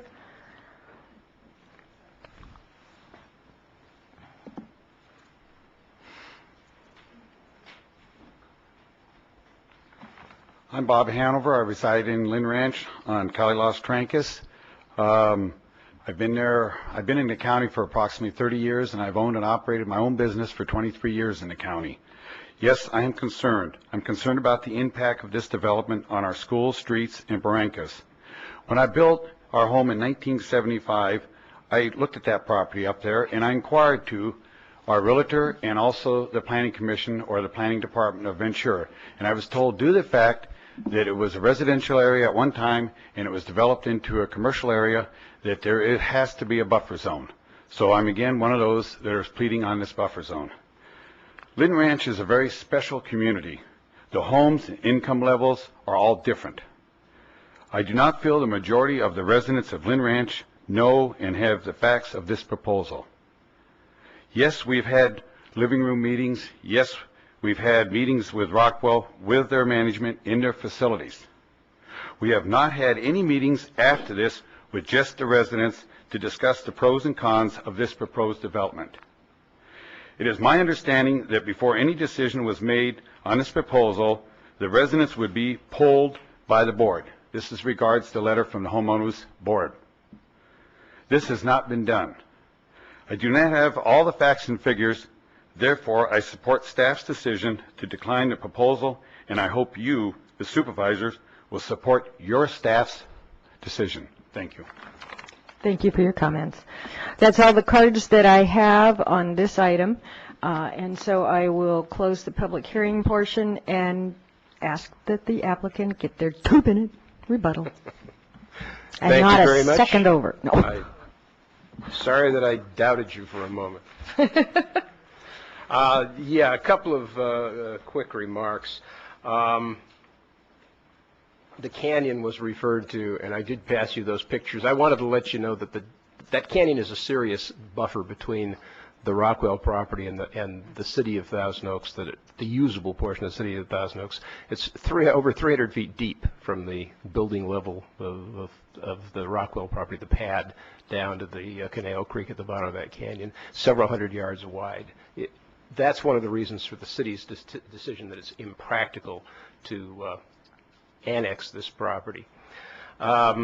Several people have said that they support the staff's recommendation and oppose the project based on the desire to have this kept in open space. That's really not a relevant question for this meeting. You've got screening criteria. The property is currently zoned for urban use, industrial. It would allow an additional 360-some thousand square feet of building to be built on the property. It would allow an additional 646 employees to work on the property. It would have much greater impacts and on resources, on roads, on all of the things that are concerned about than the residential proposal. that's the relevant consideration. We believe that we've presented information to show that this is consistent with your screening criteria for approval. The City of Thousand Oaks has asked you to grant the screening request. Many of the questions will only be answered when we get into the actual details. Nothing's going to be done, no grading, no final decisions will be made unless we get into those details. I think that to accommodate everybody's interests, the screening request should be granted, and Rockwell should be allowed to bear the risk of the actual general plan amendment process. Okay, thank you. May I ask a I have a question. You Yeah. too. Would you like to go first? Supervisor Bennett? Supervisor Bennett, did you say? He's being smart. Supervisor Parks. It's always split the baby thing, you know, when they both speak at the same time. I It's would her like to go back to staff on a question, because my understanding is that despite the information that the city attorney says the general plan is just general, looking at the maps, this project doesn't go into areas that are undevelopable on the City of Thousand Oaks general plan, and it's important that we have consistency. But actually, my question is to the attorney. I'm sorry. From the information that we have before us and that you have given us, and from information from the public, it in my mind, it's inconsistent, because you're looking at an urban development inside of a rural area. And just by the nature of the type of density that you're looking at, our county has what it calls rural designations, which would be 2-acre lot sizes. If it were a 2-acre lot sizes that were being proposed, such as the other property that Rockwell has there, which is also RR, I think you would have the opportunity of not impacting as much in terms of the concerns that residents have with topography, obviously traffic and schools also. But if you look at the conditions that our staff is requiring, if you have as many houses, over 20 houses, they also would like it to kick in a requirement for low income. And all of a sudden, a lot of other things come to bear because of the amount of houses that are being proposed here. And my question to you is, if we're looking at, in my mind, to keep it consistent with the county, if we're going to develop in the county, you're going to keep it rural. And rural is now 1 house per 2 acres. If the choice were made that the board could support a rural development that's consistent but could not support the higher densities proposed, would Rockwell be willing to allow for this change in the general plan amendment request to accept a RR residential development? Otherwise, I can't support the higher urban one. I understand the question. I'm not sure that anybody for Rockwell is prepared to answer that today. Before Mr. Davey gets up and doesn't answer that, I'd like to correct one thing that I believe is a misinterpretation. You say that this is a rural area. However, all of the general plan designation, with the exception of that one piece of Rockwell property around this property, is not designated rural. It's designated, excuse me for making the mistake before, it's designated either UR2 or UR4, except for, of course, the industrial designation, which is much more intense than the rural designation. It's a part of an existing community, and the definition of existing community in the general plan, the county general plan, which is your law, says that that is designed to recognize and protect enclaves, and allow development within those enclaves, which is no more intense than the existing development. So this request is consistent with all of that, I believe. And Wayne, am I correct in saying that? Well, I won't. But Mark actually made the very point that I was going to make, that the majority of the property that we're adjacent to is UR2. But I've also told the Lynn Ranch homeowners from the very beginning that everything can be negotiated, put on the table, and discussed. And that was part of this entire process that we're asking to go forward today. And it does require that the standards are equal to or more restrictive than the city's standards. And urban residential is a less restrictive general plan designation than industrial or undevelopable, according to the county way of looking at it. So, I could be in support, and obviously it's up to the board, of a less dense rural designation that's consistent than the higher density one. And then if the board does reject the higher density one that you're proposing, you could still come back in, I think, 2 years or a year, depending on the circumstances, with another proposal for residential. But I do support the concept, if we can't have open space, lower density residential would be preferable. Regarding the restrictiveness of the relative designations, reading the staff report was the first time I'd ever heard the suggestion that an industrial zone was a less restrictive zone than a residential zone, and there's no explanation of why that's stated. But generally, an industrial zone is considered excuse me, I had it backwards. The residential is less restrictive than industrial. Generally, industrial is considered to be one of the least restrictive zones because it allows the heaviest kinds of uses and the greatest variety of uses and the most impacts on the environment and on resources. And residential, because without any further permits, if you designated this entire area as residential, all that we could put there would be one house. That would be the impact. So residential is a very restrictive zone. Nothing further could happen in the way of development without a subdivision map or something being approved for it, whereas industrial is a very unrestricted zone. It allows, as I said before, for a much heavier development than what is requested. So I don't understand the staff's remark, although I did read it in the staff report too. Supervisor Bennett. Thank you. Mr. Charney, you made reference to the fact that the City of Thousand Oaks is asking us to go forward with this. You have this letter here from the city manager. Is it based on this letter from the city manager that you're saying the City of Thousand Oaks is asking us to go forward with this? The John Prescott letter, which said that the city staff was prepared to work with the county, that's the June 18th letter that's in your packet. Those two letters. Okay, there's been no action by the Thousand Oaks City Council or anything asking the county to go forward with this, other than their decision on March 4th, unanimous decision to not go forward. To let it go back to the county. Yes, that's correct. So the City Council's action was to not go forward, but they did not specifically make a recommendation as stated in here and grant Rockwell scientific GPA screening requests. That only comes from the city attorney. The city council did not, as far as I know, specifically do anything other than not agree not to annex the property, but it was based on a staff report that did say that the project would be processed by the county and in the county. And excerpts of that staff report are contained in your staff report, and the entire report, I believe, is an exhibit. Thank you. Okay. I would also like to present a copy of my oral comments to the clerk of the board. Okay, thank you very much. Okay, I have no further cards. The applicants are out of time and rebuttal time, so I'm going to confine the comments to the board. And it's your district. We'll let you go first. I can see the perspective of the catch-22. The City of Thousand Oaks doesn't think it should be annexed into the city.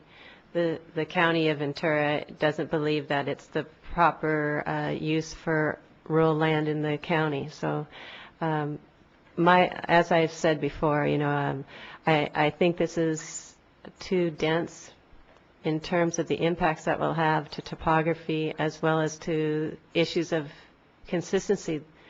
The City of Thousand Oaks general plan does designate portions of this, almost a third of the properties, as undevelopable. And what that means in the City of Thousand Oaks is it's too steep to build on. And then we have an entire Thousand Oaks area plan that was put together specifically to deal with the fact that when we do projects adjacent to the city in unincorporated county, you can't do it on steep lands. It's to protect hillsides. And putting houses out on the edge also is something that the city would not allow. When you're adjacent to open space, people don't want to look up and see houses looming down. So there's a lot of standards that are in place that would concern the city of Thousand Oaks, and it is our requirement as the county to have at least as restrictive as the city's standards.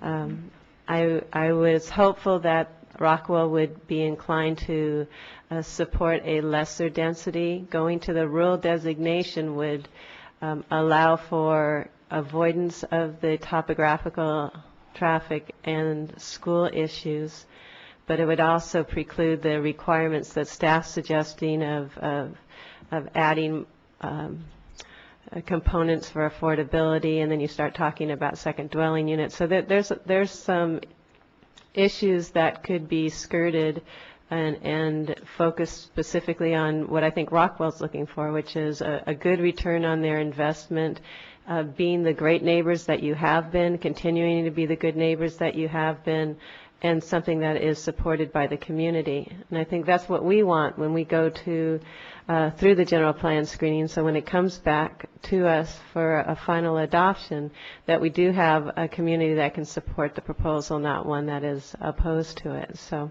for these reasons, I cannot support at this time the general plan request, and would hope that a less dense one would come back before us. Mr. Michaels? Yes? That was a motion. Not yet.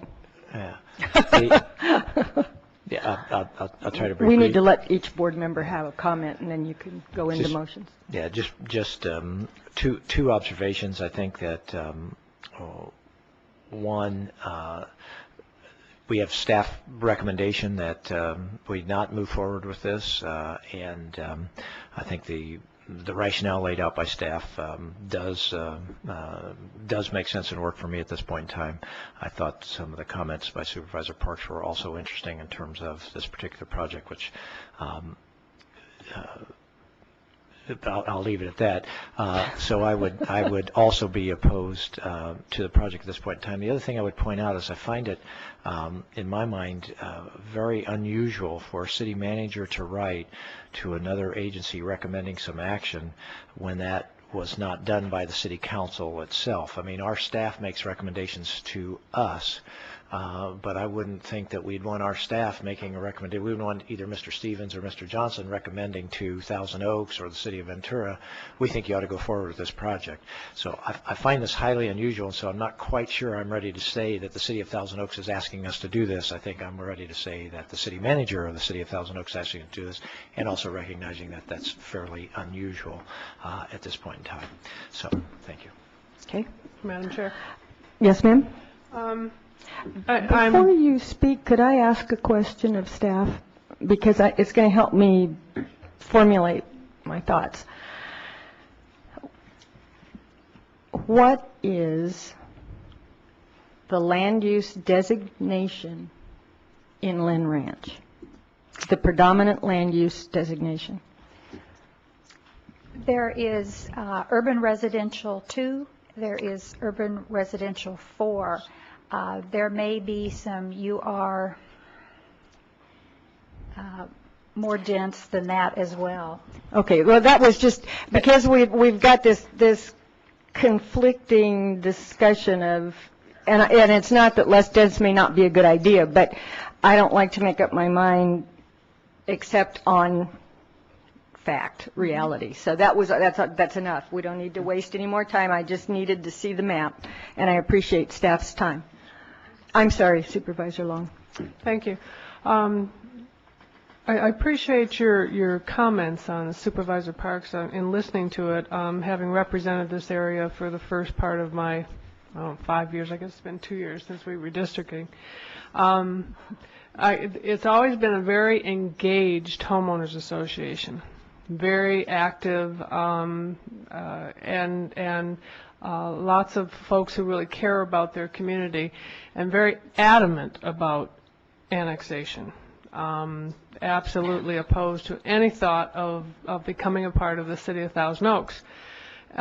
With that said, I think that the applicant started out with a very hard place and a rock and a hard place. And with that said, to have the homeowners group come forward today saying, you know, we're not sure that we like parts of this, and we're not sure that it's where it needs to be right now, but they were willing to allow the process to move forward.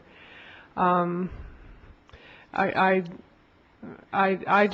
think that because of the complexity of the LAFCO annexation guidelines, et cetera, that I'm sure you wouldn't support or agree, or neither would the homeowners, that the allowed use at this point to build over 300,000 square feet of industrial would be acceptable to anyone. So I'm trying to find a middle ground and see if there's, at least with the GPA process, we have adamantly held a position and haven't, on occasions, when an applicant has gone through it, it's come forward and it's been denied. So there aren't guarantees with the process. But at least with the process, the density issue could be addressed, the homeowners issues could be addressed, and then it either holds up or doesn't as it comes back forward to this body. I struggle with all of the issues we've all talked about and heard on the regional scale of the whole need for housing, and I don't know if there's been any discussion by the property owner to look at the housing to provide it like Amgen does or the university just did with building housing for its employees and offering it at a below market rate and making things attractive to keep the employees they need and or attract the employees they need. And would that be something palatable to the residents, and that it really does become an investment and not impacting the community on a grand scale that you would see with other uses. So I really would like to listen to more input from board members on this one. I think the process allows it to at least go through and meet the test or not meet the test. Okay. I have a question. Okay. The letter from the City of Thousand Oaks interim manager dated July 15th. In her last sentence, as you consider this item, please consider our City Council's unanimous action and grant Rockwell Scientific GPA screening requests. You referred to another letter, or what, Mr. Bennett? Yeah, thank you for asking. I think this is very interesting language here. It says, please consider our council's unanimous action. The unanimous action was to not approve an annexation of this. But to add that in the sentence, and grant Rockwell Scientific GPA screening, that's why I was asking, I want a clarification. Did the council's action say, we don't approve this and we recommend that the city go forward with a GPA screening process? I think if that was the case, we would have gotten a letter from the council itself, from the mayor or somebody else. But what we have is a juxtaposition of two things. One, the city council unanimously rejected the application of Rockwell. And then the interim city manager is saying, also, I hope you'll grant this request. But that's from the city manager, not from the city council. That's my interpretation of it. If I might, because this has been brought up twice, it was stated that the staff report in the Thousand Oaks City Council action discussed sending this back to the county for processing. So I think if we could get a copy of the staff report, it probably was part of the vote of the city council.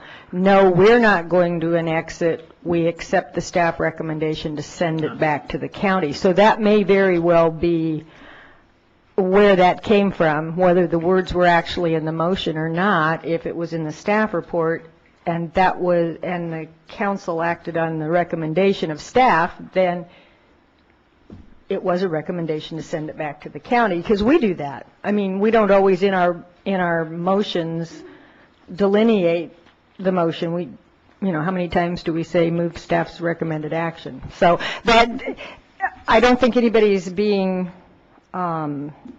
disingenuous about this. It just may be the process that they use. If I could, Supervisor Flynn, since you have the floor, to just respond. If in the discussion, the way ours are laid out, if it was the staff's recommendations, say there were 4 recommendations, deny the application, recommend that the city do this, et cetera, and somebody made the motion, my motion is to move the staff's recommendation, I would agree with you 100%. If on the other hand, they had like 3 recommendations, deny the request, blah, blah, blah, but in the discussion it said, this thing, the applicant can always go to the county if they want to. I'm not sure that I would translate that into saying that the city council recommends that. So we don't have the report in front of us, so we don't know. And that's why I asked Mr. Charney, because I think quite frankly, if it was one of the recommended actions, Mr. Charney would have said that was one of the 3 recommended actions that the city council voted on. I didn't hear him say that, so I interpret it the other way, but it's all a speculation. Right. Actually, the report is in our packet, and it simply was a recommendation. It's Exhibit 3, Figure 5. The recommendation is to, the staff recommends the property not be annexed. And I did watch the city council hearing where a lot of discussion was made. I remember Councilmember Gillette really wanting to work towards purchase of the property with Costco and looking at how we can get this as protected open space. But they were not in support of development by any means of the project, and didn't have a statement one way or the other, as you'll see in the staff report too, as to whether it should go through the, whether it should be approved for screening. And I think it was astute of Supervisor Bennett to see that the city manager was recommending something that the council did not vote on. I imagine she'll hear about it. Okay. I'd like to make some comments because I think we're getting down to the wire, and we're certainly getting down to the wire time-wise. I have real mixed feelings about this one. Actually, I would like to see it developed industrially, because that would mean that Rockwell Scientific was just doing so great they had to keep adding buildings and employees and all of that. But that's such a frightening scenario, I would think, to the existing community. And I really believe that the guidelines are merely that, they're guidelines. And one of the things that we talk about a lot is stopping urban sprawl, infill projects, addressing land that could have its own designation changed to residential in order to accommodate some of the housing needs. And my concern with denying this would be, it would have to go away for however long our rules say, which doesn't help anybody. It doesn't help the homeowners, it doesn't help Rockwell, it doesn't help the county. And it appears to me that the purpose of the screening is to assess whether or not the project potentially is viable enough to continue on. Not all of the details, not a full plan. And to me, I think that the applicant has clearly heard how the supervisor of the district feels as far as a less dense project might be more acceptable. Certainly, the concerns about placing homes too close to a steep slope so that they're visible. There's setback requirements in all of the cities. SME has, setbacks so that, yes, you can build up there because it's flat. It's really not on the hillside, but in order to protect the view shed and make it look less dense, there's a setback, et cetera. We can't answer any of those questions at this stage, and I think it would be unfair at this stage to ask the applicant to accept a change in designation from what they've applied for, especially when what they've applied for is consistent with the existing community. But having said that, I also believe that the applicant has listened very closely to all of the concerns of the board members.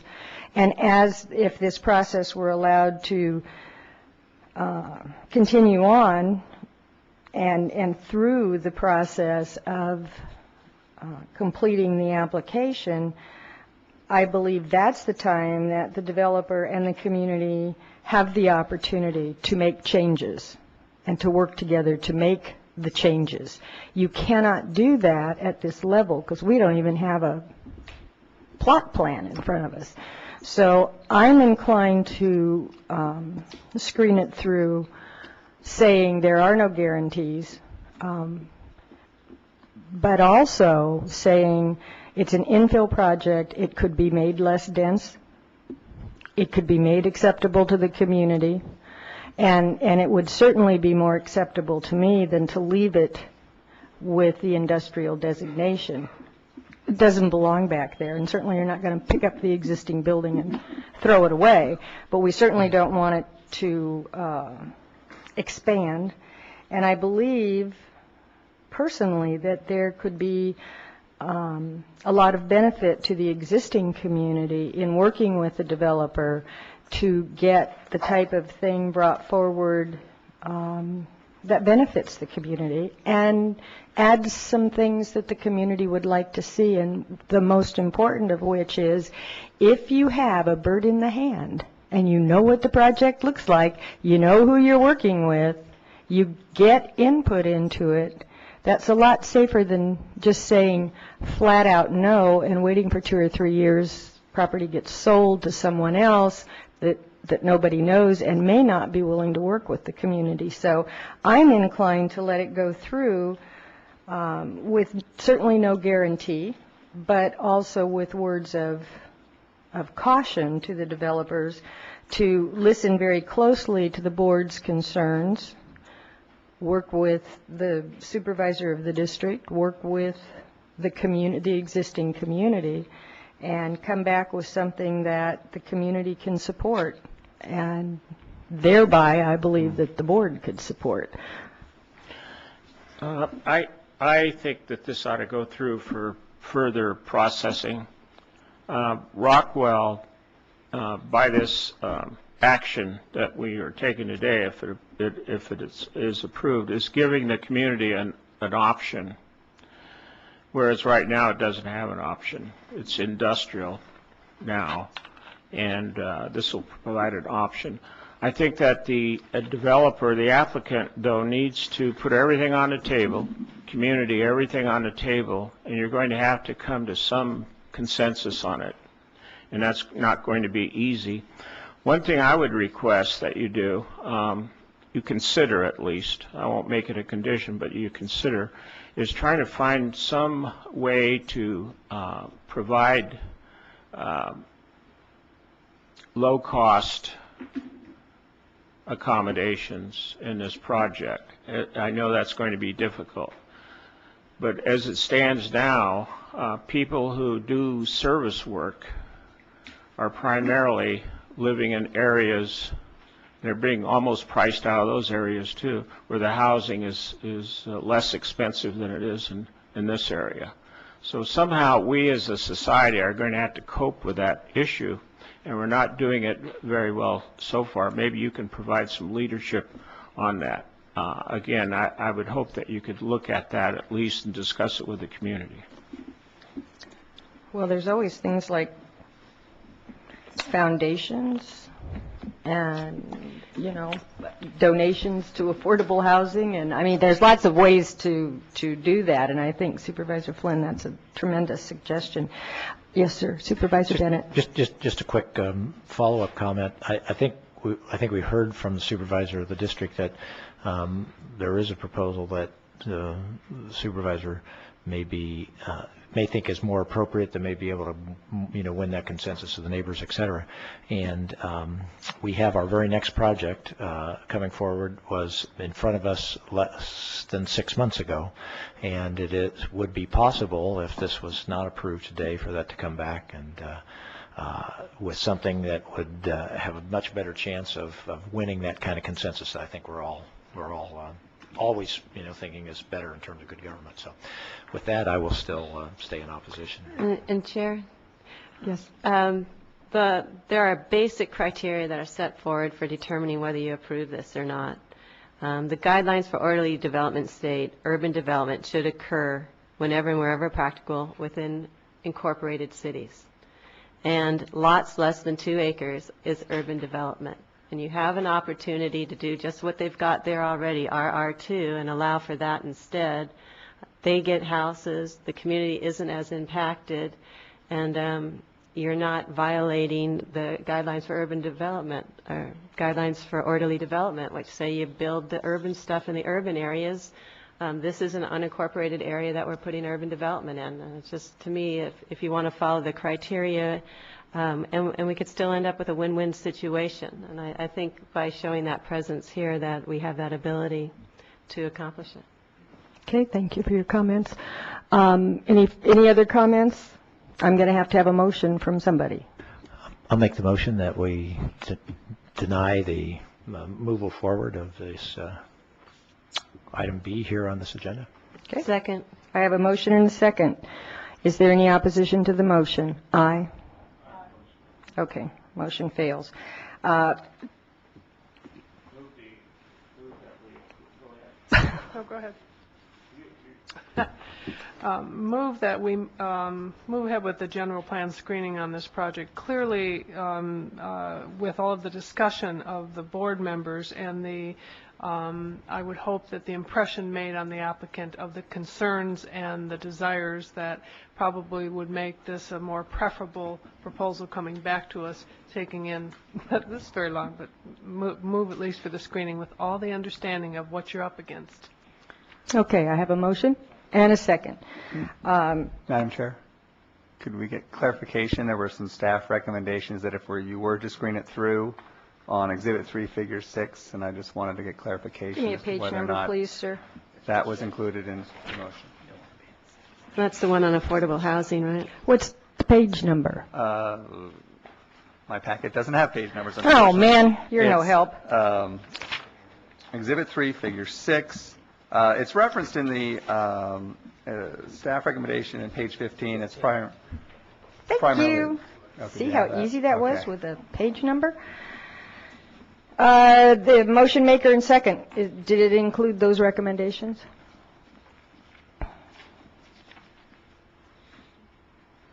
Yes.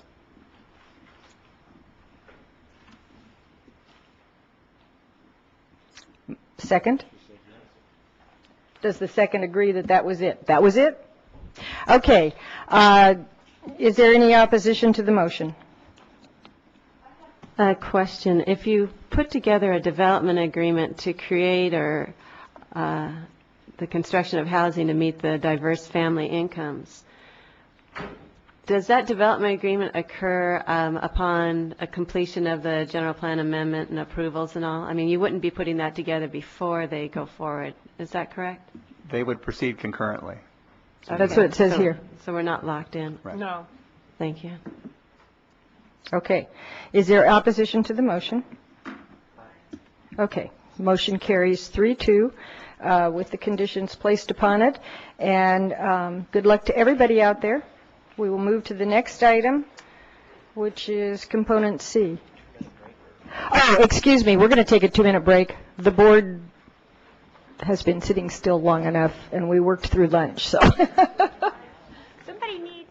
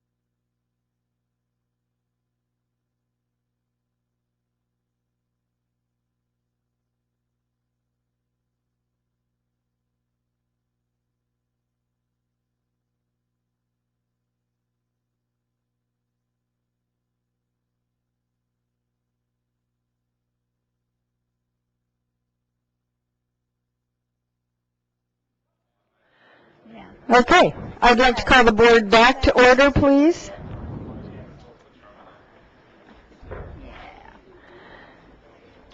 Okay.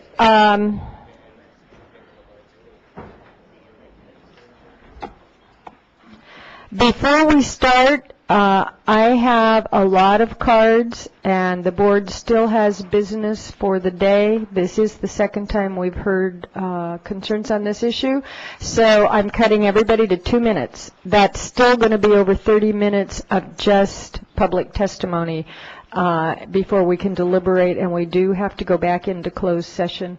So with that, although the applicant still has the 10 and the 2. But we will have to go to 2 minutes in order to get everybody in. Thank you. You may proceed. Chair Michaels, the next request is GPA 0303 SCR. The applicant is Mr. Dennis Nickerson, represented by Mr. Paul Sheehan, and the request begins on page 15. This applicant is well known to you. You heard a request involving 8 single-family residences in March 2002. In February of 2003, you heard a request involving 16 to 20 apartment units in 2 buildings with a moderate income affordability component. The applicant is now proposing a land use designation change to develop 10 to 16 dwelling units within 2 apartment buildings on the 2 vacant lots in the Hollywood by the Sea tract in the Silver Strand Beach area. Applicant also proposes that 25%, or approximately 2 to 4 units, will be available to low-income households for a period of 10 years. The GPA screening sites are approximately 10,225 and 9,823 square feet, and they're located on the corner of Roosevelt Boulevard and Cahuenga, north of Cahuenga and south of Cahuenga. The property is located in the harbor area existing community of the coastal area plan, and it's in the City of Oxnard sphere of influence. The current land use designation is coastal commercial. The change request is for residential high, that is 6.1 to 36 units per acre. As with all the cases today, we started with Exhibit 1, the General Plan Amendment Screening Guidelines. The analysis for this case begins on page 17 of your board letter. Staff found no items offensive to or inconsistent with the guidelines. With respect to criterion 1A1, the 24-month rule, staff found that the reduction in the number of units proposed, combined with the offer of 25% of the units available to low-income households as defined by the state, distinguished this application significantly from the February application, thus avoiding criterion 1A1. One comment letter from a neighborhood resident was received. It opposed apartments in the area.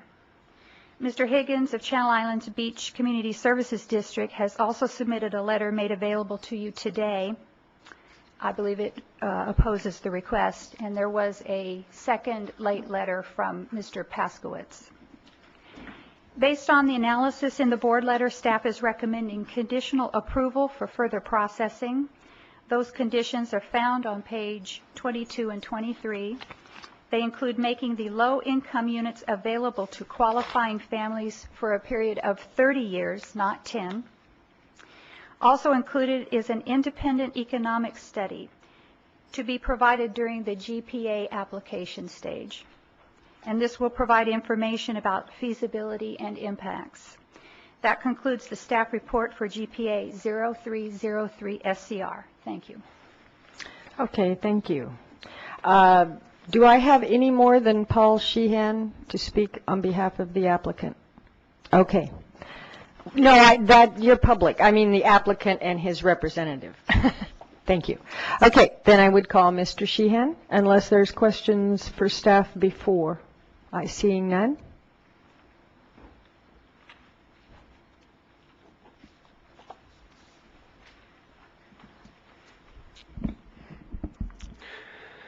Good afternoon, Madam Chair and members of the board.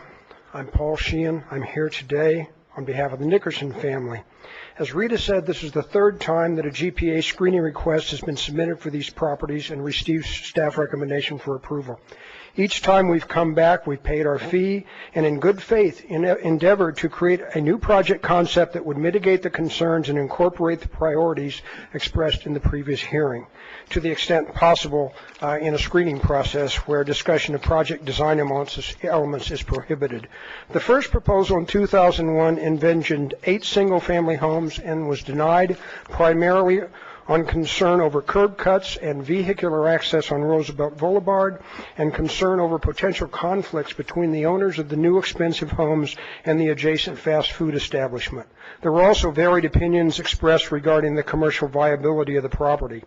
Taking these comments to heart, we came back in 2002 with a new proposal for 16 to 20 apartment units, believing that residents of these units would be much less likely to have conflicts with the restaurant next door. We proposed no curb cuts on Roosevelt, preserving the existing street parking, and promised to provide vehicular access via the rear of the property. We also offered to designate 25% of the units as affordable to moderate income households. This proposal was denied with specific comments from Mr. Flynn and Mr. Bennett regarding their preference that affordable units be low income instead of moderate. Additionally, Mr. Bennett was not fully convinced regarding the commercial non-viability of the property. And while some beach residents and business owners came out in favor of that proposal, others expressed concern over the density and, of course, parking, which is always a problem at the beach. So here we are in 2003 with a new proposal which has once again been developed in direct response to the input we received. We've addressed the concerns regarding density and parking by reducing the number of proposed units. Research indicates that each of the 2 sites can accommodate at least 5 townhomes with a 2-car garage. On the other end of the spectrum, the residential zoning would allow up to 8 units per lot based on a maximum allowable density of 36 units to the acre, which is applicable through the community. Our new proposal has a potential density of 22 to 35 units per acre, very compatible with the existing neighborhood.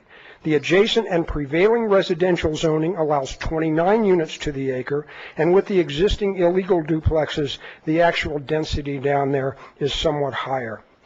We can't determine the exact number of units until we can prepare a preliminary land plan and determine the unit type and mix based on market data and zoning requirements. And most critically, we must factor in the effects of the on-site parking requirements, which generally is the determining factor. We've also addressed Mr. Bennett's concern regarding commercial viability by agreeing to provide an independent economic study which would be performed after the approval of the screening request and submitted as a part of our formal general plan amendment application. Finally, and we think this is most important, in direct response to Mr. Flynn and Mr. Bennett, we are now offering to reserve 25% of the units for low-income households as defined in the state of California law and based on HUD requirements, and we've agreed to retain that low-income designation for 30 years. As before, we still have no curb cuts on Roosevelt Boulevard. We will protect the existing parking and bus stop, and we still intend to provide access exclusively from the rear. In my remaining time, I'd like to show you some exhibits and discuss in detail a few of the pertinent issues. For the last 2 decades, there's been little market demand for new commercial development in Hollywood by the Sea or Silver Strand. And with the area essentially built out, there's no reason to think that will change. The coastal area plan states, and it's up on the board, that essentially the existing neighborhood commercial uses at Hollywood Beach, Silver Strand, Hollywood by the Sea, and the Channel Islands Harbor are sufficient to serve the area and any visitors entering the area. Consistent with this determination, about 10 years ago, the board and the Coastal Commission unanimously approved a similar GPA and zone change from commercial to residential for 2 lots at the corner of Roosevelt Boulevard and San Nicolas, right here. Throughout that process, it was again determined there was no need to preserve the commercial designated land in the beach area. I recently did a door count vacancy survey of the existing commercial developments in the Channel Islands Beach area, and while there is a more extensive listing on the board, you can see that at Fisherman's Wharf, 30% of the spaces are vacant, 30% of the spaces vacant at the Olivier Plaza, 52% vacant at Victoria and Hemlock, and on and on. Additionally, there are 3 vacant offices directly across from our site on Roosevelt Boulevard, and the adjacent La Fada building, originally designed as a mixed-use commercial residential, has been unable to keep its commercial tenants. My clients' lots have been vacant since their original subdivision decades ago. The demand is just not there. And contrary to claims you may hear, I'm not calling the Channel Islands Harbor an economic wasteland. What I'm saying is that with a long proven minimal demand, clearly evidenced by ongoing vacancies, it's impossible for an intelligent investor to justify the expense of a new development in an area that cannot keep its existing spaces leased. It's just common business sense. As far as parking goes, we all know that parking is and always has been a problem at the beach. Between the older homes and apartments that do not meet today's standards, the residents who use or rent out their garages for storage, the scattered illegal duplexes that everyone knows are there, and the sometimes insensitive actions of those who would park inappropriately, like in front of someone else's garage, it's very frustrating. I know. I lived there for 16 years. But the reality is that parking is a much greater problem as you move within the community along the narrow residential side streets than it is at our sites, which front onto Roosevelt Boulevard, an 80-foot right-of-way with street parking on both sides.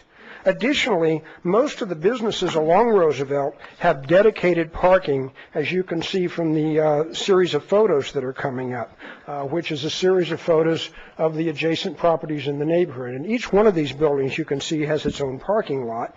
There's also a public parking lot, often nearly vacant, with 65 spaces located at the corner of Roosevelt and San Nicolas, literally one short block from our property. Is it fair to obstruct the productive and thoughtful development of my client's property because the prior development of other properties in more confined locations have created this typical beach community problem? My client is willing to meet all current county parking requirements and will also look into ways which we might exceed those requirements in the developing of our project concept. We would not be trying to go down this long and difficult path if there were a viable alternative. I can assure you it would be much easier to design a new commercial building and lease it up if there were any reason to believe that that approach would be economically viable. Unfortunately, there is no credible evidence to support that belief. Additionally, there is no privately initiated commercial use that is allowed in the current CC zone that would not require discretionary approval at a public hearing. And we're quite sure that, economics aside, if we came back to you with a proposal for a commercial development on these sites, there would be an equal number of opponents objecting to that proposal, especially since the current zoning allows development of up to 3 stories and 35 feet height. Our proposal would be for 2 stories. This required screening process just happens to be a very convenient venue for those who oppose development on this site to try and stop us before we can begin. We understand it's very difficult for Mr. Flynn, a strong advocate for housing opportunities, to support this request while faced with a room full of constituents, many of whom would prefer that the board stop us before we can even start. But there are larger issues here, and this is not the venue to stop a workforce and low-income housing proposal which has not even been allowed to be conceptualized in any detail. If you let us proceed, either we will be able to design a project that is a benefit to the community and is ultimately found to be approvable by the Planning Commission, the Board of Supervisors, and the Coastal Commission, or we will not. And if we fail, the burden of failure falls solely on the applicant. According to the County of Ventura housing element, land costs are so high that without government subsidies, development of new low-income housing is not even considered a viable option in the coastal zone. Nonetheless, my client is committed to providing this as part of his project design. He's offering to create and pay for low-income housing The very low-income housing that the housing element suggests is impossible. You need to sum up. I'm sorry? You've got 10 seconds. Oops. Okay. Oh, I'm sorry. Ladies and gentlemen, it really boils down to this. Do you or do you not want to support the opportunity to create well-designed, quality workforce and low-income housing? If not here, an infill location in a nearly built-out community, then where? If not now, then when? If not by us, then by whom? We're not asking for project approval today, only for your permission to develop a well-thought-out and detailed project concept and file a formal GPA application. We understand that as clearly stated in the screening guidelines, authorization to proceed does not imply ultimate approval of the amendment. On behalf of my client, I respectfully ask that you accept the staff recommendation for approval of this request. We're here for the third time and have responded in good faith to your previous concerns. And if you don't stop now, you're going to make me angry. You are well over your time. I didn't realize that. I kept trying to get your attention. You wouldn't pay attention. I'm sorry. I'm done. Thank you very much. And I'm happy to answer any questions. Are there any questions for the applicant while he's still here? Okay. Thank you. I was trying not to be rude, but I think I was. Anyway, first comment card, Nancy Lindholm Witherspoon.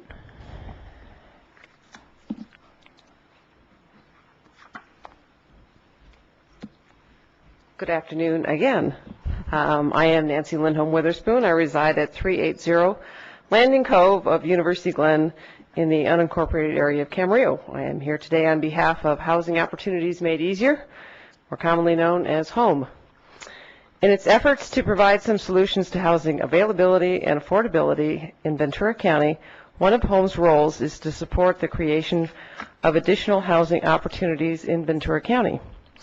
Although the Nickerson Potential Project has not been formally reviewed by HOME, we encourage the Board of Supervisors to approve the general plan amendment screening and allow the applicant to progress through the process of planning for additional housing opportunities, many of which will be classified as low income. HOME encourages a receptive environment for additional housing possibilities while respecting city's boundaries restrictions. The Nickerson Potential Project is in an infill area where additional residential units would complement existing development. On behalf of HOME, I request that the board support the request for the GPA screening approval. And thank you. Thank you. Bill Higgins.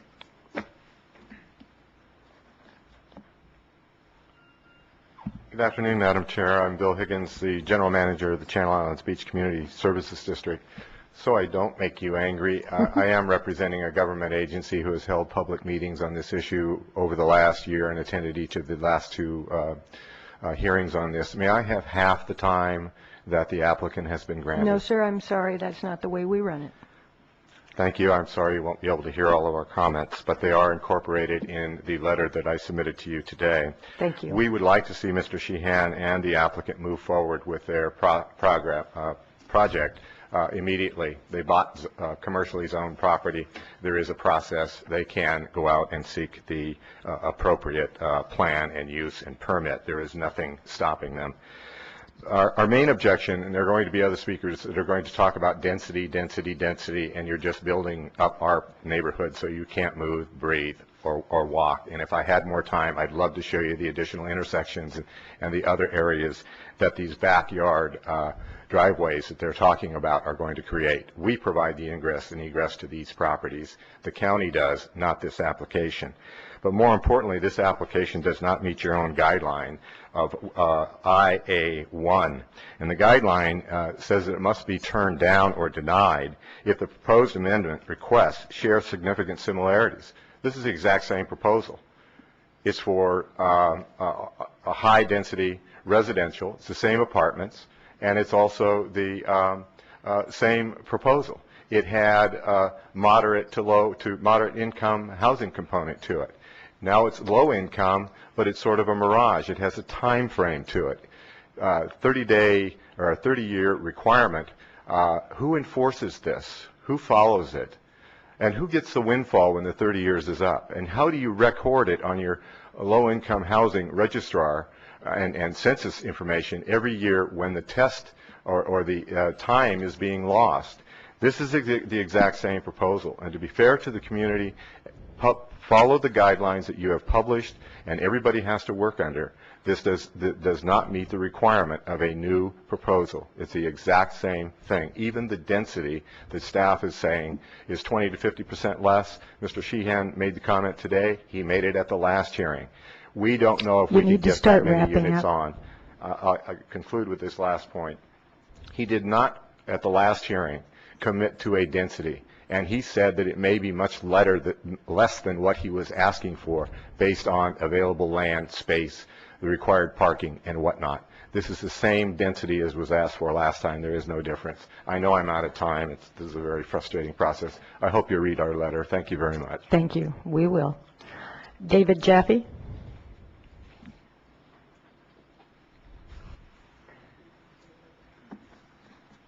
Good afternoon, Madam Chairperson, supervisors. I'm a relative and friend of, and been coming up to last 20 years to the Channel Islands area, working and living with family. And I just want to express the fact that Mr. Sheehan this afternoon has told you, and we've heard, that this is low income. And only 25% of the proposed project is low income. That does not qualify it as a low income project. Also, this has not been a change that is consistent with the existing community. This is for apartment buildings and for high density construction in an already highly dense area that's probably the most dense area of all of the Channel Islands. This development is not consistent with the existing area, and this is apparently, and as expressed by Mr. Higgins, not a change in any respect from the project that was previously proposed. And contrary to as in contrast with the last proposal, Proposal 2 this afternoon, the petitioners of this project have not worked with the community, to my knowledge, other than the notification of what their proposed project is going to be. In contrast to that, to the best of my knowledge, it was proposed to the petitioners that they could exchange this property for another property in Hollywood Beach. They refused that. It was proposed to them at no charge to them that they could clean up that property by the homeowners, and they also rejected that. Furthermore, they also, to the best of my knowledge, even spited the community by placing heavy equipment on that area, to which they had received a fine. They are not working in concert with the community. This is not a project that is consistent with the existing community, and this is not a project that should be approved or meets the standards with this already high density area. Thank you very much. Thank you. Walter Graves.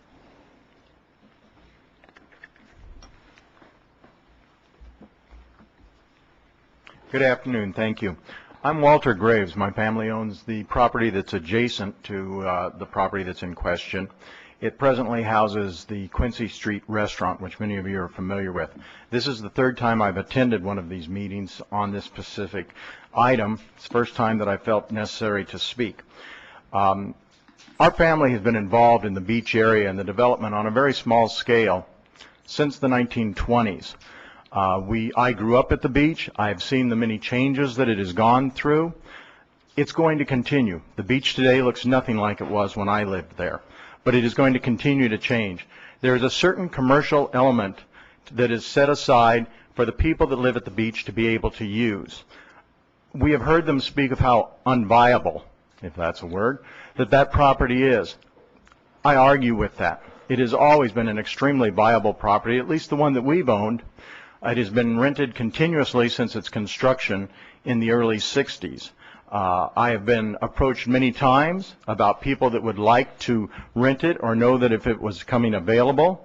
I think that the proper commercial use of that property is out there. All they have to do is look for it. It's necessary to keep a certain amount of commercial property at that beach for the people that live at the beach, for the people that come to visit the beach, and for the future of the beach. It's an isthmus. It is bordered by the Pacific Ocean, by the harbors on each side, and the Navy base. There is no other commercial property available to the people there, and it's very necessary for us to protect it. Thank you. Thank you. Could I ask just what is your commercial property? The Quincy Street Restaurant adjacent. Okay, thank you. Ellen Spiegel?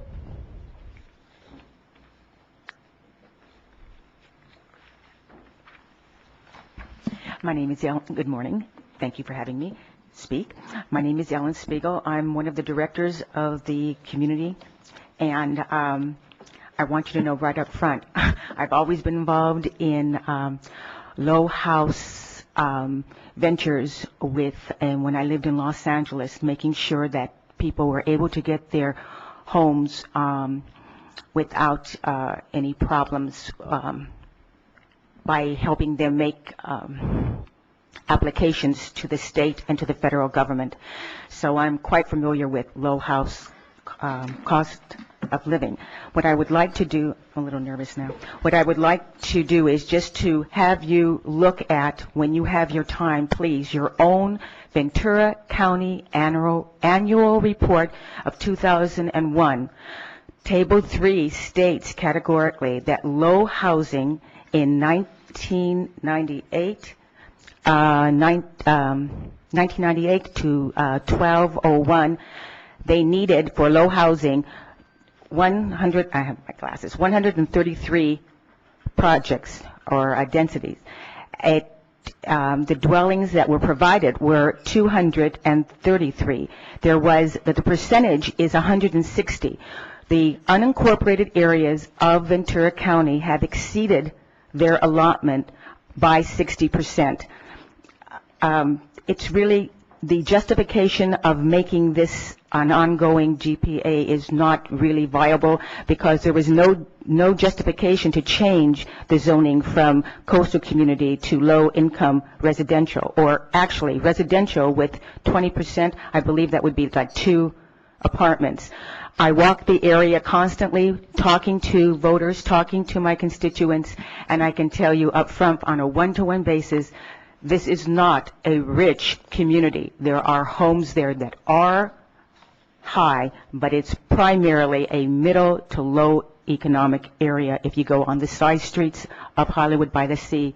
And I would suggest that any of you who have not been there really need to go to see it to know what the density is and what the population is. Thank you very much. Thank you. Vicki Finan?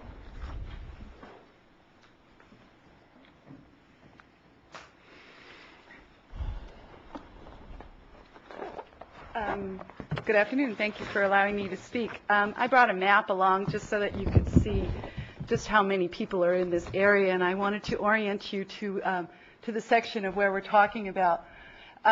This is commonly known as Silver Strand Beach. Here are the areas that are proposed for development, and as you can see, they're at the corner of Victoria and San Nicolas. This is where Kitty Beach is.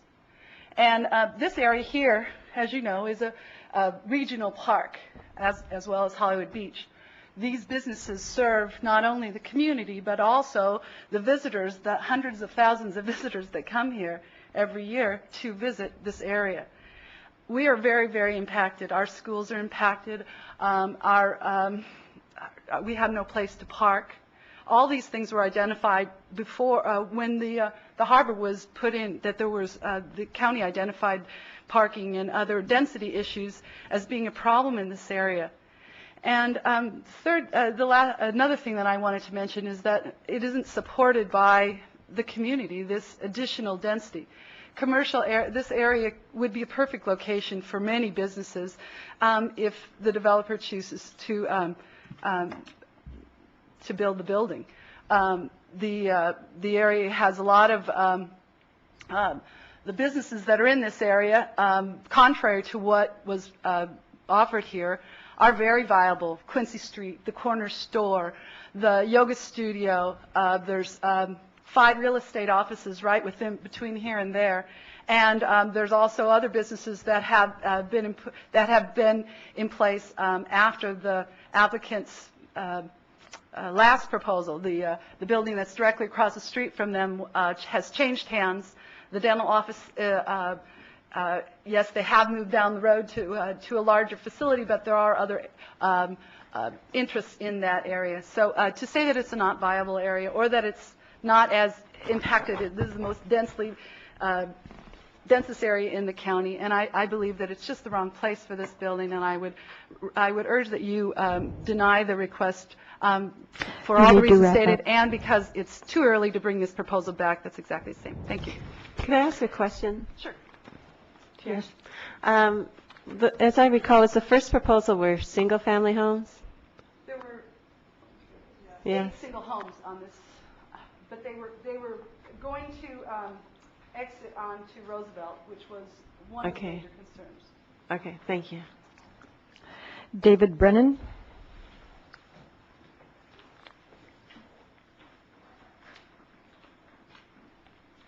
Good afternoon. I'm a resident of the area, Silver Strand, and recently moved to the area from being away for a year. And one of the things that I want to assure you is the biggest problem that we have is finding housing. We live down on Silver Strand on Ocean Drive. However, it was so difficult to find housing that it almost made it impossible for us to relocate back here. We came across a couple of issues when we first moved into the area, and certainly parking was one of the issues.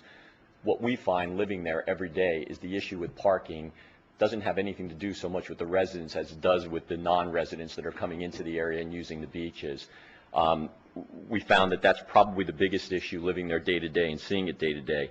Secondly, one of the things that was mentioned was talking about businesses moving a business into the area. Well, I also concur with Mr. Sheehan here, who stated that there are so many vacancies. I was shocked, having gone to a number of the stores and areas there where stores are located with my family, and finding so many different vacancies. And if there was to be a commercial building, I couldn't understand that based on the fact that there are so many empty properties. The biggest thing that the community needs is to be a community and a family community, and that's to bring in housing, quality housing, where people can afford to live there, and to keep the businesses out. There's enough room if someone wants to open a business or start a business to rent out a property that's already available. I'd like to see it stay as a family community, and it's one of the few that's left here, beach areas, where it truly is more family oriented. So I encourage you to please vote for this and hopefully keep it a family residential community. Thank you very much for your time. Okay, thank you. Brandy, is it Jama or, okay, I wasn't quite sure.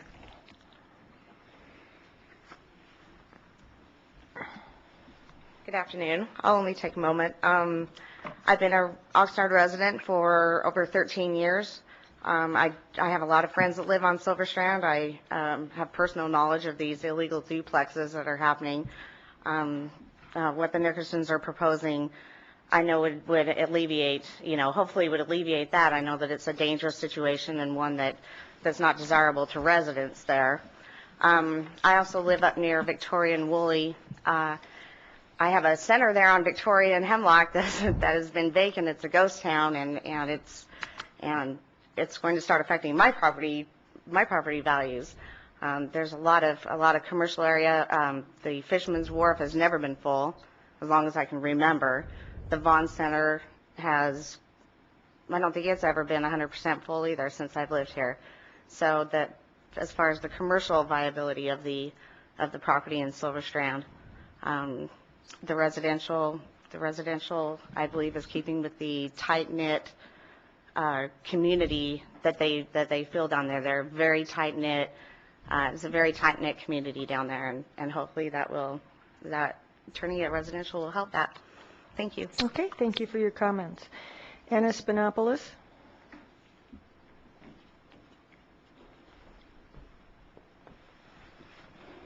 Good afternoon. Anna Spinopoulos. I'm a director with the Channel Islands and Beach Community Services District. I'd like to talk about the California Coastal Act's recreational section 30222, which states use of private land suitable for visitor serving commercial recreational facilities designated to enhance public opportunities for coastal recreation shall be given priority over private residential. And I would like to just comment on that because I'm an employee from one of the newest commercial developments on Roosevelt, which is just a couple of buildings over for the proposed development sites.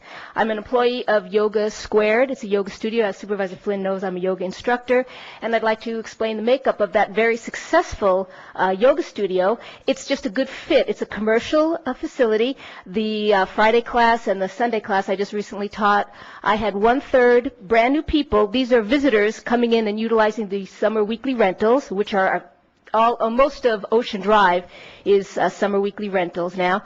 We have about 30% of residents who walk and bike ride to the area, and 30% of my people drive in from, say, Oxnard and other just outside of the local community people. So this is a very successful business that's 60% non-immediate community residential people, and it's a very successful business, and it just opened last May of 2002. So I hope you will preserve those last 2 commercial sites for a nice commercial fit for the community. Of our public meetings, there's been unanimous disapproval for turning those sites into future residences because of the density concerns. This is the most dense area in the community. And, of course, density brings the parking problems, noise, crime. That's still a hangout area for skateboarders. And the school density, my son, in his science class at the Eel Green Junior High, had 36 students. There's only 32. You need to wrap up your comments, There were please. only 32 science stations in the class, so 4 children had to just watch. So density is a problem for us. So please consider that and deny this. Thank you. Thank you. Jose Perez. Good afternoon. My name's Jose Perez, and I own Pepe's Mexican Food, which is right in the corner of Roosevelt and Rossmore, which is right next to one of the empty lots that he owns, Mr. Nicholson. And I've been there for going on 20 years, and I think if it gets rezoned to apartment units or housing, it's going to definitely affect me with the complaints with people that are going to be moving in there, because it's just I only have a small 1-story building. And I wish I could get bigger, but I can't because I need more parking, and it's just not going to work out for me, I don't think, if it does get approved. And I think if he bought it as being zoned for commercial, he should make it commercial, because it will definitely affect me, and I don't think it's right for him to try and make it into residential or apartment units. And there is a lot of problem there with parking. Myself, I think if they do put that many apartment units, there is going to be a lot of people without parking spaces there. As it is now, without the apartments, there's no parking there. The whole street around there is full of parking all the time. And that's all I want to say. Thank you. Okay, thank you for your comments. Marcia Marcus.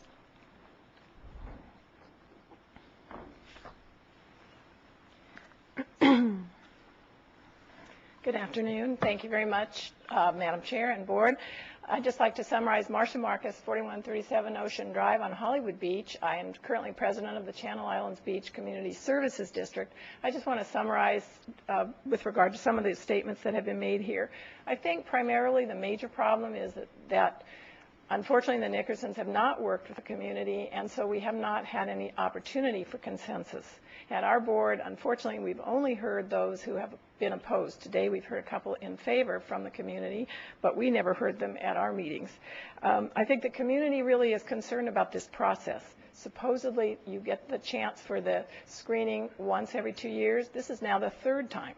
And the 2nd and 3rd requests are somewhat the same. When it comes to low-cost housing, we're talking about a maximum of 4 apartments. If 16 units were built, I think that math is correct. I've never been very good at it, but I hope that's right. Density obviously is a major concern because the area is very dense. So we would like to keep it not increase density. And again, the commercial aspect of it, we do need opportunities for people in the area to do various commercial activities, and this would preclude that. I think if they go through the regular process, that's fair and square. They should work with the community, and that's what we would propose. Thank you very much for listening to us. Okay, thank you for your comments. Karen Paskowitz?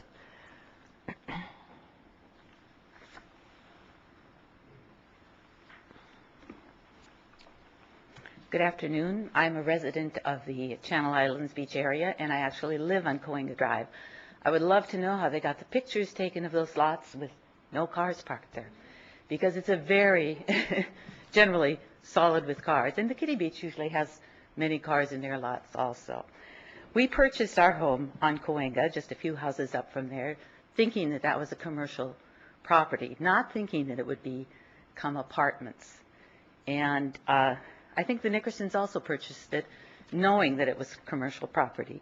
3 times they've come and they've tried to change it. The last time they were turned down, they started using it as a storage lot for containers and heavy equipment. Children in the neighborhood were climbing on that and playing, which was not a safe situation. This time they're bringing it to you with the idea of low-income housing, making that sound more appealing to you. And that is a nice idea. But for us who live there, it's not the income that's important. It's the number of people they're thinking of bringing in. It's already, as you know, an impacted area. If you looked at those pictures and thought of that lot next to where you live and thought of, 8 apartments on each one that they want to do? Originally they came with 4 houses on each one, and that was too many. If you think of that in your neighborhood and think of having that number of people come right next door to you, and you're not already living, side by side, which we do at the beach, I think you would find that uncomfortable too. The children at the beach play in the streets, and the parking and the streets become a big issue. I think it's something that really needs to be thought about and dealt with. Thank you. Thank you. Don Dyer? Good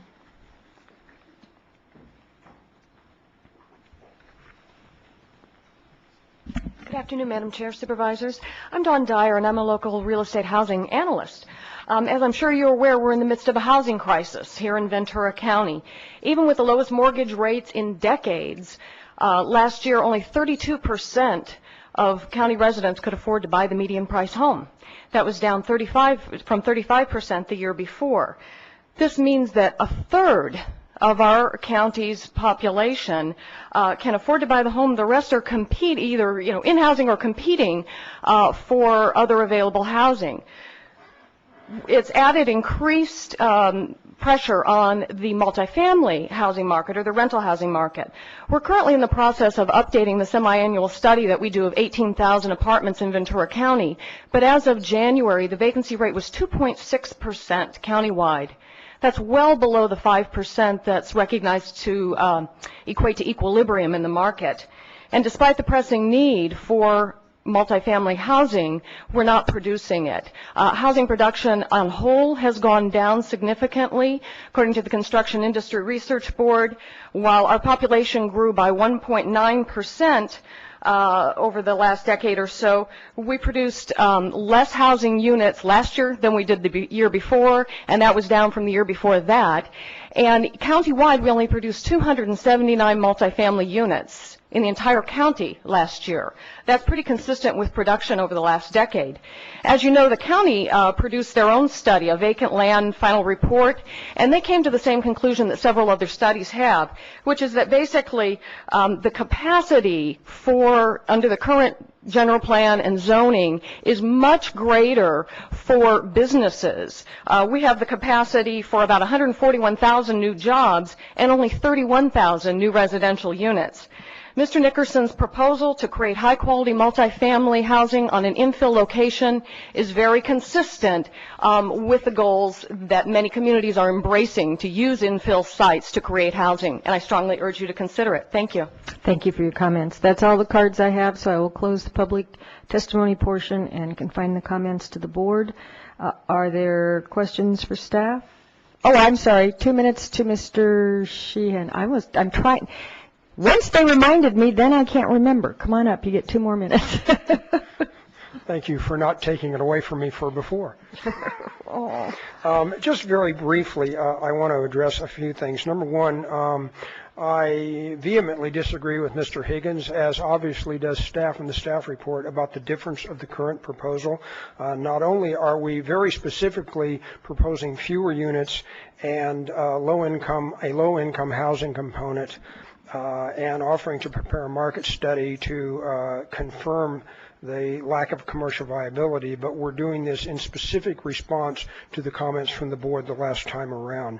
Number two, about the comment from the gentleman who owns the restaurant building across the street, I don't think it is really a fair comparison to compare the capital investment and the income required to justify that for a building that is 40 or 50 years old and a lot that possibly was owned for years before that. And that's the case on most of the buildings down there. They are decades old. You can hardly compare that to what you would need in terms of a quantifiable and regular return to justify building a new building. As far as the low-income requirements go, we specifically were asked for low-income housing. Every jurisdiction in this county tells us that they need more low-income housing, so it must not be that easy to do. And we don't control how it's defined. I don't believe the county does either. I think this is defined by state law. The citizen who got up with the map showing how dense the area is, clearly it's a dense area. But in our opinion, this justifies our position that this is appropriate for infill housing at a comparable density. Where else are you going to put it? The comment about coastal priority, clear, I think I had an exhibit on the board that the Coastal Act has already determined that there is enough commercial need or commercial opportunities down there to meet the need, and any priority that can be inferred from the Coastal Act, if you read the wording, is a Wrap it up. Okay. Okay. Thanks. Are there any questions for the applicant before he is seated at my request? Okay, seeing none. Thank you, sir. I'll make a couple of comments. Okay, it's yours. So are there any questions? I didn't see anybody leaping to the microphone, so. Okay, I'd like, Madam Chair and board members, for this to go through as conditioned by staff recommendation. Let me just tell you a story. I've been knocking on doors, campaigning. I've knocked on about 2,000 doors. And the overall issue is affordability in housing. Let me give you one example. And I could, if any of you want to go with me to visit with this person, I'll take you. I knocked on the door the other day in a low-cost apartment dwelling in Oxnard. An electrician came to the door, and we started talking. Finally, I went inside and listened to him. The electrician is a union electrician. He makes good money per hour. We all know that. He's a union electrician. He belongs to the union. He doesn't necessarily work all year long, but the only thing he can afford is low-cost housing. He's paying, I think he's told me, $900 a month for where he's living. And so we got a situation here, I think, of people who at one time were middle class, I'm just talking about economic levels, not education or anything else, are now lower economic people. It's all shifted downward, and it's a problem that we face. I would like you to work with the community, work especially with those people who live around there, and with the community service district, and see if you can't come to some agreement about this. On the low income part, and I'm happy you're not using the word affordable, it doesn't make any sense. But low income could make some sense. It depends on how much you're going to, what you determine low income to be, and that should be debated, and maybe look at some indices that Department of Labor has. And then the amount of money for rent per month. If you get too much higher than $900, you're excluding a whole bunch of people. So, with those comments, I would like to see you go ahead and work with the community, see if you can work this out. Okay. Other comments from other board members? That's Okay, I have a motion. I'll second it. Any further discussion? I have to say one thing, that after all these years on the Planning Commission and on City Council and now on this board, it's the first time I have ever heard people prefer commercial over residential. I mean, yet generally the argument goes the other way. And so I understand the concerns of the community, but I do believe that this ought to go forward. There's no guarantees, and I do believe that you need to work with the community and see, as the supervisor of the district said, see if you can come to some sort of consensus. The density is consistent, and that's what we usually require. We don't allow high density in low density zoned areas. So I'm comfortable with this moving forward, and I hope you've listened to everything that was said. And with that, is there any opposition? Oh, you have a comment? I do, and that's just, I had the same concern I had last time, which is the compatibility issue. And particularly when you get the gentleman with the restaurant right next door saying you put houses there, you know, what's that going to do? And I've had experiences as council member and mayor in the city of Thousand Oaks of just getting complaints from neighbors because they are now living next to a commercial use that has loading and all these kind of things. And it's just it's a burden to both parties. So I just think of this as incompatible zoning, and for that can't support it. Turned myself off here. I have a motion and a second. Is there any other opposition to the motion? I'm going to support the motion. I think that it needs to move through the process, and it'll be challenging. It'll be challenging for you. There's no, it's not a slam dunk by any means. I think that the challenges we face, and I said this before, we're going to have to look at creative solutions and look at mixed use and look at the densities related to providing housing, both the diversity, the affordability, and the mix in order to meet the demand in the county. And I think it's an appropriate infill site to move ahead and look at it. Supervisor Bennett? Comments that I made last time,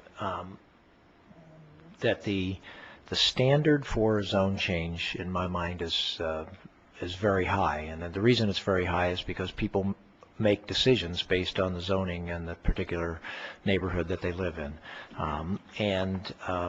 I applaud the applicant for including low-income housing. If I was going to vote in approval, in my mind it would have to include low-income housing, and so I applaud the applicant for having that. But at this point in time, that standard has still not been met in my mind, which I think is substantial in terms of changing the zoning requirement, changing the zone, because people have made decisions based on that. And so I won't be in support of the motion. Okay, so the motion carries 3-2 to move forward with the application. And I'm assuming that the motion reflected the staff report. Okay. Wanted to make sure that I got it right this time. I keep getting picked on for not being... So it had the 30-year thing requirement? Yes. Okay, and now we have one more. Yes, we have one more screening. There were 4. This is number 4. I have only 3 cards, so this should be reasonable. Okay, we're ready. Chair Michaels, the next request is GPA 0304 SCR. The applicant is Skylark Investments, represented by Mr. Ed Jones. This request begins on page 23 of the board letter. The applicant would like to create 4 lots where there is now 1 lot. 3 of the lots are proposed for single-family homes on acre approximate lots. The 4th lot will contain Neptune's Net Restaurant and an undeveloped area. The existing parcel is approximately 6.46 acres. It's on the north side of Pacific Coast Highway, immediately east of Yerba Buena Road. The location is in the Sol Romar existing community of the Coastal Area Plan, and it is not in a city sphere of influence.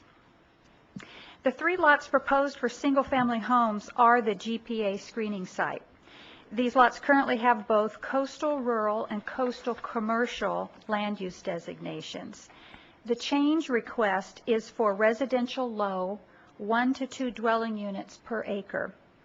The analysis for this case begins on page 25 of your board letter. We began with the GPA screening guidelines. Staff found no items offensive to or inconsistent with the guidelines.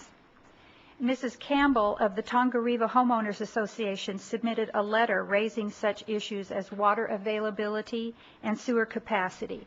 These are important issues, but they are part of the CEQA and track map review process and are fully analyzed as part of post-screening processing. On page 27, I noted that comment letters were solicited from Tongareva Homeowners Association and the Coastal Commission. In addition, requests for comments were sent to Ability First Camps, the Wilshire Boulevard Temple Camps, and the operators of the Neptune's Net restaurant. Only one letter was received from Mrs. Campbell of Tongareva Homeowners Association. Based on the analysis in the board letter, staff is recommending conditional approval for further processing. These conditions are found on page 28. They include a survey or proof that the 4th lot containing Neptune's Net will meet the minimum lot size so that an illegal lot is not created. Also included is an independent economic study to be provided during the GPA stage to provide information about feasibility and infeasibility for commercial development. That concludes the staff report for GPA 0304 SCR. Thank you. Okay, thank you. Questions for staff? Do you know if in the process, if the County of Ventura, if RMA will require a Phase 2 archaeological analysis? I know that that had been required previously and there had been grading done in violation and all. Mm-hmm. I think it's highly likely. That is one of the CEQA screening items, and it is typically an item that is required. And so that we don't need to have that conditioned, for example, it will come anyway. Okay, thank you. Okay, thank you. Any other questions? Okay, Mr. Ed Jones for the applicant.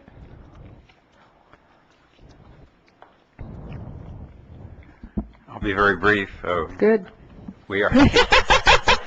People have been saying that to me all my life. I must say this is nostalgic only, not too inviting. We have proceeded, of course, it's been a pleasure to work with Rita Graham. She's much prettier than Joe Eisenhut, you probably realize. And she has done an excellent job. We're in complete agreement. And we simply are requesting that we be allowed to enter the GPA process. What we're basically doing is taking a 6.5 acre parcel, 1 acre of which is the Neptune's Net restaurant that you're familiar with. The balance of 5 acres would be converted to 3 large single family lots. So that's it. Okay, thank you. Any questions for Mr. Jones? Okay. Cindy Valencia.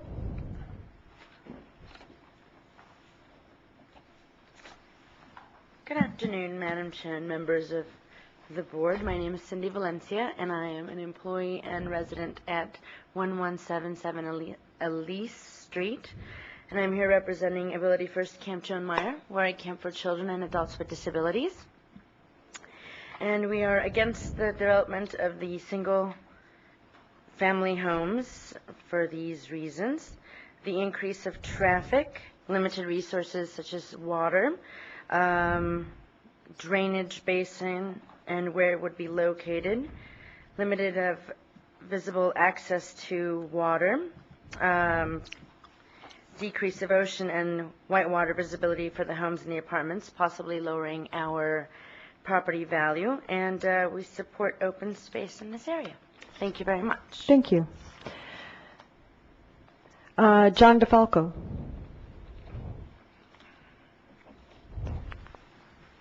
Madam Chairman and honorable board members, John DeFalco with Skylark. I'd like to, there's some misgivings. The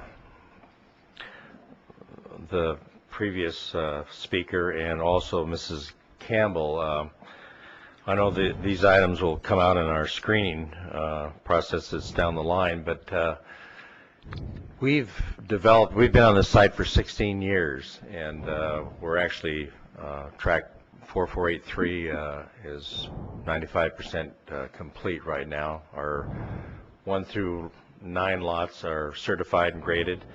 The water is the biggest issue in this area. The Yorba Linda Water District, it has, since we've developed our property, has put in another well. One of the reasons we're changing the zoning from commercial to residential is that the water district cannot provide 1,500 gallons per minute at our hydrants in the commercial area. So we've elected to change this parcel from commercial to rural residential. That would be giving us 3 extra 1-acre lots, and there is no whitewater views that are wrecked or obscured. There's no drainage problem on this site. There's no Indian burial grounds because we've hired Greenwood and Associates some 10-15 years ago. The site itself has been rough graded only to the point that the slope has been manufactured above Neptune's net at its ultimate height, which is 28 feet.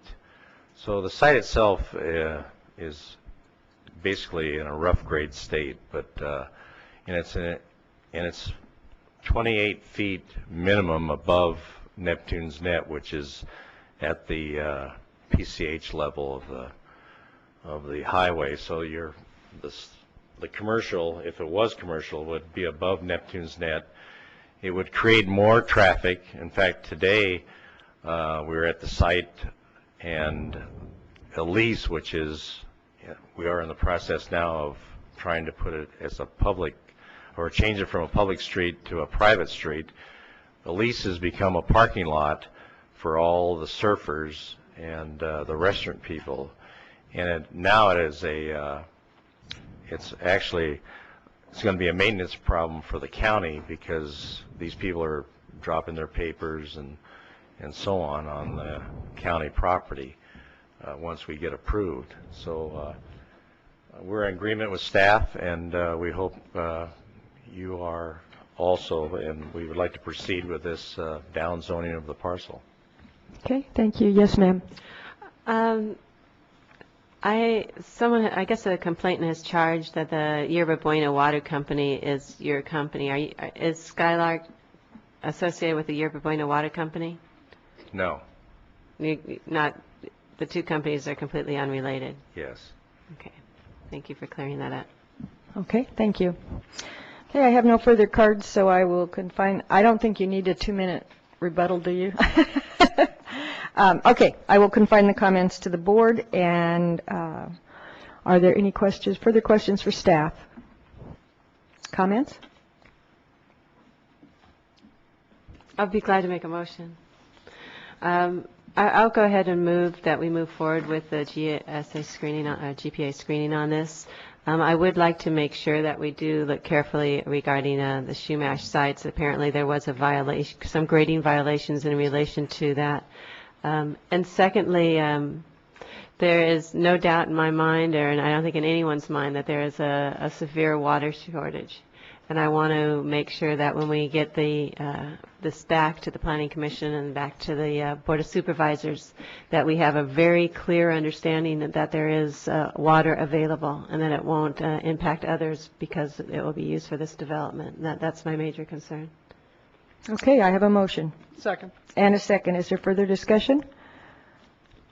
Just very quickly, I will support the motion. This property owner's owned this property for 15 years. Would offer that's a much longer period of time to test the commercial viability of this property than the applicant we had previously in terms of a much shorter period of time that they've tested it. So. Okay, any opposition? Seeing none, the motion carries. Thank you all. That's the end of the business for the day. The board will go back into closed session, and we will adjourn from closed session. There will be no announcement. See you same time, same station next week.